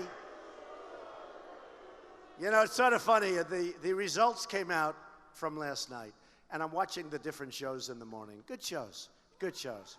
Steve Ducey, Brian, the whole thing. I mean, a lot of good shows. Mika, right? We like Mika and Joe. A lot of good shows. Chris. But I'm watching them, and they're saying landslide, landslide. Trump wins this one. He wins Pennsylvania. He wins Maryland. He wins Rhode Island. He wins Delaware. He wins Connecticut. A landslide. And then one of them said, you know the amazing part? Going to He's only been doing this for 9 months. It's sort of amazing, right? Sort of amazing. Oh, it actually looks like it's going to I'll tell you the other amazing part, which to me isn't amazing. The business people will understand that. So I've about the Bible because, son, there are a lot of good things in the Bible that don't have anything to do with religion. And then there's one last thing, son, and it's that damn long hair of yours. I've told you to get a haircut, and you haven't done it. Now, when you think you've done all of these things, son, we'll talk about driving the car. About 3 weeks later, Johnny comes in to talk to his dad and said, Dad, I wanted to talk to you. I think I've done a lot of things that you asked me to do. Son, I'm proud of you. Your grades, the way Mom feels, the way you're treating your brother and sister, and all those things we talked about, those prerequisites. Really good in all of them. But there's one thing left, son. It's that damn long hair of yours. And you haven't done a thing with it. Now, this is the man in charge. And that's this man right here. And that boy looked at him and he said, well, Dad, you know, you got me to read the Bible. And I did. And when I read the Bible, I learned a lot of things. But I also learned, Dad, that Matthew, Mark, Luke, John, Jesus himself all had long hair, Dad. And the man in charge looked at that kid and he said, son, you are absolutely right. And they walked their ass off everywhere they went.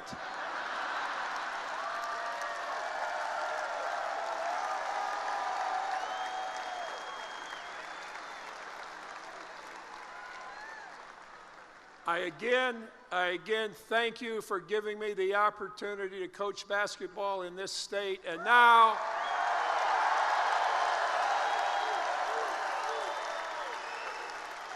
I want to give you the very best choice that's ever been made on the man taking over at his first job as a president, and I give you Donald Trump.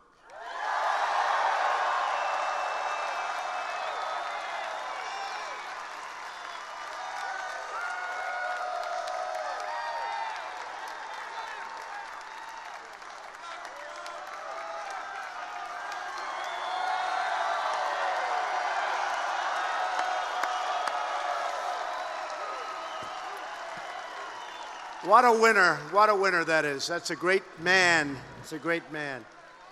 You know, our country doesn't win anymore. That's what we need right there, let me tell you. But I do have to tell you this story. So with, Bobby, so about a year ago, I got a call. I never knew Bobby. I knew of Bobby. He was great. I love watching him. I love that attitude, right? That attitude. And one of his friends is here today, a very good basketball player from the past. And he said, this guy, he would take a team that wasn't as good and they would just beat everybody and nobody understood it. But there was something special. But about a year ago, I got a call from Bobby Knight. I didn't know Bobby Knight. I said, wait a minute, the basketball man? The man that's the man in Indiana? And they said, yeah. So I get on the phone, we checked it out, and it was Bobby Knight. And he said, Donald, I just want to tell you, I want you to run. This was before I decided, before that big day on June 16th coming down the escalator. He said, I want you to run. My friends all want you to run, and you'll be great, and I'd like to endorse you. I said, Coach, what an honor that is, and do me a favor, give me a number, and maybe I'm going to be calling you back, right? And then we had all these great victories. I think I've won now 28 states where... Big night last night. We had a big night last night. We had five.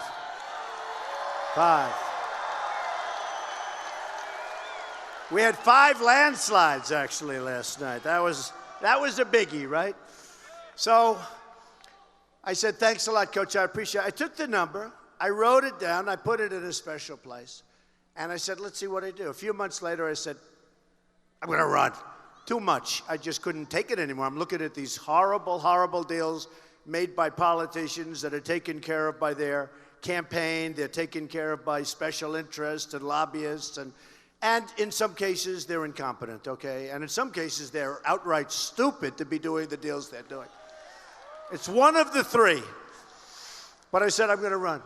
And I said, let's see how we do. And I went and we started winning. We won New Hampshire in a big upset, won by a landslide. They're upsets, and yet we're winning all these landslides. And then we had no chance in South Carolina. We had no chance whatsoever in South Carolina.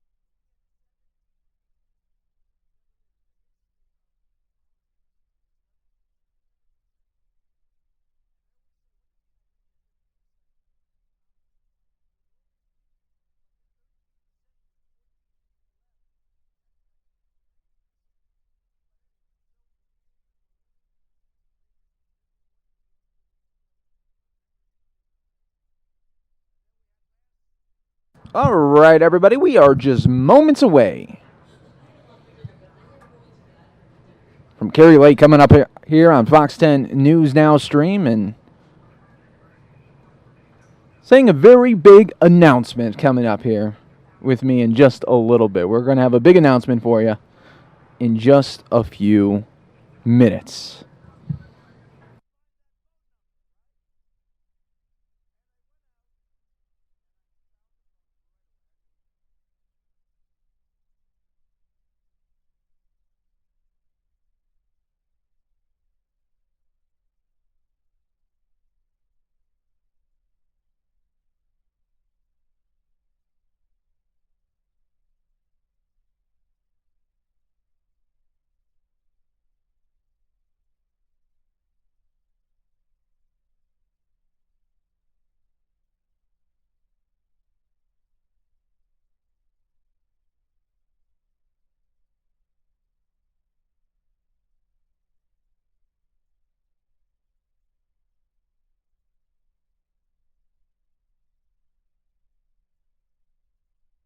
Welcome, friends, to the Fox 10 News Now stream. You're just moments away from a huge announcement by Fox 10's very own Kari Lake and I. You're not going to want to miss it.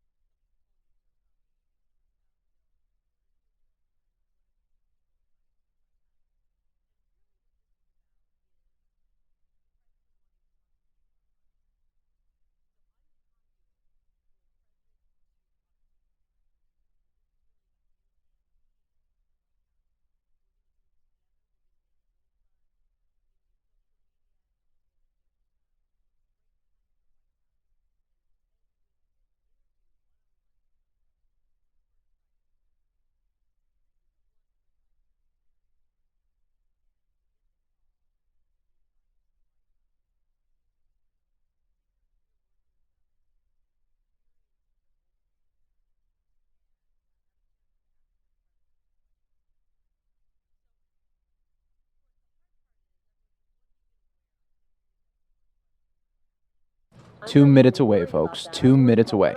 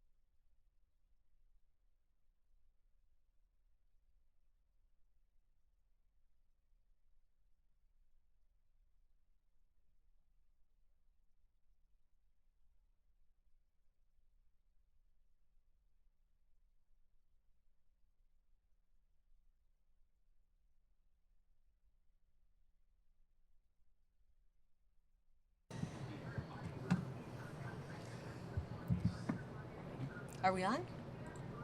Hey. All right, now we're on. How you doing, Hi, Kari? good. How are you? Doing well, We're going to be well. spending a lot of time together the next few days, Yes, Mike and I. yes, we are, because you just made a big announcement on your Facebook page. Yeah. But for the people that didn't get to see that yet, what is it?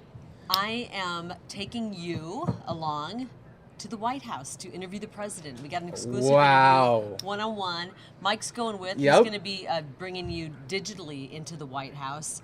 I'm going to have an interview with the president, and there's a handful of other reporters from around the country. I think there's 6 of us all together, and we're so excited. We got the call. I got the call not yesterday, but the day before, Wednesday, and I thought I was being pranked. Oh, you would have to. I mean, I'm thinking, this can't be real. I bet they get that so much when the White House calls. It's like, come on, Yeah, really? Yeah, and he left a message, not the president, but one of his people left a message on my voicemail at work, and who does that? I mean, Yeah. I don't even use my voicemail, so it's rare that I actually get messages there, so it's kind of old school, but they've been very kind. They're going to really allow us to spend the entire day at the White House. We're going to attend some meetings. We're We're going to do some just off-camera meetings as well. We're going to meet Josh Earnest, the guy, the press secretary that you get to see a lot here on Fox 10 News now. We'll be able to chat with him a little bit, so it'll be fun. I'm looking forward to it. It's going to be me, one of our amazing photographers here, John Netzel, who I have traveled with, and we have great stories on some of our travels. And Mike Page is joining us, and you're going to be doing a lot of the digital stuff. We're going to actually be doing some live stuff on Fox News now. Yeah, so all day Monday right here on Fox 10 News now. It's just going to be a lot of just great live shots, a lot of different points of view as well. Well, and we're going to be able to run some video, and we're going to try to go live in the White House. I'm not sure if it'll work. Yeah, we've been hearing that their cell connection's not too good there. Of all places, right? No You would Wi-Fi. think. Yeah. Yeah. The cell connection's a little spotty, but I'm sure it's all security stuff. So we're looking forward to it. I do apologize to all of my Facebook fans. I said this morning, this is the worst thing you can do. I've got a big announcement I'm going to make later today, and then I realized I can't make the announcement until 7 p.m. They wanted to prevent us from talking about this until 7 p.m. Arizona time, which is 10 p.m. Eastern time. So I had to wait. I know that was cruel. People were saying, are you pregnant? Are you leaving? What's going on? No, none of that. The only place I'm going is Washington, D.C. Saturday, so that we can start bringing you reports on Sunday from D.C. Yeah. And then Monday, the interview with the president. I don't have a lot of time with him. 4 minutes. Yeah. And Think about it. That goes fast. I have about 40 days worth of Oh, questions. sure. Yeah. So the bigger thing I've been doing is paring it down. Have I packed? No. Do I know what I'm wearing? No. I do have a bunch of questions. I know I'm only going to get a few of them out. He wants to talk about, obviously, Judge Garland. Yes, Judge Garland for his Supreme Court pick. So. Yeah. And so we're going to talk about that, obviously. And of course, Arizona Senator Jeff Flake sits on the Judiciary Committee. He's a big part of this. I know that, I think Mr. Obama wants to get into Jeff Flake's ear. Oh, even though he can sure. pick the phone and call him. But he also wants to talk to our viewers, our Fox 10 viewers. Yes. And hope that he can make a compelling case of why the Senate should act on this, what it means for you, our viewers, and I'm sure he'll be able to do that. Oh yeah, I think so too. This is going to be a trip of a lifetime, and it all culminates with the big interview that you get Monday afternoon. This is going to be good. Excited. Yeah. Well, I'm so thrilled that Mike's going. Of course, all of you on News Now love Mike, and he's going to be great because you're organized. You know all of the things social media. Yeah, I'm it's still going to kind be. of learning. We're going to do some live videos as well for you. It's going to be. We're going to try to throw everything at you that we're seeing there in Washington. This is a once-in-a-lifetime opportunity for me. I know for you. Oh, absolutely. I will say that Absolutely. John Netzel, our photographer, has done this twice now. He's been there, done that. So it's going to be good to have one person. That's who good to knows. have someone in the arsenal like that. Anyway, we're going to try not. I'm going to try not to be too geeked out about it and just try to be as normal as I can. And I'm going to try to represent Arizona well. So hopefully you'll be with us. We're going to be live starting Sunday morning on our morning show at 7 a.m. So hopefully you'll join us there for our first live shot from Washington, D.C. And I'm going to do an old peace out right now because I'm in There you go. That's right. All right, and can't wait, Mike. Yeah, that's going to be great. And I'm going to transition right here to where we're going on Monday. Woo! And I'll be right back with you guys.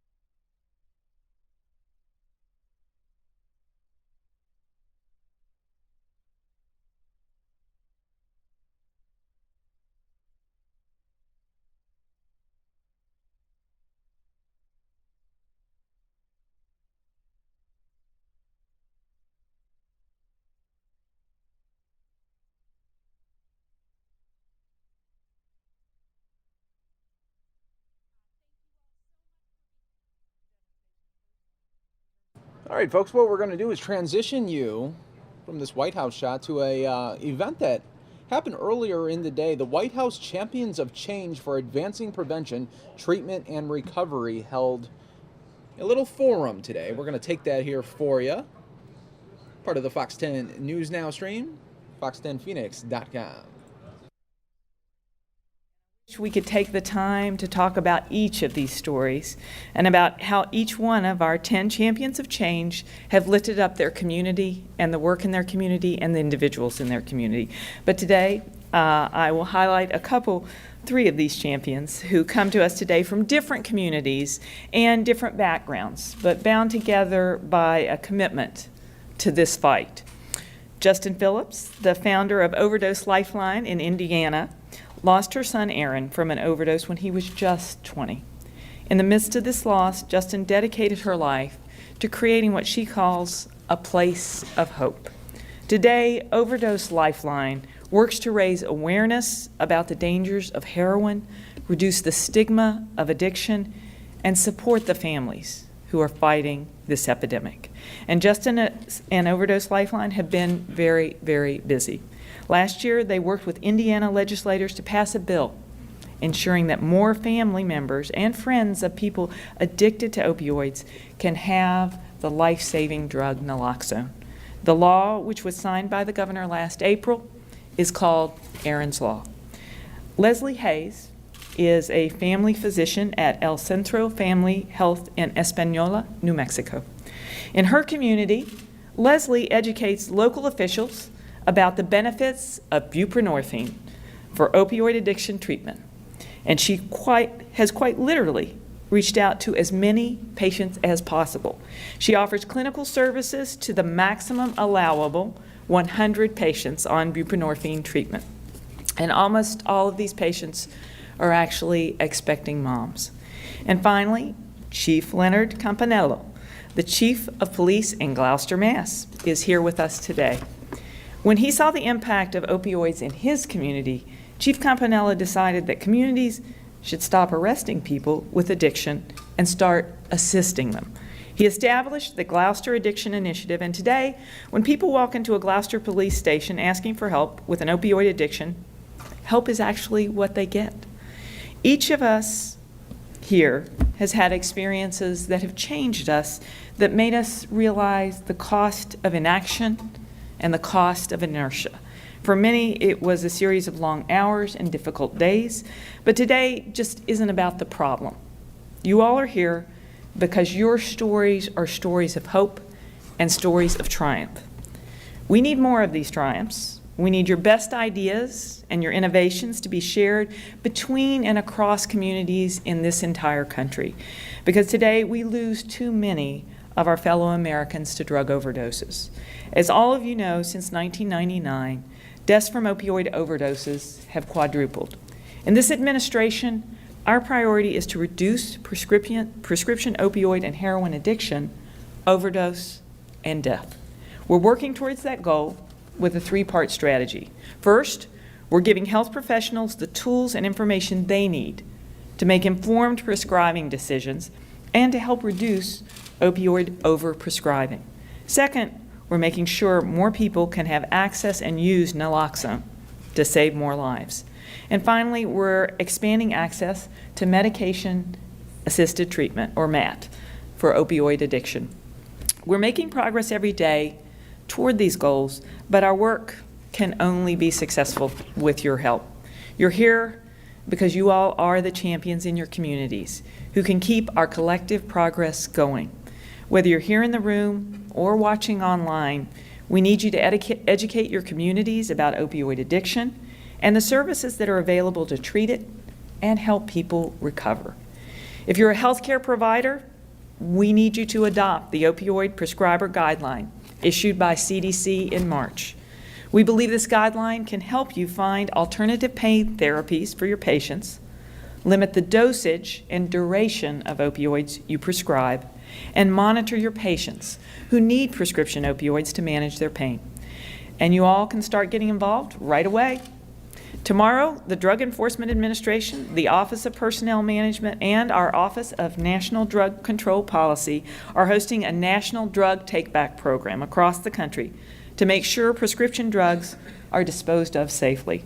You can visit the DEA's website or find a drop-off location near you. I want to close by recognizing the progress that we are making together. The numbers are staggering and the statistics are sometimes numbing, so it can be difficult to directly see how our work helps a single person wrestling with addiction.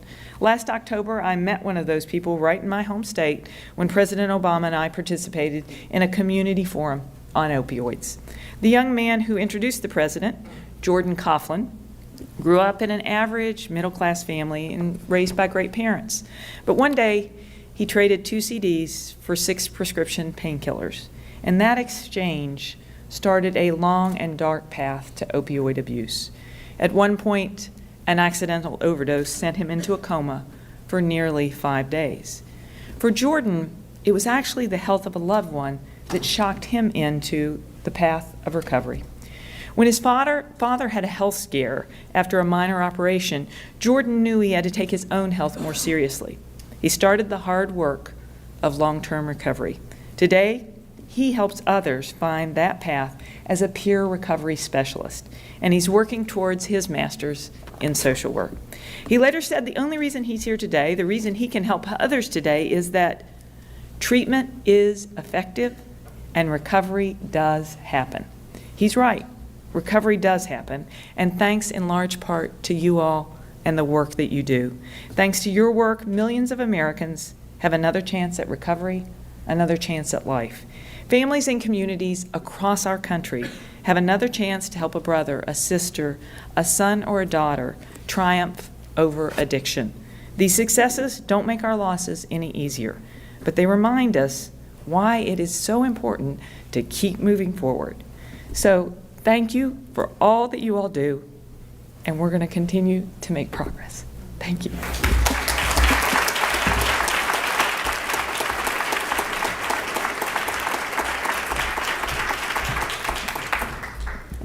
Thank you so much, Secretary Burwell.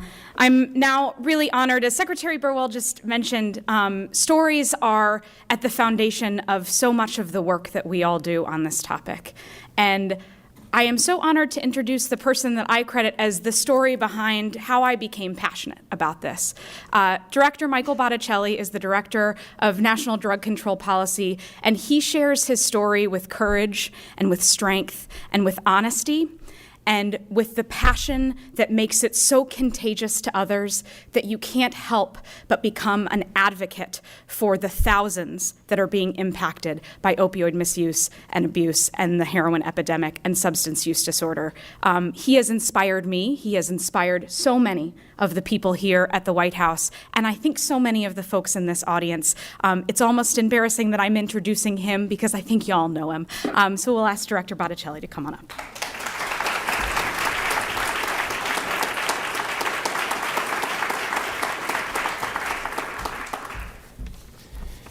Thank you, Bess, for that introduction. And good afternoon, everybody, and welcome to the White House. And I don't say that lightly. I still am amazed that I get the opportunity to be here and to do this work with so many dedicated federal colleagues. And I really want to thank you all. And foremost, congratulations to our champions of change for advocating prevention, treatment, and recovery nationwide. I think you know that today's event is the culmination of years of work on the parts of our champions. This is something that I've had the privilege to observe and experience firsthand. As Beth said, I've had the privilege of being in recovery for over 27 years, and it was champions in my life who got me to the place I am today. So I really want to thank you all, not only for the champions of the work that you're doing, but all the people that came before you to make this event and this movement possible. Since I became the director, I've had the privilege of traveling around the country, talking with people about their struggles with substance use, and seeing the innovative solutions and the compassion and the humanity and the ideas being used to address it, many of which are led by the champions here. Over the past 6 months, I've held community forums and roundtable discussions all across this country. States like West Virginia, Oklahoma, Tennessee, Ohio, Connecticut, and Pennsylvania. And what I've seen and heard has confirmed my belief that both federal policy and community innovations are critical to changing how we treat people with substance use disorders and how we think about them. Change, we know, requires leadership. It requires innovation and engaging stakeholders, policymakers, private sector leaders at every level of government and across all private and public sectors. Change requires building key leaderships between public health and law enforcement agencies. In short, it requires change, dedicated champions, and that's how we're going to move our country forward from crisis to recovery. These champions and other incredible leaders like them around the country, they don't do it for recognition. They certainly don't do it for the money, but they make an incredible difference in all of our lives. And today we're going to hear from 2 panels of champions. The first discussing innovative efforts to end the opioid epidemic, and the second discussing our champions' stories of recovery and how they are turning their experience into action. So thank you all for being here. Thank you for the work that you do every day. And please join me in welcoming our first panel to the stage. Thank you, everybody.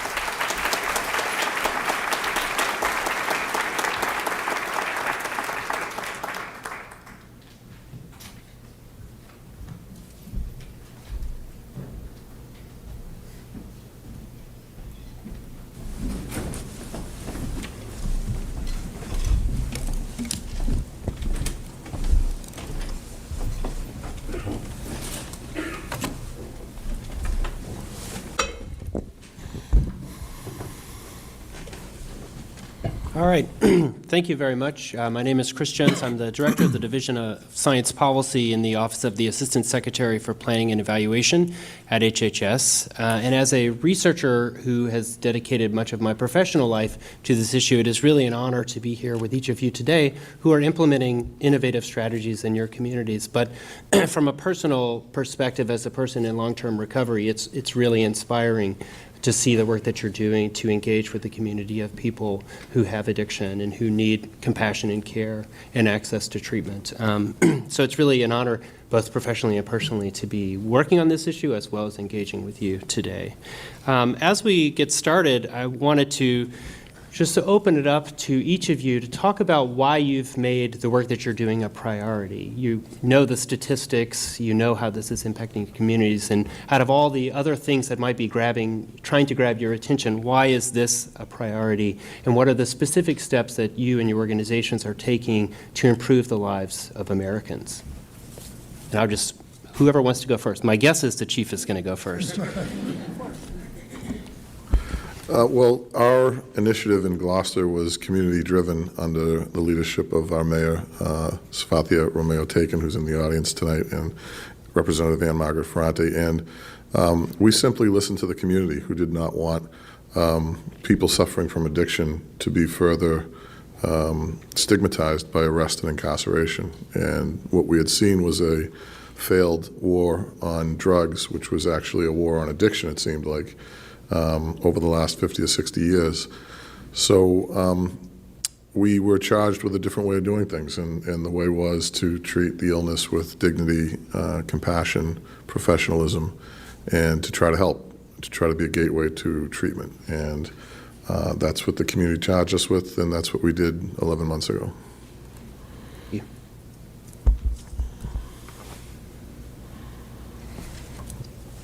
I work in Espanola, New Mexico, which, similar to Hinton, West Virginia, often is #1 in the country for opiate overdoses, many years.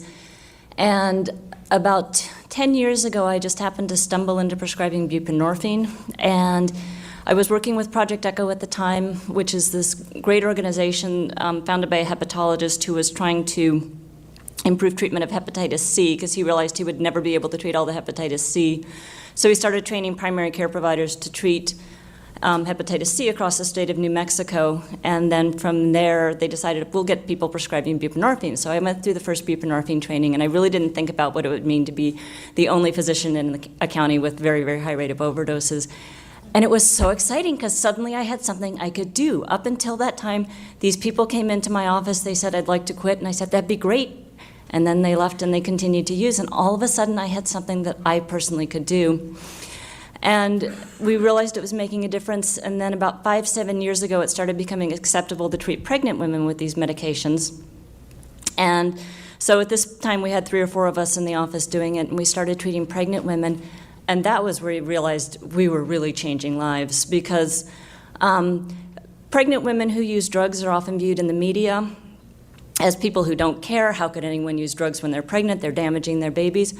But what I found was these women did not want to be using drugs. They desperately wanted to get into recovery. They wanted to be safe. They wanted to, take care of their baby. They wanted to be able to raise their baby after their baby was born. And so we started prescribing the buprenorphine during pregnancy and referring them for methadone if needed, referring them for inpatient. And all of a sudden, these women were having healthy babies. They were staying drug-free after they deliver. And even the ones who did not do well in the program, and certainly I wish I could say we were universally successful at getting them all off drugs, but what we found is the ones who were not successful, we'd identified them ahead of time. So we were doing the extra testing to make sure that their babies were healthy. We were taking care of making sure that they were getting adequate nutrition. And we also helped identify who's going to take care of your baby after your baby is born, because that was something that was really important. Up until that time, it seemed like we'd have somebody come in once a month with no prenatal care. They'd deliver, CYFD would swoop and take the baby, and that was that. And it was awful. It was traumatic for the families. It was traumatic for the medical personnel. And now they'd come in, they'd know we were going to notify CYFD, but their aunt had said, I'm going to take this baby, I will raise this baby. And it was incredible, and it was so much a better way to go. Many of them were able to take the babies home. These women, I swear, have the longest breastfeeding duration of anyone in my practice. I have many who are, babies are 2 and 3 and they're still breastfeeding, because these are such loving moms if they're able to take care of their babies. And it's funny because I talk to people and they think I'm some kind of saint for doing this, but really this is what saved me, because this is so fun to actually be able to make a difference here. So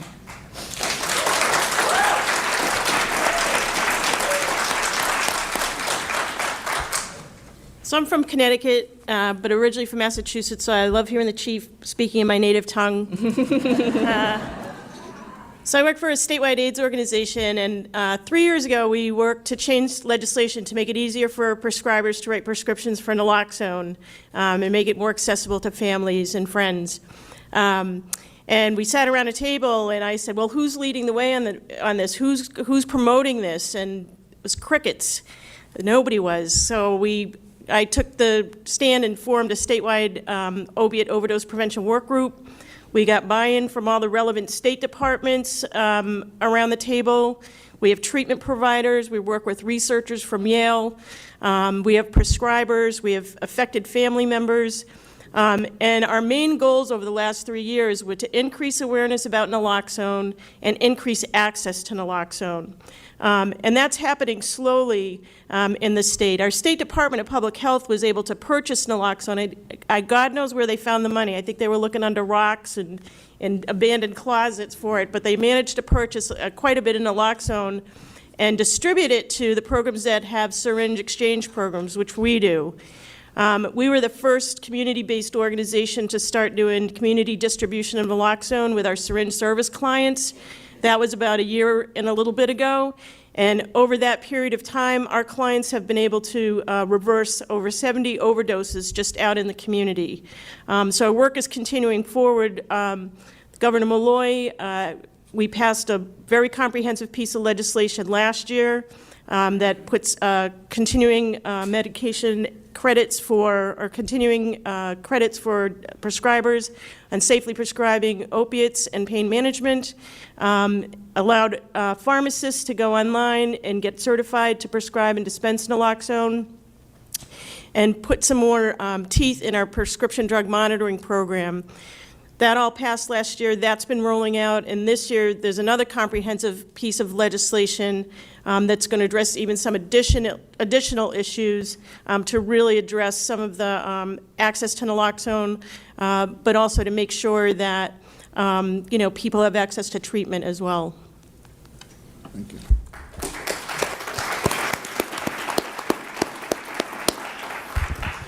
Good afternoon. My name is Andre Johnson, and I'm a person in long-term recovery myself, and that means I have not used no drugs and alcohol in nearly 28 years. And if it wasn't...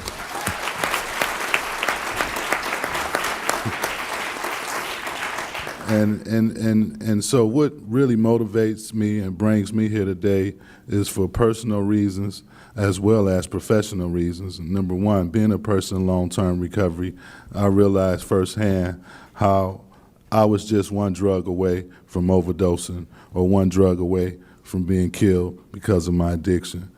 Professionally, I've been involved and have been affiliated with the Substance Abuse Mental Health Service Administration and Center for Substance Abuse Treatment, Prevention, and a number of Faces and Voices of Recovery national organizations here in D.C. I recognize that this is not just a Detroit problem. This is a global problem. And I've learned so much in terms of why it's important that we advance treatment, prevention, and recovery in our nation. I founded a peer-led, peer-ran, peer-driven organization just a little over 10 years ago. And when we started this recovery community support program, we found people walking through our doors with a variety of backgrounds as relates to drug usage. And we also found that we worked with our Wayne County Coroner's Office and discovered that we had somewhere between 75 to 100 deaths of drug overdose in the Detroit-Wayne County area. I mean, so when we talk about epidemic, we're talking about people are dying by the dozens every day. And I think realistically, we don't do enough of this. And so I'm really thankful and grateful that we have our drugs out here, Michael. But kind of, how you doing? And just this whole effort for me is really important because we have to increase our awareness in our community, and people still don't believe that it can happen to them. People still don't believe that it's possible. And we can never do enough in our country and our communities to really promote the message that recovery is possible, that prevention works. I'm happy to see Justin, a young man here out of Denver, Colorado, where they're making billions of dollars selling weed for medicinal purposes.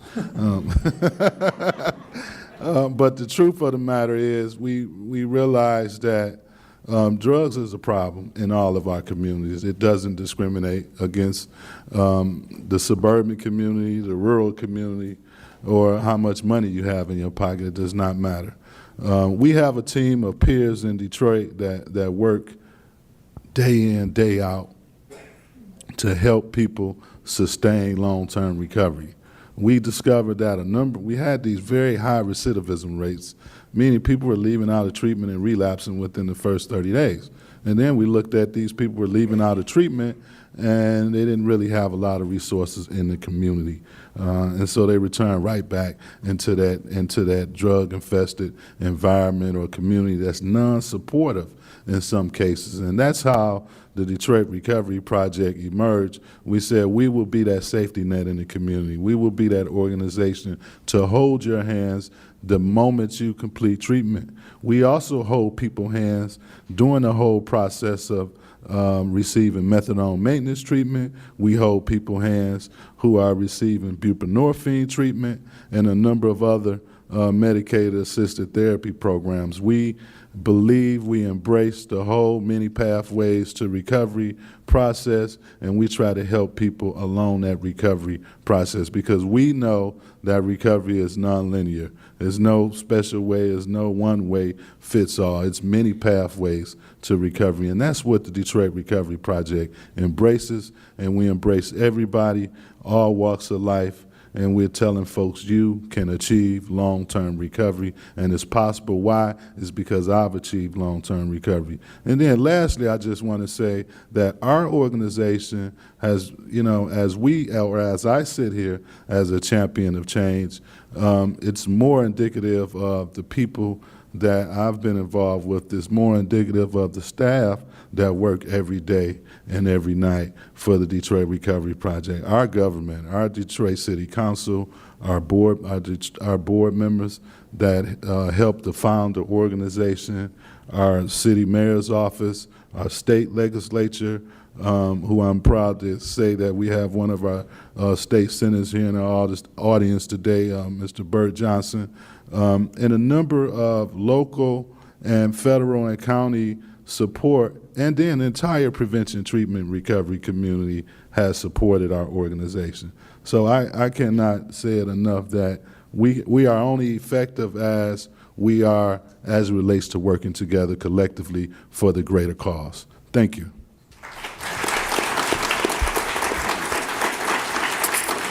Good afternoon. My name is Julio Medina.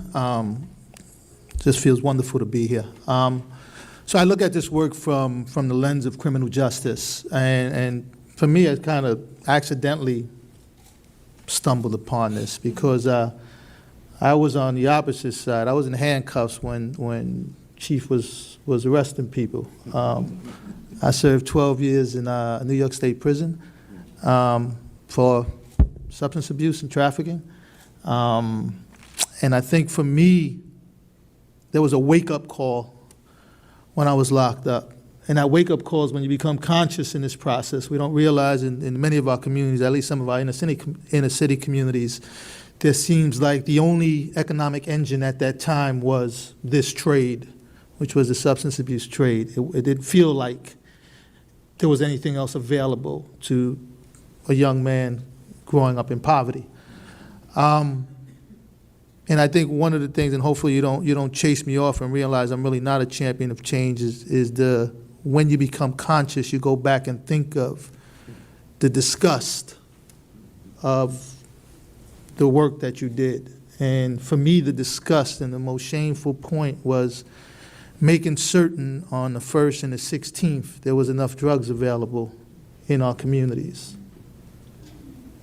And I say that was the lowest point for me to now say, wait a minute, I'm the problem here. I'm the one destroying our communities. And I started looking at it through this lens and recognizing how many people, and we went around in the prison saying, what are you here for? I was getting high. What are you here for? I was getting high and I did a robbery. What are you here for? I was getting high and everything related back. And we looked at some of the statistics, and we're talking 85% of people throughout this country are incarcerated for a criminal justice offense, for a substance abuse offense. Of that, 65% are diagnosed with a substance abuse history. 11% actually get treatment. Something was wrong with that picture. So for us, it was we have to do something about it. We were eventually released. I got a great team together. Fred Davey, my mentor, was one of the first people who trusted in the work that we did when I was released. Katina, one of our board members, and Diana Ortiz.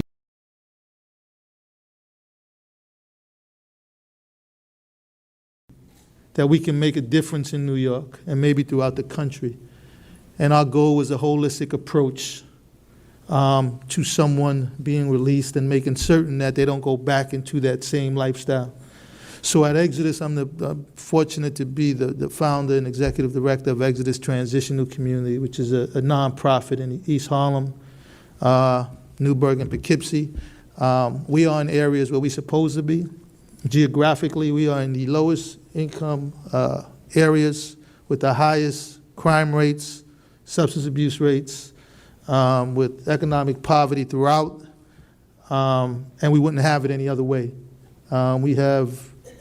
We work with people from 16 on parole or probation to 70 who serve 30 years in prison.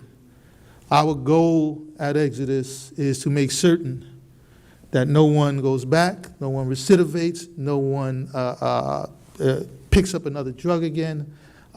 We try to create a pathway for new beginnings, for new opportunities for people being released.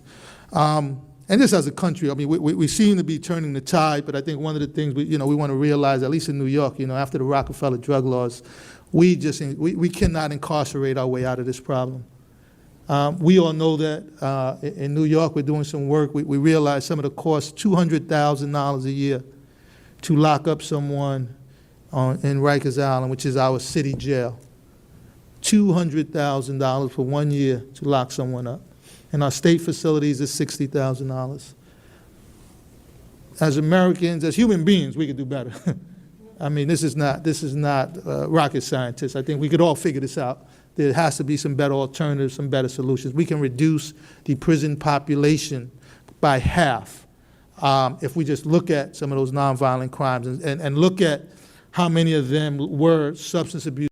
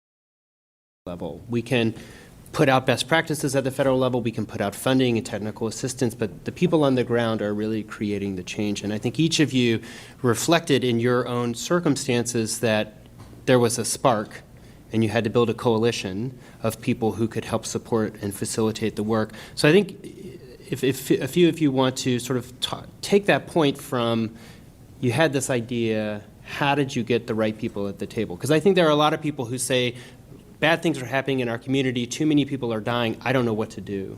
I want to do something. And so talk through that process of how did you build to the tipping point of creating what you have today. And we're not going in a straight line. I won't allow it. I don't mind. Well, I'll tell you, one of the things I was able to do was really to understand our local community leaders that had a shared interest in what it was that we were proposing to do, which was ultimately create a vital program to help people help people sustain long-term recovery, and two, make sure we are available for those who need it. And so, so it made sense for me to reach out to the faith-based community. I reached out to a number of pastors in the Detroit area. I reached out to a number of elected officials, whether it was city government, county government, state, et cetera. And I would also reach out to the community leaders. And I think it's important to know who your community leaders are and who has the same shared interests and how you can work together, not work together collectively. And I think that's always the hard part, is making sure you can bring the right people at the table where it's non-competitiveness, or in some cases, sometimes people come to the table for the wrong reasons.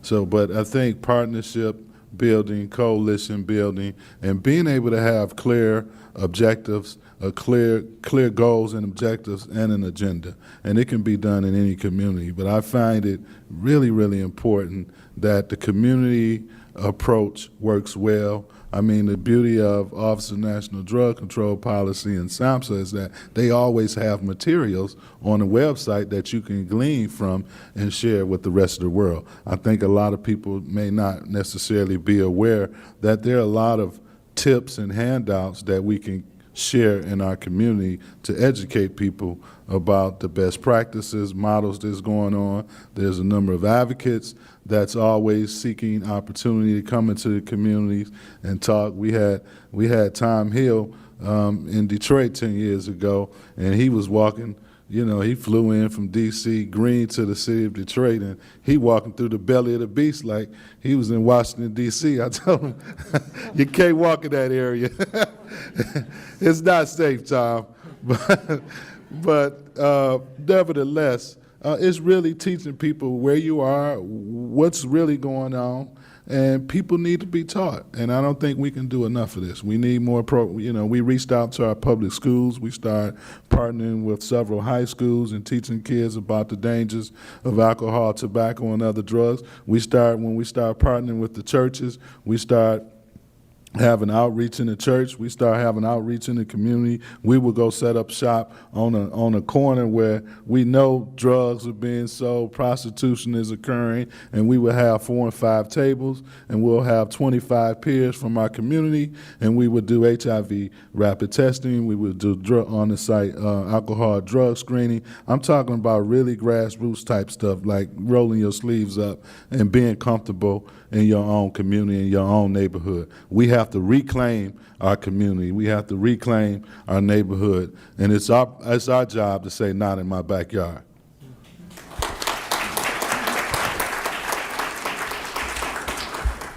Well, as I mentioned, 3 years ago, a statute changed to make it easier to prescribe naloxone, and on one level, it was easy to pull that coalition together because we were already working with the Department of Public Health through their division of HIV.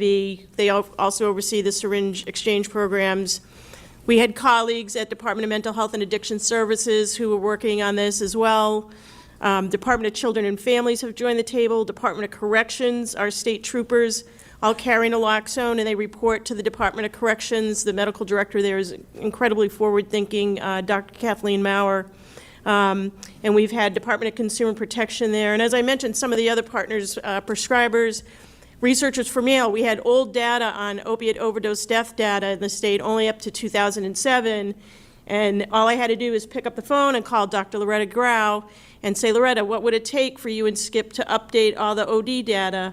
And she said, let me call over to the Office of the Chief Medical Examiner. And so we used an intern, I participated, and we went through every single opiate-involved overdose death over the last 5 years and really cleaned that data. And we coded every single substance that people found in the tox reports. And then Loretta and Skip analyzed the data, created geospatial maps, and that gave us some really great tools to push forward more public policy on the need for naloxone, on the need for safely prescribing opiates, which ultimately led to the governor's bill last session. And because our group has continued to meet, as things come up, we're able to address them in a really sort of cohesive, comprehensive way. I actually had it kind of easy as far as getting it started in my community because first off, the need was so very obvious to many people. And then secondly, there was already a program, the Project ECHO, as far as training people and getting people started on it. Project ECHO, like I said, was initially started to treat hepatitis C, and it's a program that consists of some initial training in many, many different areas of medicine. In this particular case, it was initial training in prescribing buprenorphine, and then case presentations once a week, and the availability of a specialist to call and get help. And I got enough experience rapidly that I actually started training other physicians. And once I started training other physicians, the other physicians in my community, many of them looked and said, yeah, I want to be able to help here. And then the rest said, no, we're not going to do it. And I must admit, I've not made great progress with them. But one thing that we found really helpful was we found we couldn't just train the people who are actually doing the prescribing for the buprenorphine. We had to train everybody in the community. So we made sure that we got the community health workers, the nursing staff, all of the counselors, sometimes front desk staff. We tried to bring in everybody to make sure everybody understood what we were doing in the medical community because it doesn't do any good to have a physician trained to do this if the nursing staff doesn't want to deal with them, if the front desk staff is rude to them. So I found that explaining to people how important this was and that it worked, that it really did make a difference, has made a huge difference. And so you want to look at everybody, not just the people who are in charge, I think is one thing that's really important. So to the chief, I want to ask you a question that I think in some ways you may be the unexpected messenger on the approach that you're taking. And how did you navigate that among your force and in your community to really change the paradigm of the interaction between police and people who are using substances? And what advice would you have for others who may be facing similar institutional barriers or stigma that you likely faced? So that's a deep question. So I'll try to give you a deep answer. Although my majors were not in psychology in college. First off, despite whatever programs run or whatever initiatives are started, I think anywhere, I think there has to be a philosophical change, certainly in law enforcement. I don't consider myself a champion of anything, and certainly not deserving of this recognition as an individual, or in fact very uncomfortable with it, as I'm sure that my colleagues to some degree are as well. The reason for that is because personally and professionally, there's a duality in law enforcement. When you put on the uniform, there's a self-expectation, there's an expectation from the public that you perform perfectly, that you have no flaws, and that you don't make mistakes. And the reality is that I'm probably at least in the top 10 of flawed people in this room, and if not in the top 3. And that realization and that sort of leads to, if you're any type of introspective person, a self-stigmatization and a self-shamefulness. And I think that was used in identifying with the addicted people. And so when this change was demanded from the community, there was a struggle between the professional who was saying, no, our role in society is to arrest people who break the law, and one of those laws being illegal possession of a narcotic. And, growing up personally as a flawed person who, deserves compassion and should show it to other people, especially in our role in law enforcement. There's no achievement in that. There's only responsibility, and not just for law enforcement, but I think for all of us in this room and certainly around the country. So when the idea was presented, there was that struggle. And I think the right thing won is that we need to start looking at each other, especially from the law enforcement side, as not separate. Not even as, I know the new word is guardians. I don't even like that word. What are we guarding? I just think we're in a position to help, and we should realize the positions that we've been in our past that need to be helped, and try to do that as well when we look at addiction.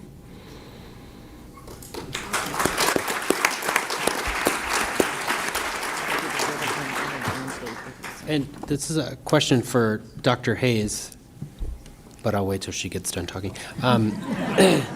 So I think from your perspective as a physician, when you look at buprenorphine in particular, the Data 2000 law has been in place for over a decade. You have about 32,000 doctors who've requested a waiver of about 900,000. And I think there certainly are issues with capacity to provide the treatment and willingness. As you said, even in your community, some people were willing and some were not. And I think what we hear from many clinicians, especially who are not specialists, but are primary care docs who somehow get involved in whether it's a particular patient or just an interest in the issue, is that it's very rewarding, once you take that. And I think there's the perception that it's just the barrier to entering and engaging with this patient population will just overrun your primary care practice. And I think, what's your perspective on, did you feel those things? How did you navigate that? How have you managed? I mean, you're treating at the top end of what's currently allowed, and how have you managed to do that successfully in the context of maintaining your practice? It definitely can get a little overwhelming at times, especially I feel like if all of the primary care providers in my community would take on, some of these patients, then none of us would be overwhelmed, but for right now, it is an issue. One thing I've always said, I love NA and AA, but I think one of the detrimental things they've done is there's this often an attitude that only someone who has been through addiction can treat addictions. And for many years, this allowed physicians off the hook. Oh, well, I have no history of addiction, so I can't deal with these people. And then the second thing I think is we tend, because we're not screening well for addiction, we tend to only see addiction in people who have really severe addictions, the alcoholic with end-stage cirrhosis, the guy who comes in with huge abscesses, the one who's overdosing twice a week and ending up in the ER. We as primary care physicians are not often diagnosing the guy who's maybe taking Percocet on the weekend or, drinking 6 beers a night to try and cope with things. And those are the folks we need to start doing. And that's one thing I really think that we need as a medical community to be advocating for, is that people do diagnose substance use disorder much, much earlier, because it is so much easier to treat and actually much more rewarding to treat if we can diagnose it earlier. And one of the things I've taken to saying when people tell me, well, I don't want to treat those people because I don't want them in my waiting room, is they're already in your waiting room. You're just not identifying and treating them. And the family practice residencies, both in Albuquerque and Santa Fe, have now made it one of their goals to have all of their residents leaving knowing how to prescribe buprenorphine. So we have done buprenorphine trainings for their residents every year for the last 4 or 5 years. And they also insisted that all of their attendings get training in buprenorphine. Some of them have been more enthused than others, I will say. But I think we need to convince the national organizations, the American Academy of Family Practitioners, the American College of Physicians, and the American Academy of Pediatrics, that this is part of primary care. This is a very, very common condition. It is treatable by things physicians can do in their office. I see no reason that physicians are not treating this. And there are things that only physicians can do. I mean, physicians are the only people who can treat with buprenorphine. And so we need to have it be considered part of mainstream medicine, and I think that's what we need to work on. So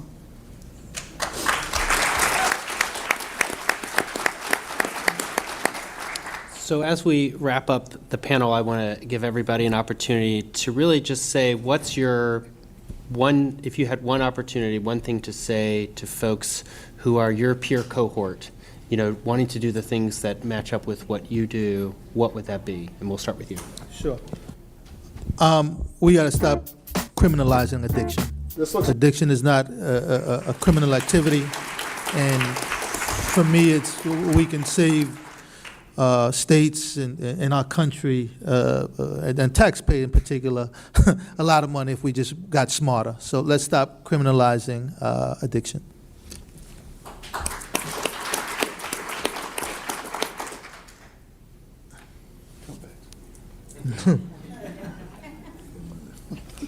Make naloxone available over the counter. We have to remove barriers to access to naloxone. The stigma around substance use, particularly opiate use, makes it incredibly difficult for families to go to their family physician to ask for a prescription, or even to go to a pharmacist and ask for a prescription. It needs to be over the counter. It's safer than aspirin, EpiPens, or an antibiotic. So let's just make it safe and available to everybody.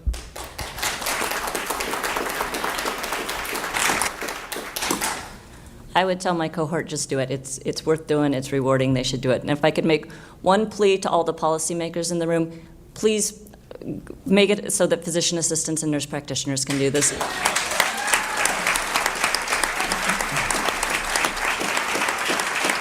There are nurse practitioners prescribing huge amounts of OxyContin, but they cannot prescribe buprenorphine. It is just a crazy dichotomy, and I think we need to change that law.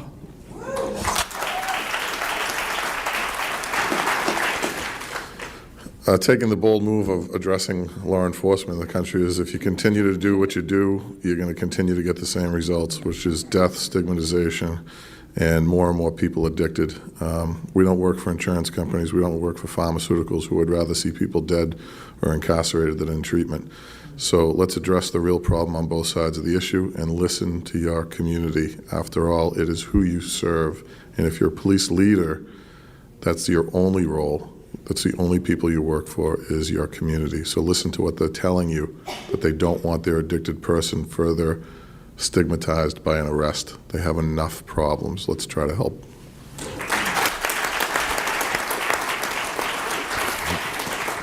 Chris, I'm gonna need 10 minutes, okay? No, just playing. Now, I think, Stephanie, I know she's the bullhorn over there. No, seriously, I think that we need to explore, be more creative with developing more partnerships. Specifically, I think more foundations, more corporations.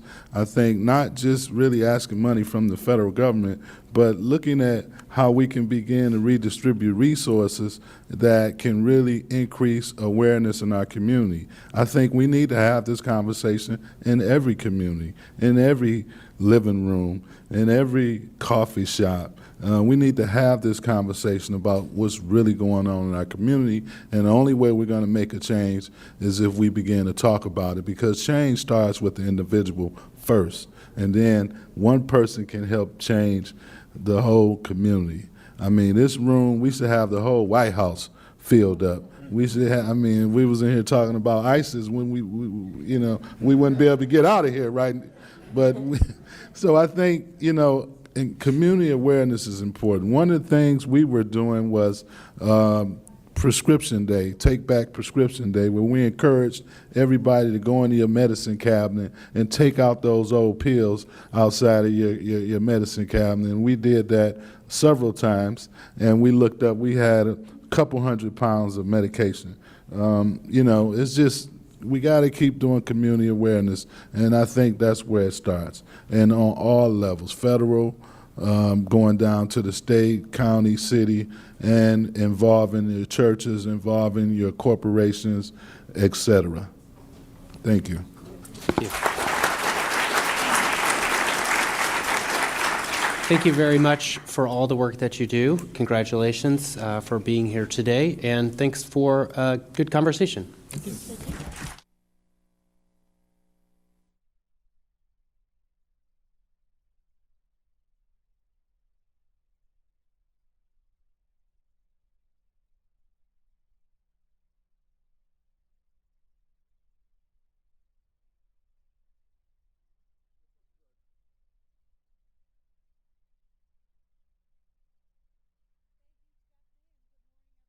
Welcome to the White House.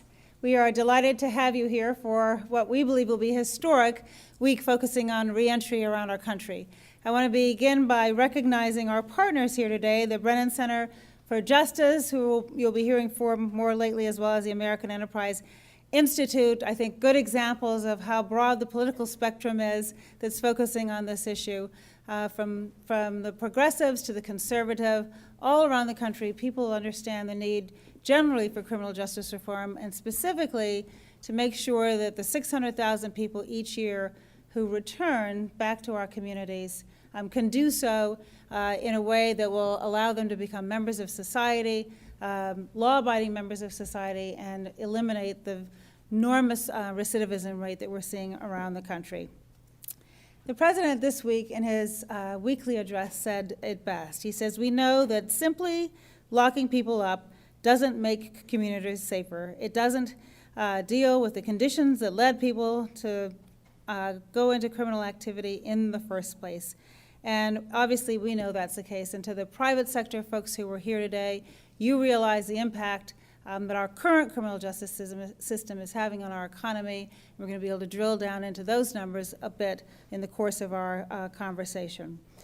Throughout the week, the administration is sponsoring activities all across the country. The Department of Justice, through the Bureau of Prisons and the U.S. Attorneys, is going to have 550 events all throughout the country, focusing on what can we do to help people and to raise awareness on the ground from a whole range of stakeholders so that when they are released, they have the skills they need and they are able to get a job and, again, be law-abiding members of our society. We have announcements that are coming from the Department of Housing and Urban Development, the Department of Health and Human Services, the Department of Veteran Affairs, the Department of our, right here in the White House, as you will hear from Jason Furman from the Council on Economic Advisors. All of the agencies have been focusing on what can we do to this very important issue of reentry. Now, reentry, as we all know, fits into the broader picture of criminal justice reform. And last summer, the president gave a speech where he focused on 3 buckets: the community, the courthouse, and the cell block. So we have a collective responsibility, and I know many of the advocates who are here, together with the private sector, have been focusing on improving our communities. And it's everything from early childhood education to breaking the school to prison pipeline, to breaking the sexual assault to prison pipeline, to ensuring that every child gets that fair shot. The President's My Brother's Keeper initiative is another way of helping young boys and men of color get that fair shot and follow a life free from crime. So we have to improve our community. We also have to improve the courtroom. And as you've been seeing, there is bipartisan support right now for federal legislation that would reduce the mandatory minimums for nonviolent drug offenders, that would reinvest back into our system so while people are incarcerated, they have everything from job training to counseling to substance abuse counseling, whatever they need to be able to return to society. We know that right now over half of the folks who are incarcerated have some sort of mental illness.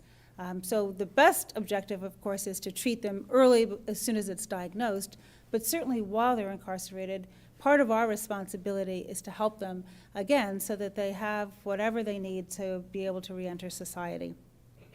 We're also focusing on what happens in the cell block. That's the reinvestment. That's ensuring that job opportunities are available. A couple of weeks ago here at the White House, we announced our Fair Pledge business pledge that really generated enormous support from the business community. Several months ago, when we went around to business leaders and said, we know that you're hiring people who have been incarcerated. Would you be willing to come forward and talk about it? And we were met with a deafening silence. And many companies did it. They just simply didn't want to talk about it. But over the course of the last few months, we've made a lot of progress. When we launched this Fair Pledge, we had 9 companies, and many of them big-name companies who agreed to come forward, and it was everyone from Pepsi-Cola to Coca-Cola to Coke Industries, Facebook, et cetera. But since that time, we're now up to 90 companies, and so we're asking people who are interested, people who employ folks all across our country, recognizing that they are better off if they have a job as opposed to not having a job. That will make our community safer, and it will certainly improve our economy, to go on the White House website under Fair Chance Hiring and sign up for this pledge. It sends a very important message about who we are as a people.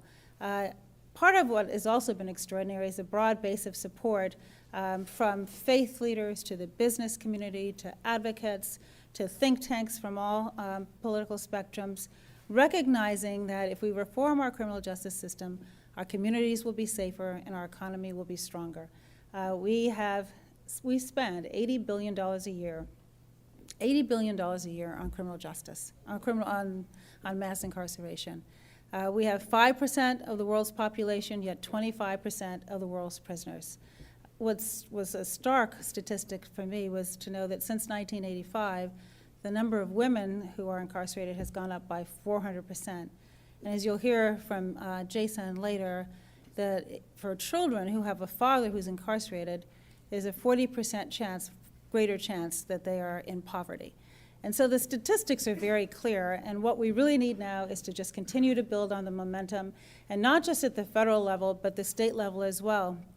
We know that occupational licenses, for example, are mostly regulated at state level, and that there are many states that just have blanket prohibitions against anyone who's been incarcerated, particularly for a felony, to get a license. 40% of our jobs require some sort of a license. And again, it's great work that Jason did earlier in the year demonstrates the fact that if we were to change those state requirements and tailor the occupational license actually appropriately by reviewing it, then we would be able to employ so many more people. So a good example is people who are incarcerated are often taught how to be barbers. Well, you need a license to be a barber. So asking our states to take a hard look at how we are licensing is another important step.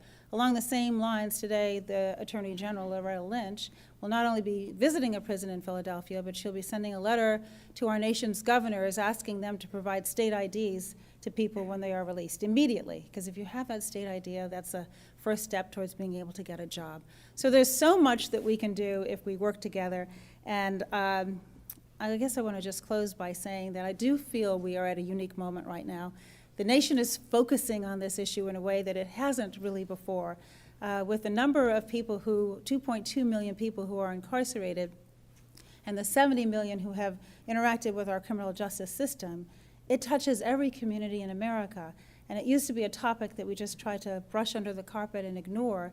And from the data we've seen and from the human toll that we've observed, that's unsustainable. And so with your help, we actually believe we can make great change. So for that, I thank you, and I would like for you to welcome Arthur Brooks, who's the president of AEI, who's going to come up and give a few remarks. Thank you very much, everybody.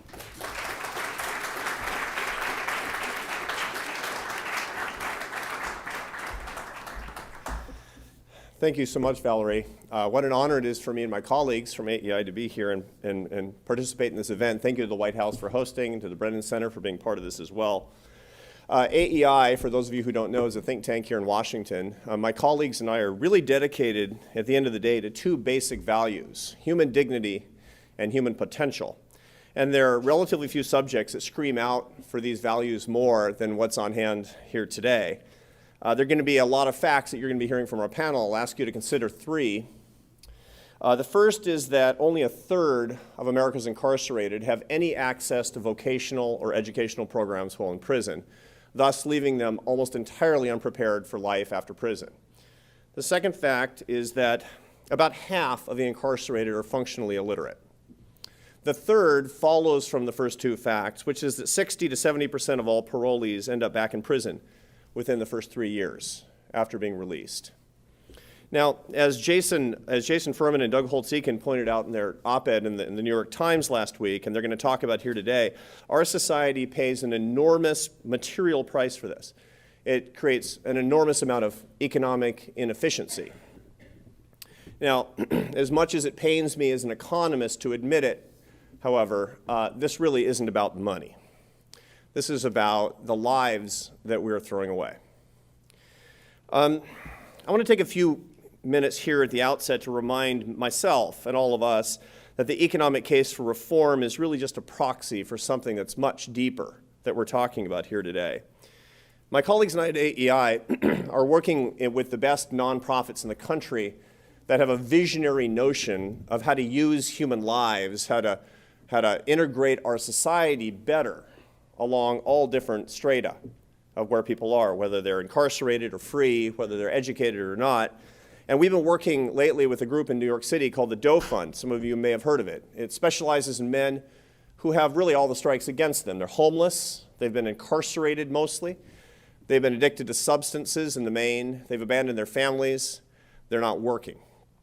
What does it do with these guys? It helps them put their lives back together by helping them to understand that our society needs them and needs their work. This is a subversive and radical concept. The first time I met men from this organization, I was in New York City, and I met a man by the name of Richard who had been in prison for 22 years, since he was 18 years old. And he was working for the first time. About a year after being released, he was working for a low wage, a job that some people here in Washington, D.C. might call a dead-end job. He wouldn't have considered it such. He was working for an exterminator agency. And I asked him how his life was going, and he demonstrated how it was going by showing me an email on his iPhone. He took out his iPhone, the first one he'd ever owned, and that's not the secret to happiness, although it's pretty cool. And he said, read this email, it's from my boss. It says, emergency bedbug job, East 65th Street, I need you now. I said, so? He said, read it again. It says, I need you now. Nobody in my life has ever said those words to me before. When we hear today about the economic cost of mass incarceration, remember that that's a proxy for not needing people. What do we need to do? Not throw away money? No, we need to not throw away people. That's really what we're all about. What can we do to need even the people who commit crimes and who are in prison? That's a question we're dedicated to answering in the coming year at the American Enterprise Institute as we work on inmate education and reentry programs. That's a question that I hope we will begin to answer today. And by the way, one more thing before I close. I think that I think many of us are looking for a way to bring ideological opponents together in this country. There's a deep problem with political polarization that's troubling probably every single person in this room.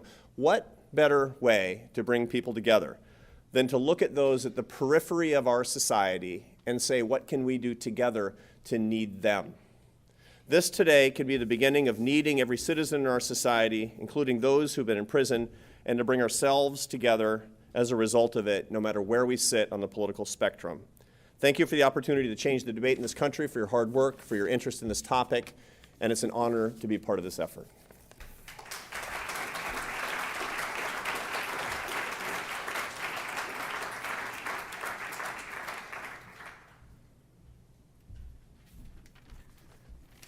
Thank you so much. I'm Michael Waldman. I'm the president of the Brennan Center for Justice at NYU School of Law. We are thrilled to be part of this event, to be co-hosting with the American Enterprise Institute, and to be here with all of you in the White House, and to learn from and understand this significant new report and this significant new dialogue about the economic costs of this very human problem. First of all, I want to thank and acknowledge Arthur Brooks for his remarks and for the creativity that he brings to public policy. Those of us who read his dialogues in the New York Times and elsewhere are always enlivened, and we're really glad to be doing this together. I want to thank Valerie Jarrett for her powerful voice and passion that she has brought to this issue and that the entire administration has brought to this vexing issue, something that in a moment of polarization and division and dysfunction has united communities from across the political spectrum. And we're very grateful, again, to be part of this, this discrete aspect of it. We want to thank and acknowledge Jason Furman and the Council of Economic Advisors, who've done really path-breaking work on this. And I want to thank my colleagues at the Brennan Center for Justice, including several board members, Tom Jordy and Emily Spitzer, and the members of our Economic Advisory Board, some of whom you'll be hearing from shortly. As we all know, and as you've heard, this is a singular moment in one of the most challenging issues facing our country and that has faced our country for years. This is a topic, of course, that has been at the center of American history, at the center of our concerns, but in so many ways the magnitude of the problem has been hiding in plain sight. This is one of those issues where the aggregate statistics in some ways can have a punch in the gut impact greater than anything else. The fact that we have 5% of the world's population and 25% of the world's prison population is not only wrong, it is shocking. We all know that there are costs to that phenomenon, social, moral, racial, and economic. We know as well that we're having this conversation at a time when crime is down dramatically over where it had been. A fact that creates the opening for us to have a reasoned and creative assessment of what we ought to do. And we know that the level of incarceration and over-criminalization that we have in our society simply is not necessary to keep our streets safe and keep our communities safe. One of the studies that the Brennan Center for Justice did last year assessed the impact of mass incarceration on public safety and found that it had very little to no impact on keeping our streets safe at this moment in time. It's also a singular moment because of the remarkable coming together across communities, across ideological perspectives, across partisan perspectives that we see around this issue. We'll be hearing from business leaders, from some of the top economic thinkers, and a conversation like this could be replicated in rooms across the country. I can't think of any other issue on which I've ever worked where there's this much of a genuine seeking of common ground. It's not merely that there are two sides and they kind of each give up something and they find themselves perhaps to their own astonishment in the same place. But people are coming to this with similar views and similar goals, each because of their own core aspirations. It's striking to me that AEI, which is renowned as a free enterprise-oriented institution and think tank, has placed at the center of its thinking about this the very human, the human stories and the human narratives. And I was struck also by the concept of human dignity. The Brennan Center for Justice is 20 years old. It was started by the clerks and family of the late Supreme Court Justice William Brennan. We're affiliated with NYU School of Law. And while we don't take our work from the specifics of his opinions, we take our values from his notion that at the heart of the law was, as he put it, the concept of human dignity. And we have found, in working on this issue of mass incarceration, that the rigor and the impact of economic analysis is matchless. 3 years ago, we focused our criminal justice work under the leadership of my colleague Enamai Chettiar, who you'll be hearing from, on mass incarceration, and understanding that bringing the tools of economics and of the economics profession was something we could help with. We believe that there are measurable costs and benefits. We believe that there are tremendous and often unexamined social negative consequences from the current system. And we believe that the very financial incentives built into budgeting and the entire governmental system that steered us, often unthinkingly, toward where we are now can help steer us with better foresight away toward a wiser policy.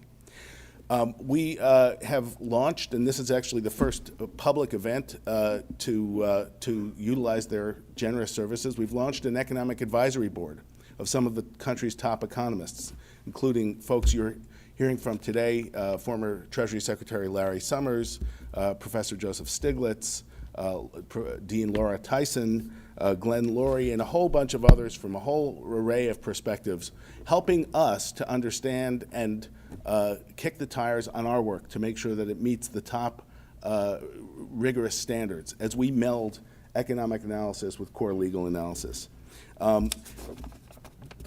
Because of that focus, we're thrilled to be able to be part of this event. This report you're about to hear about is really a landmark. It is rock solid. It brings together the top minds at the CEA around something that is as important as M1 and M2 or anything else they might be focusing on. And I am delighted to introduce to you to talk about the new report, Dr. Jason Furman. As you know, he is the chair of the Council of Economic Advisors, one of the leading public economists in the country. Before this, I should note, he, among other things, headed the Hamilton Project at the Brookings Institution, proving that he was prescient beyond words in understanding how cool Alexander Hamilton could be to a wide audience. So, Dr. Jason Furman.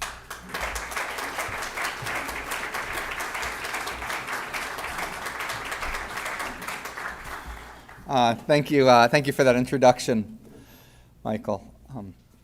President Truman was reported to have been frustrated with his economic team because every time he asked them for advice on something, rather than telling him something clear and direct, they would tell him, well, on the one hand, and then they would say on the other hand, and he said he wanted to get himself a one-handed economic advisor.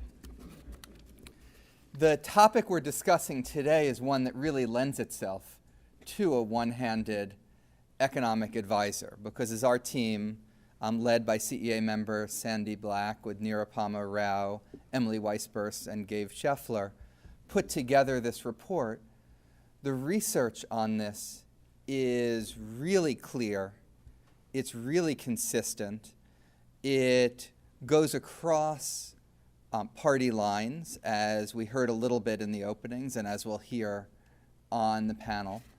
And the changes we've seen in policy over the last decades that led to the mass incarceration, that led to the increasing difficulty of reincorporating people into the workforce, wasn't because of some set of studies or research or analysis done by economists, lawyers, or criminologists.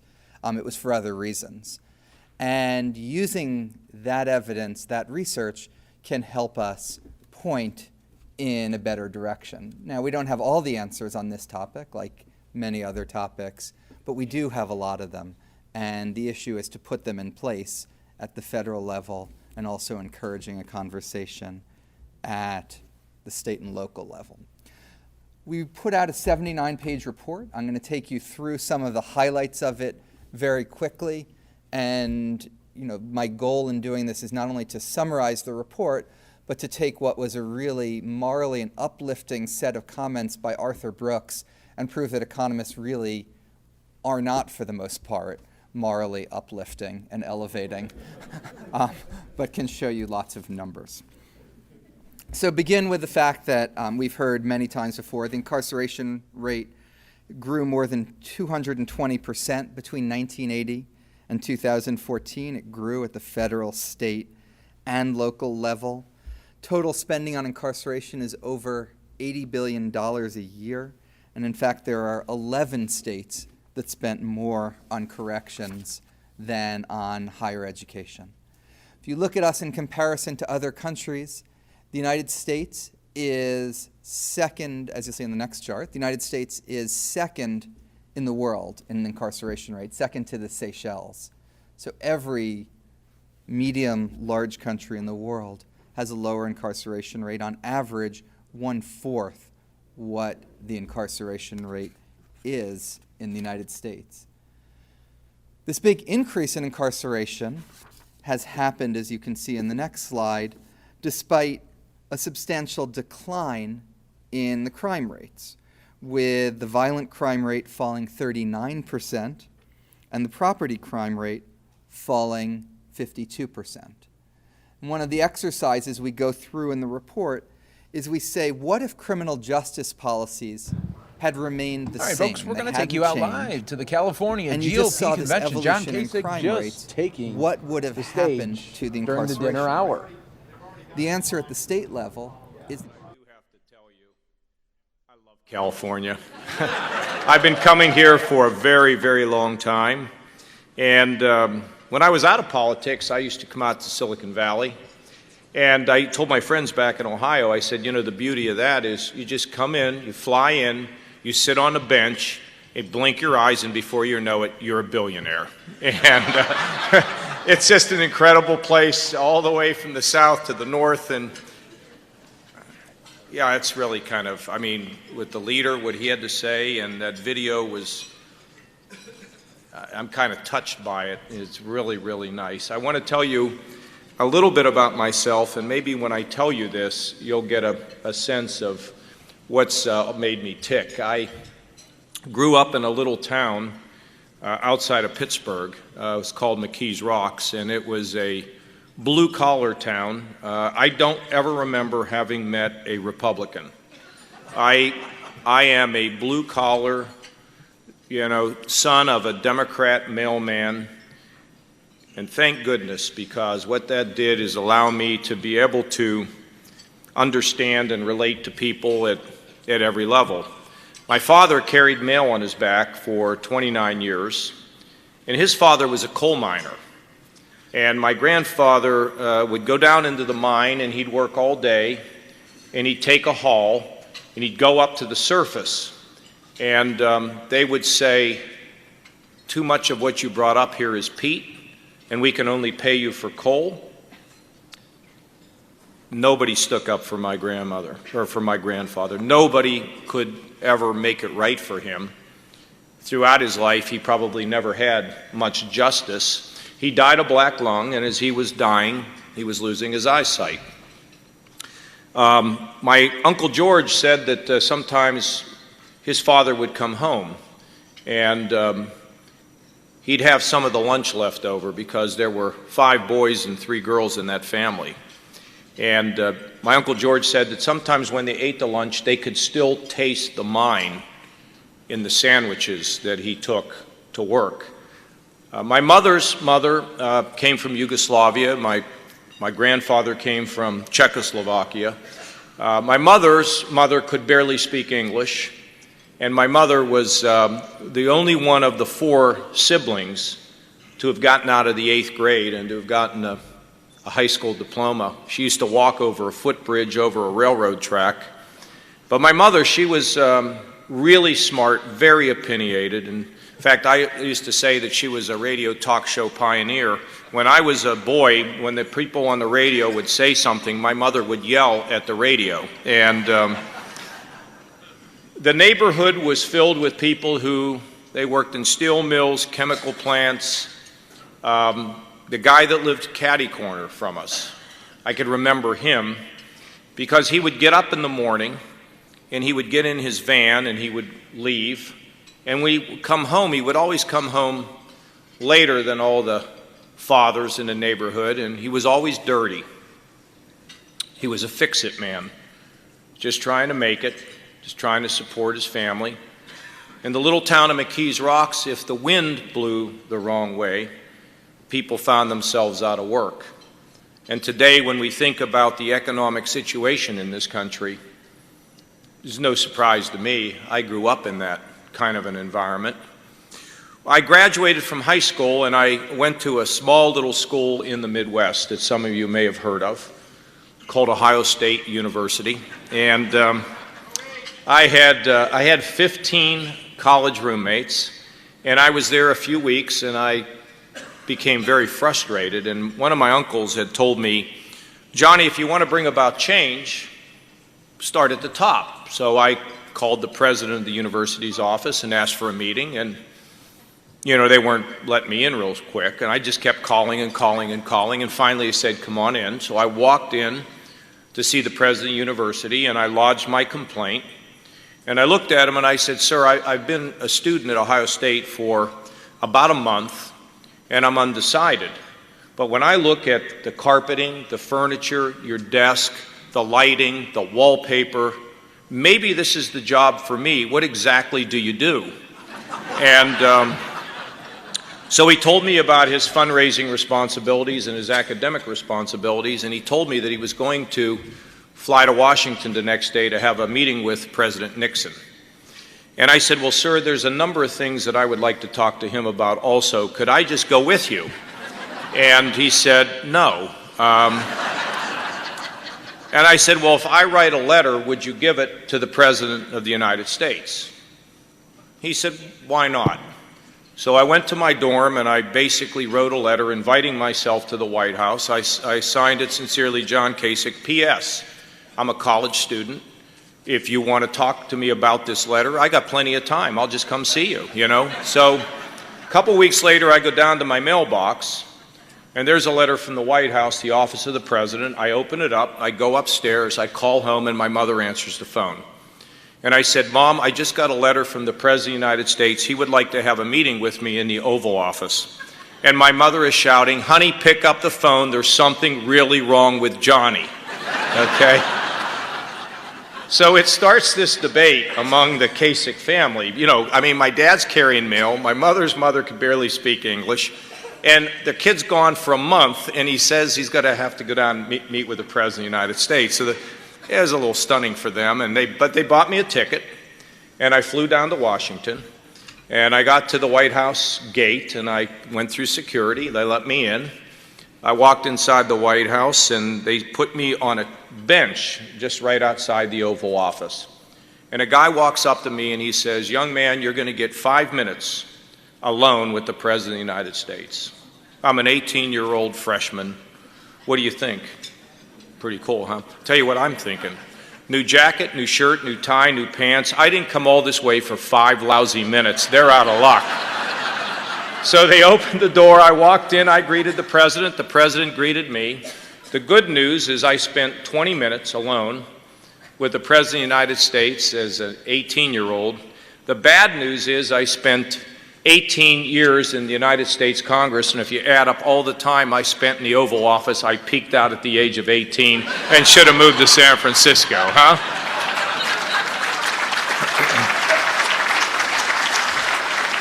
I want to tell you that I used to say, and maybe in some ways some of you would relate, that throughout my lifetime I have been struck by lightning in everything I've ever really tried. But I kind of think about it a little bit, leader, a little different than being struck by lightning. For whatever reason, the good Lord has given me grace. to be able to be in positions and achieve things that, as a young kid, I probably could never even have dreamed of. But you see, when you get the grace from the Lord, you cannot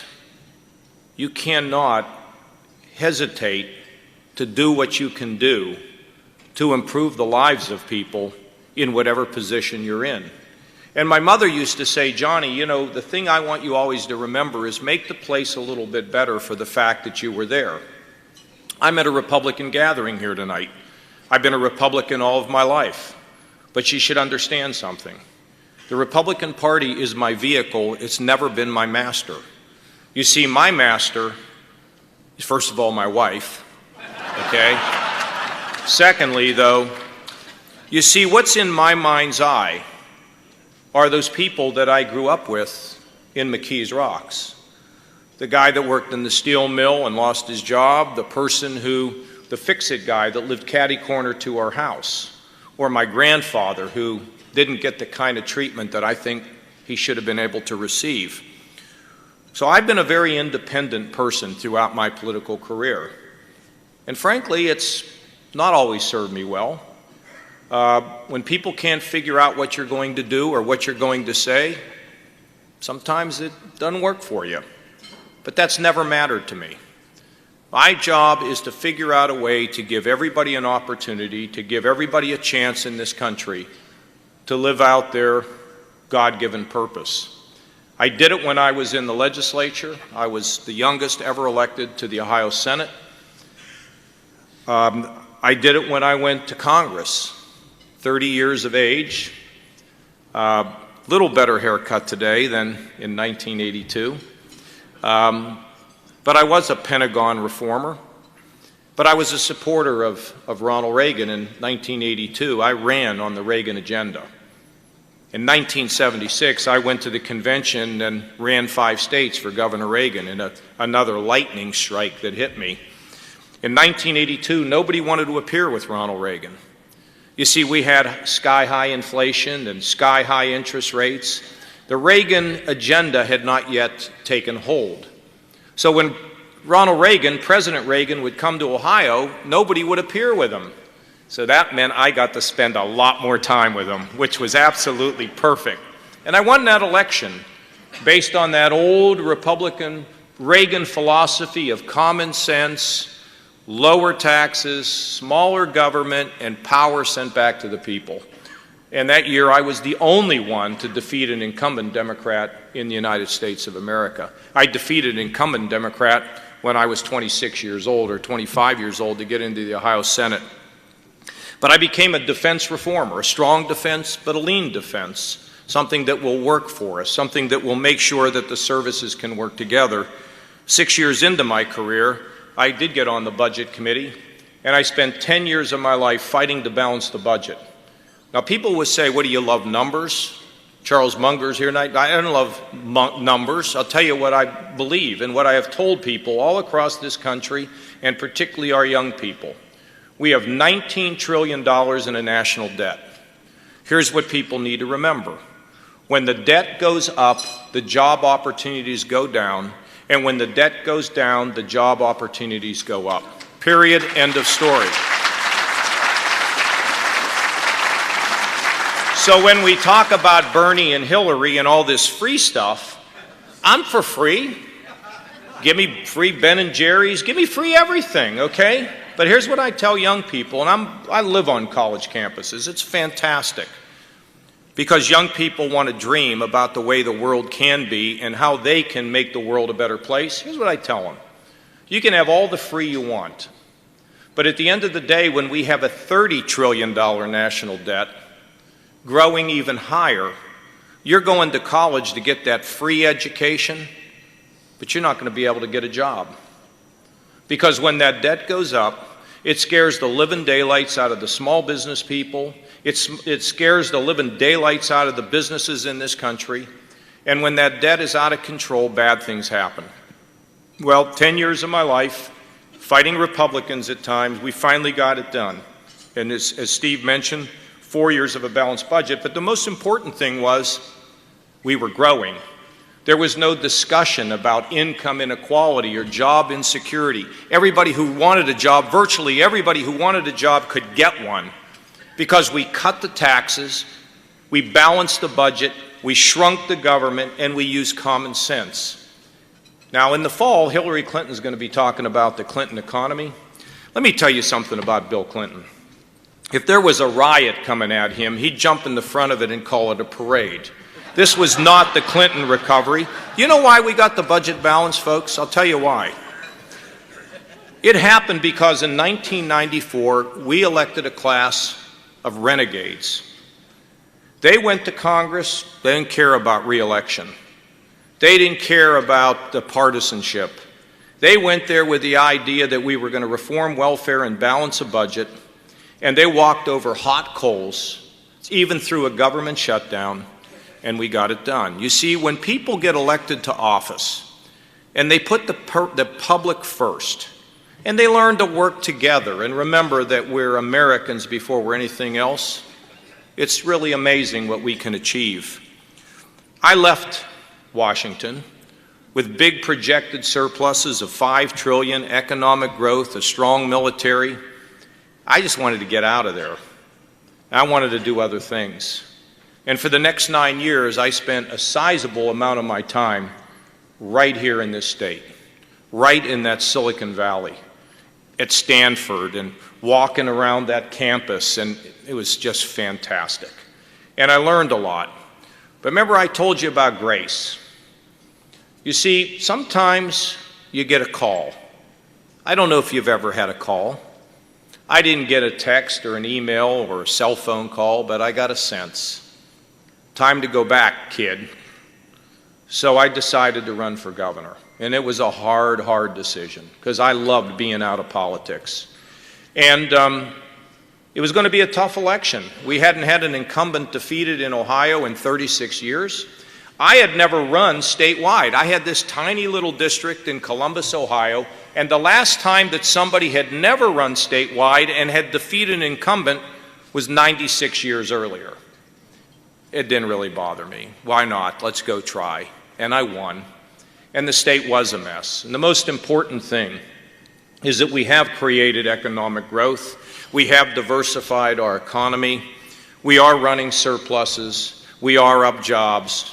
But there's one other thing I think we as a party need to understand, that economic growth is not an end unto itself. You see, with economic growth, you have an opportunity to reach out to people who live in the shadows. These are the mentally ill who I don't believe. You know, I was in San Francisco today. We were coming down the street, and there was a woman standing on the sidewalk that I pointed out to the people traveling with me. She had a big backpack, duffel bag, stuffed full, I'm sure, of all her earthly possessions. She was standing on some pieces of cardboard, and she was talking to herself, or maybe not talking to herself, but talking to somebody who wasn't there. When she was born, and her mother held her in her arms, she had big hopes and dreams. Well, we can't fix it all, but we can help the mentally ill in this country with the proper help and the proper medication to get on their feet and not live under a bridge or live in our prisons. And we have an obligation to help them.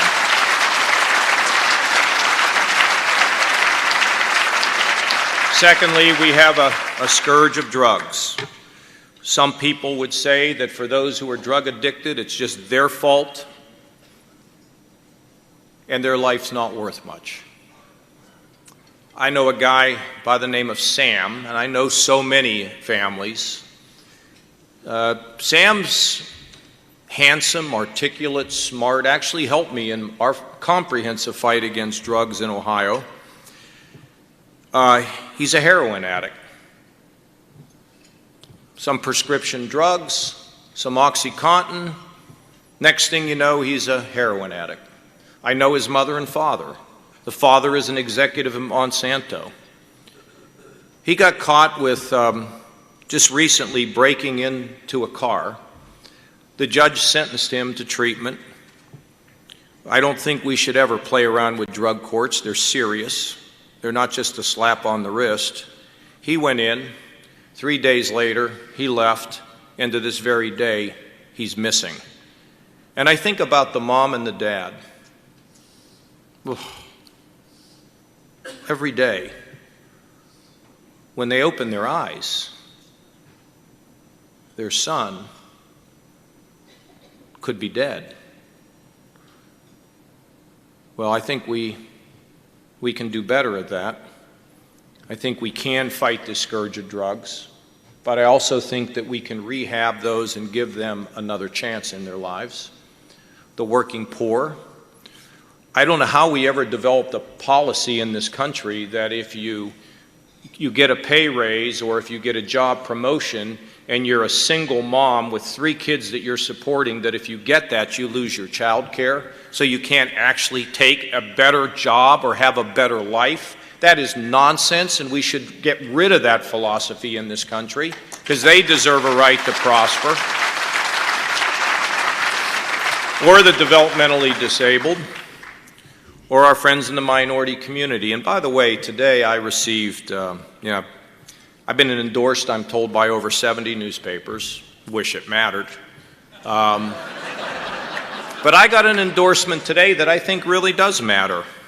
For the first time in 36 years, the Hispanic Chamber of Commerce endorsed John Kasich for President of the United States, okay?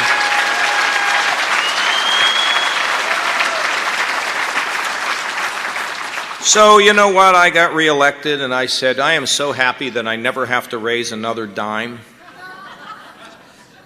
And now I'm running for president. I can do this job, and I can build a team that can fix this country. You see, I've chosen in this campaign not to live on the dark side of human nature. You see, I know people are angry. I know they're anxious. I know they have doubts. You have 2 choices as a leader or as a public official. You can either prey on those fears and those doubts and that anger, and you can build yourself up while you knock them further down, or you have another opportunity. It's to acknowledge that the problems are real, but the solutions are also possible. If we have vision, innovation, if we work together, because never in the history of this country have we ever fixed anything when we were divided. And I don't know about you, but I'm worried about a divided, polarized country, and it does not have to be that way. We can solve these problems and bring people together and give them hope again. We can do it. You know, we've had some pretty poor leadership in government. Too many people worried about polls. Too many people worried about re-election. Too many people worried about themselves. Now, you see, I happen to believe that everybody in this room is made special. You know, I told people earlier today, I was in Utah, and I was telling this young lady, it's a crowd, and I turned to this young lady, I said, you know, young lady, you're never been anybody like you before, ever. And there'll never be anybody like you again. And you have certain gifts that you need to use to heal this world. And I looked at her and she was crying. And I told my wife this story, and my wife said, well, what do you think happened? I said, well, maybe I convinced her that she was special and she'd never thought about it before. And my wife said, well, maybe you scared her and made her cry. But the fact is that we're all made special. And we have a job to do on this earth. If we're a doctor, we heal. If we're a nurse, oh yeah, we spend countless 20 extra minutes visiting with families who need another word of encouragement, and we do it because we want to live a life a little bigger than ourselves.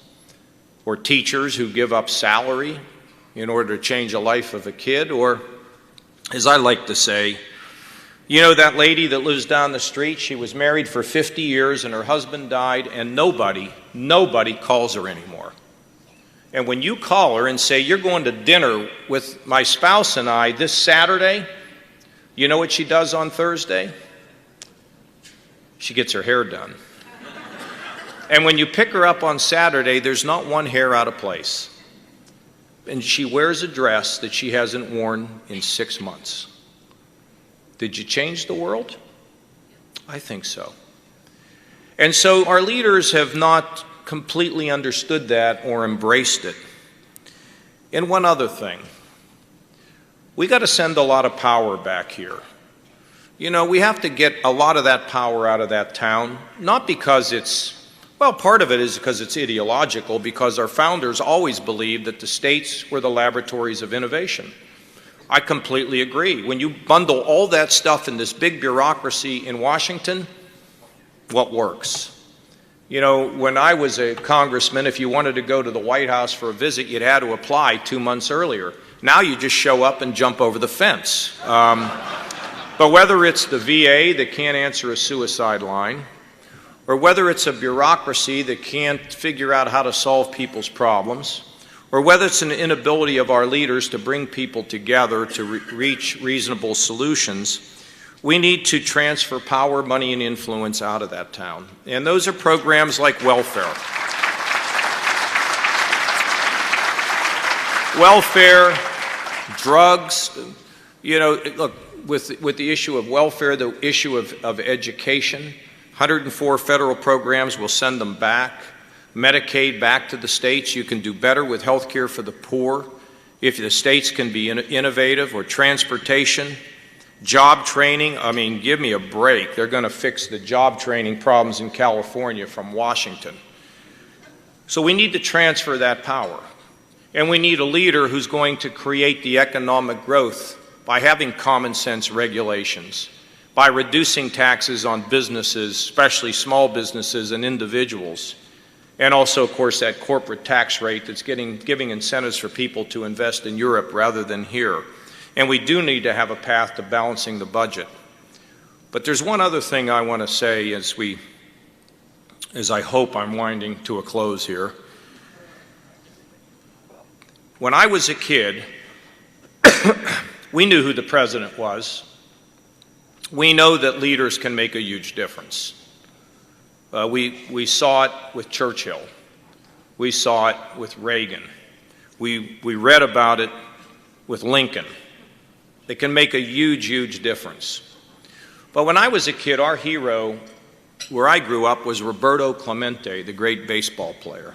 And we loved him because he played under all conditions. He was so excellent, and he just had it all. And every kid would fight up at the schoolyard as who was going to play Roberto Clemente that day. You know, the spirit of our country does not rest in the big shots. The spirit of America, it's in us. It's in our families. It's in our neighborhoods. It's in our communities. You want to solve the drug problem? What are you waiting on? You want to create an education program so our young people can have the skills for jobs that exist today and tomorrow? What are you waiting on? You want to solve the problems of poverty and get people in the welfare office who have job openings where we can train people who are dependent to become independent? What are we waiting for? Do you think that President Kasich is somehow going to come to California and fix all your problems, or the governor of California, or the insurance commissioner of California? It doesn't work that way. You see, our country does best when we have confidence in ourselves, when we believe that we can change that part of the world in which we live. I mean, it doesn't mean we have to change everything or we don't have to run for president, because I don't believe at the end of the day the good Lord measures us. He just wants to know, what did we do with what we were given? And if all of us will just think about recapturing that confidence and that spirit about what drives America, Because America works from the bottom up. America doesn't work that great from the top down, because the spirit of our country rests in us. So folks, we have a great opportunity, I think, and we could blow it very easily. You see, our party needs to be a party of, government is a last resort, not a first resort. It needs to be a party of innovation. I'm great. You could see I got 5 notes on a card. I have no teleprompter, and, for those that have heard me, it's not the same old thing. I know that we need to understand that free enterprise works, but a free enterprise system has to also be underlaid, Charles, with a set of values, or it's bankrupt. That's the philosophy his father followed in building great businesses. If it's good for the people, then it must be good for the market. And if it's bad for the people, we don't want to touch it. I like that. It's a party that says that when some people rise, everyone should rise, or everyone should have an opportunity to rise. We don't want to divide. We don't want to polarize. We want to be the party of hope. Not hope from pie in the sky and unrealistic dreams, but the party that will always remember that it's the people. It's the people that make the difference. And when government officials can empower the people here in the United States of America, we just don't lose. And our party ought to be somebody that speaks out about the fact that we can revive the spirit, that we can provide hope, and that individuals from one end of this great country to another can believe when they wake up in the morning that not only will they be more secure, but also their children and their grandchildren will inherit a country better than what we inherited from our parents. That's the great American legacy. We stay true to it, and we will win. Thank you all, California. God bless you, and we'll see you again.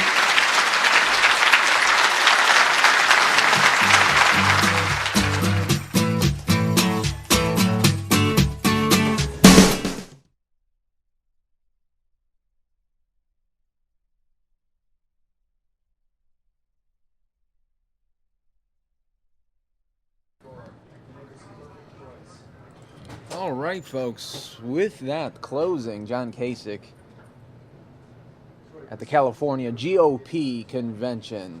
It's coming up on 9 o'clock here. Just want to wish everybody a great TGIF. I hope you guys all have a safe, fun weekend, and be sure to check out Fox 10 News Now all day Monday.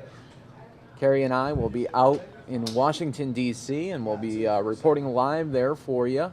Right here on the Fox 10 News Now stream. We'll have lots of fun stuff for you, as well as a lot of good informational nuggets as well of Washington, D.C., the White House, and of course President Obama's big interview with our very own Kari Lake. It's going to be very awesome. I'm so excited for her. This is going to be a great moment, not only for her career, but just a great memory to have interview with a sitting president. It doesn't get much better for that in the terms of journalism and journalism goals. So I leave that with you guys, and I will see you guys, not in studio, but in Washington, D.C. on Monday. I hope you guys all have a great evening.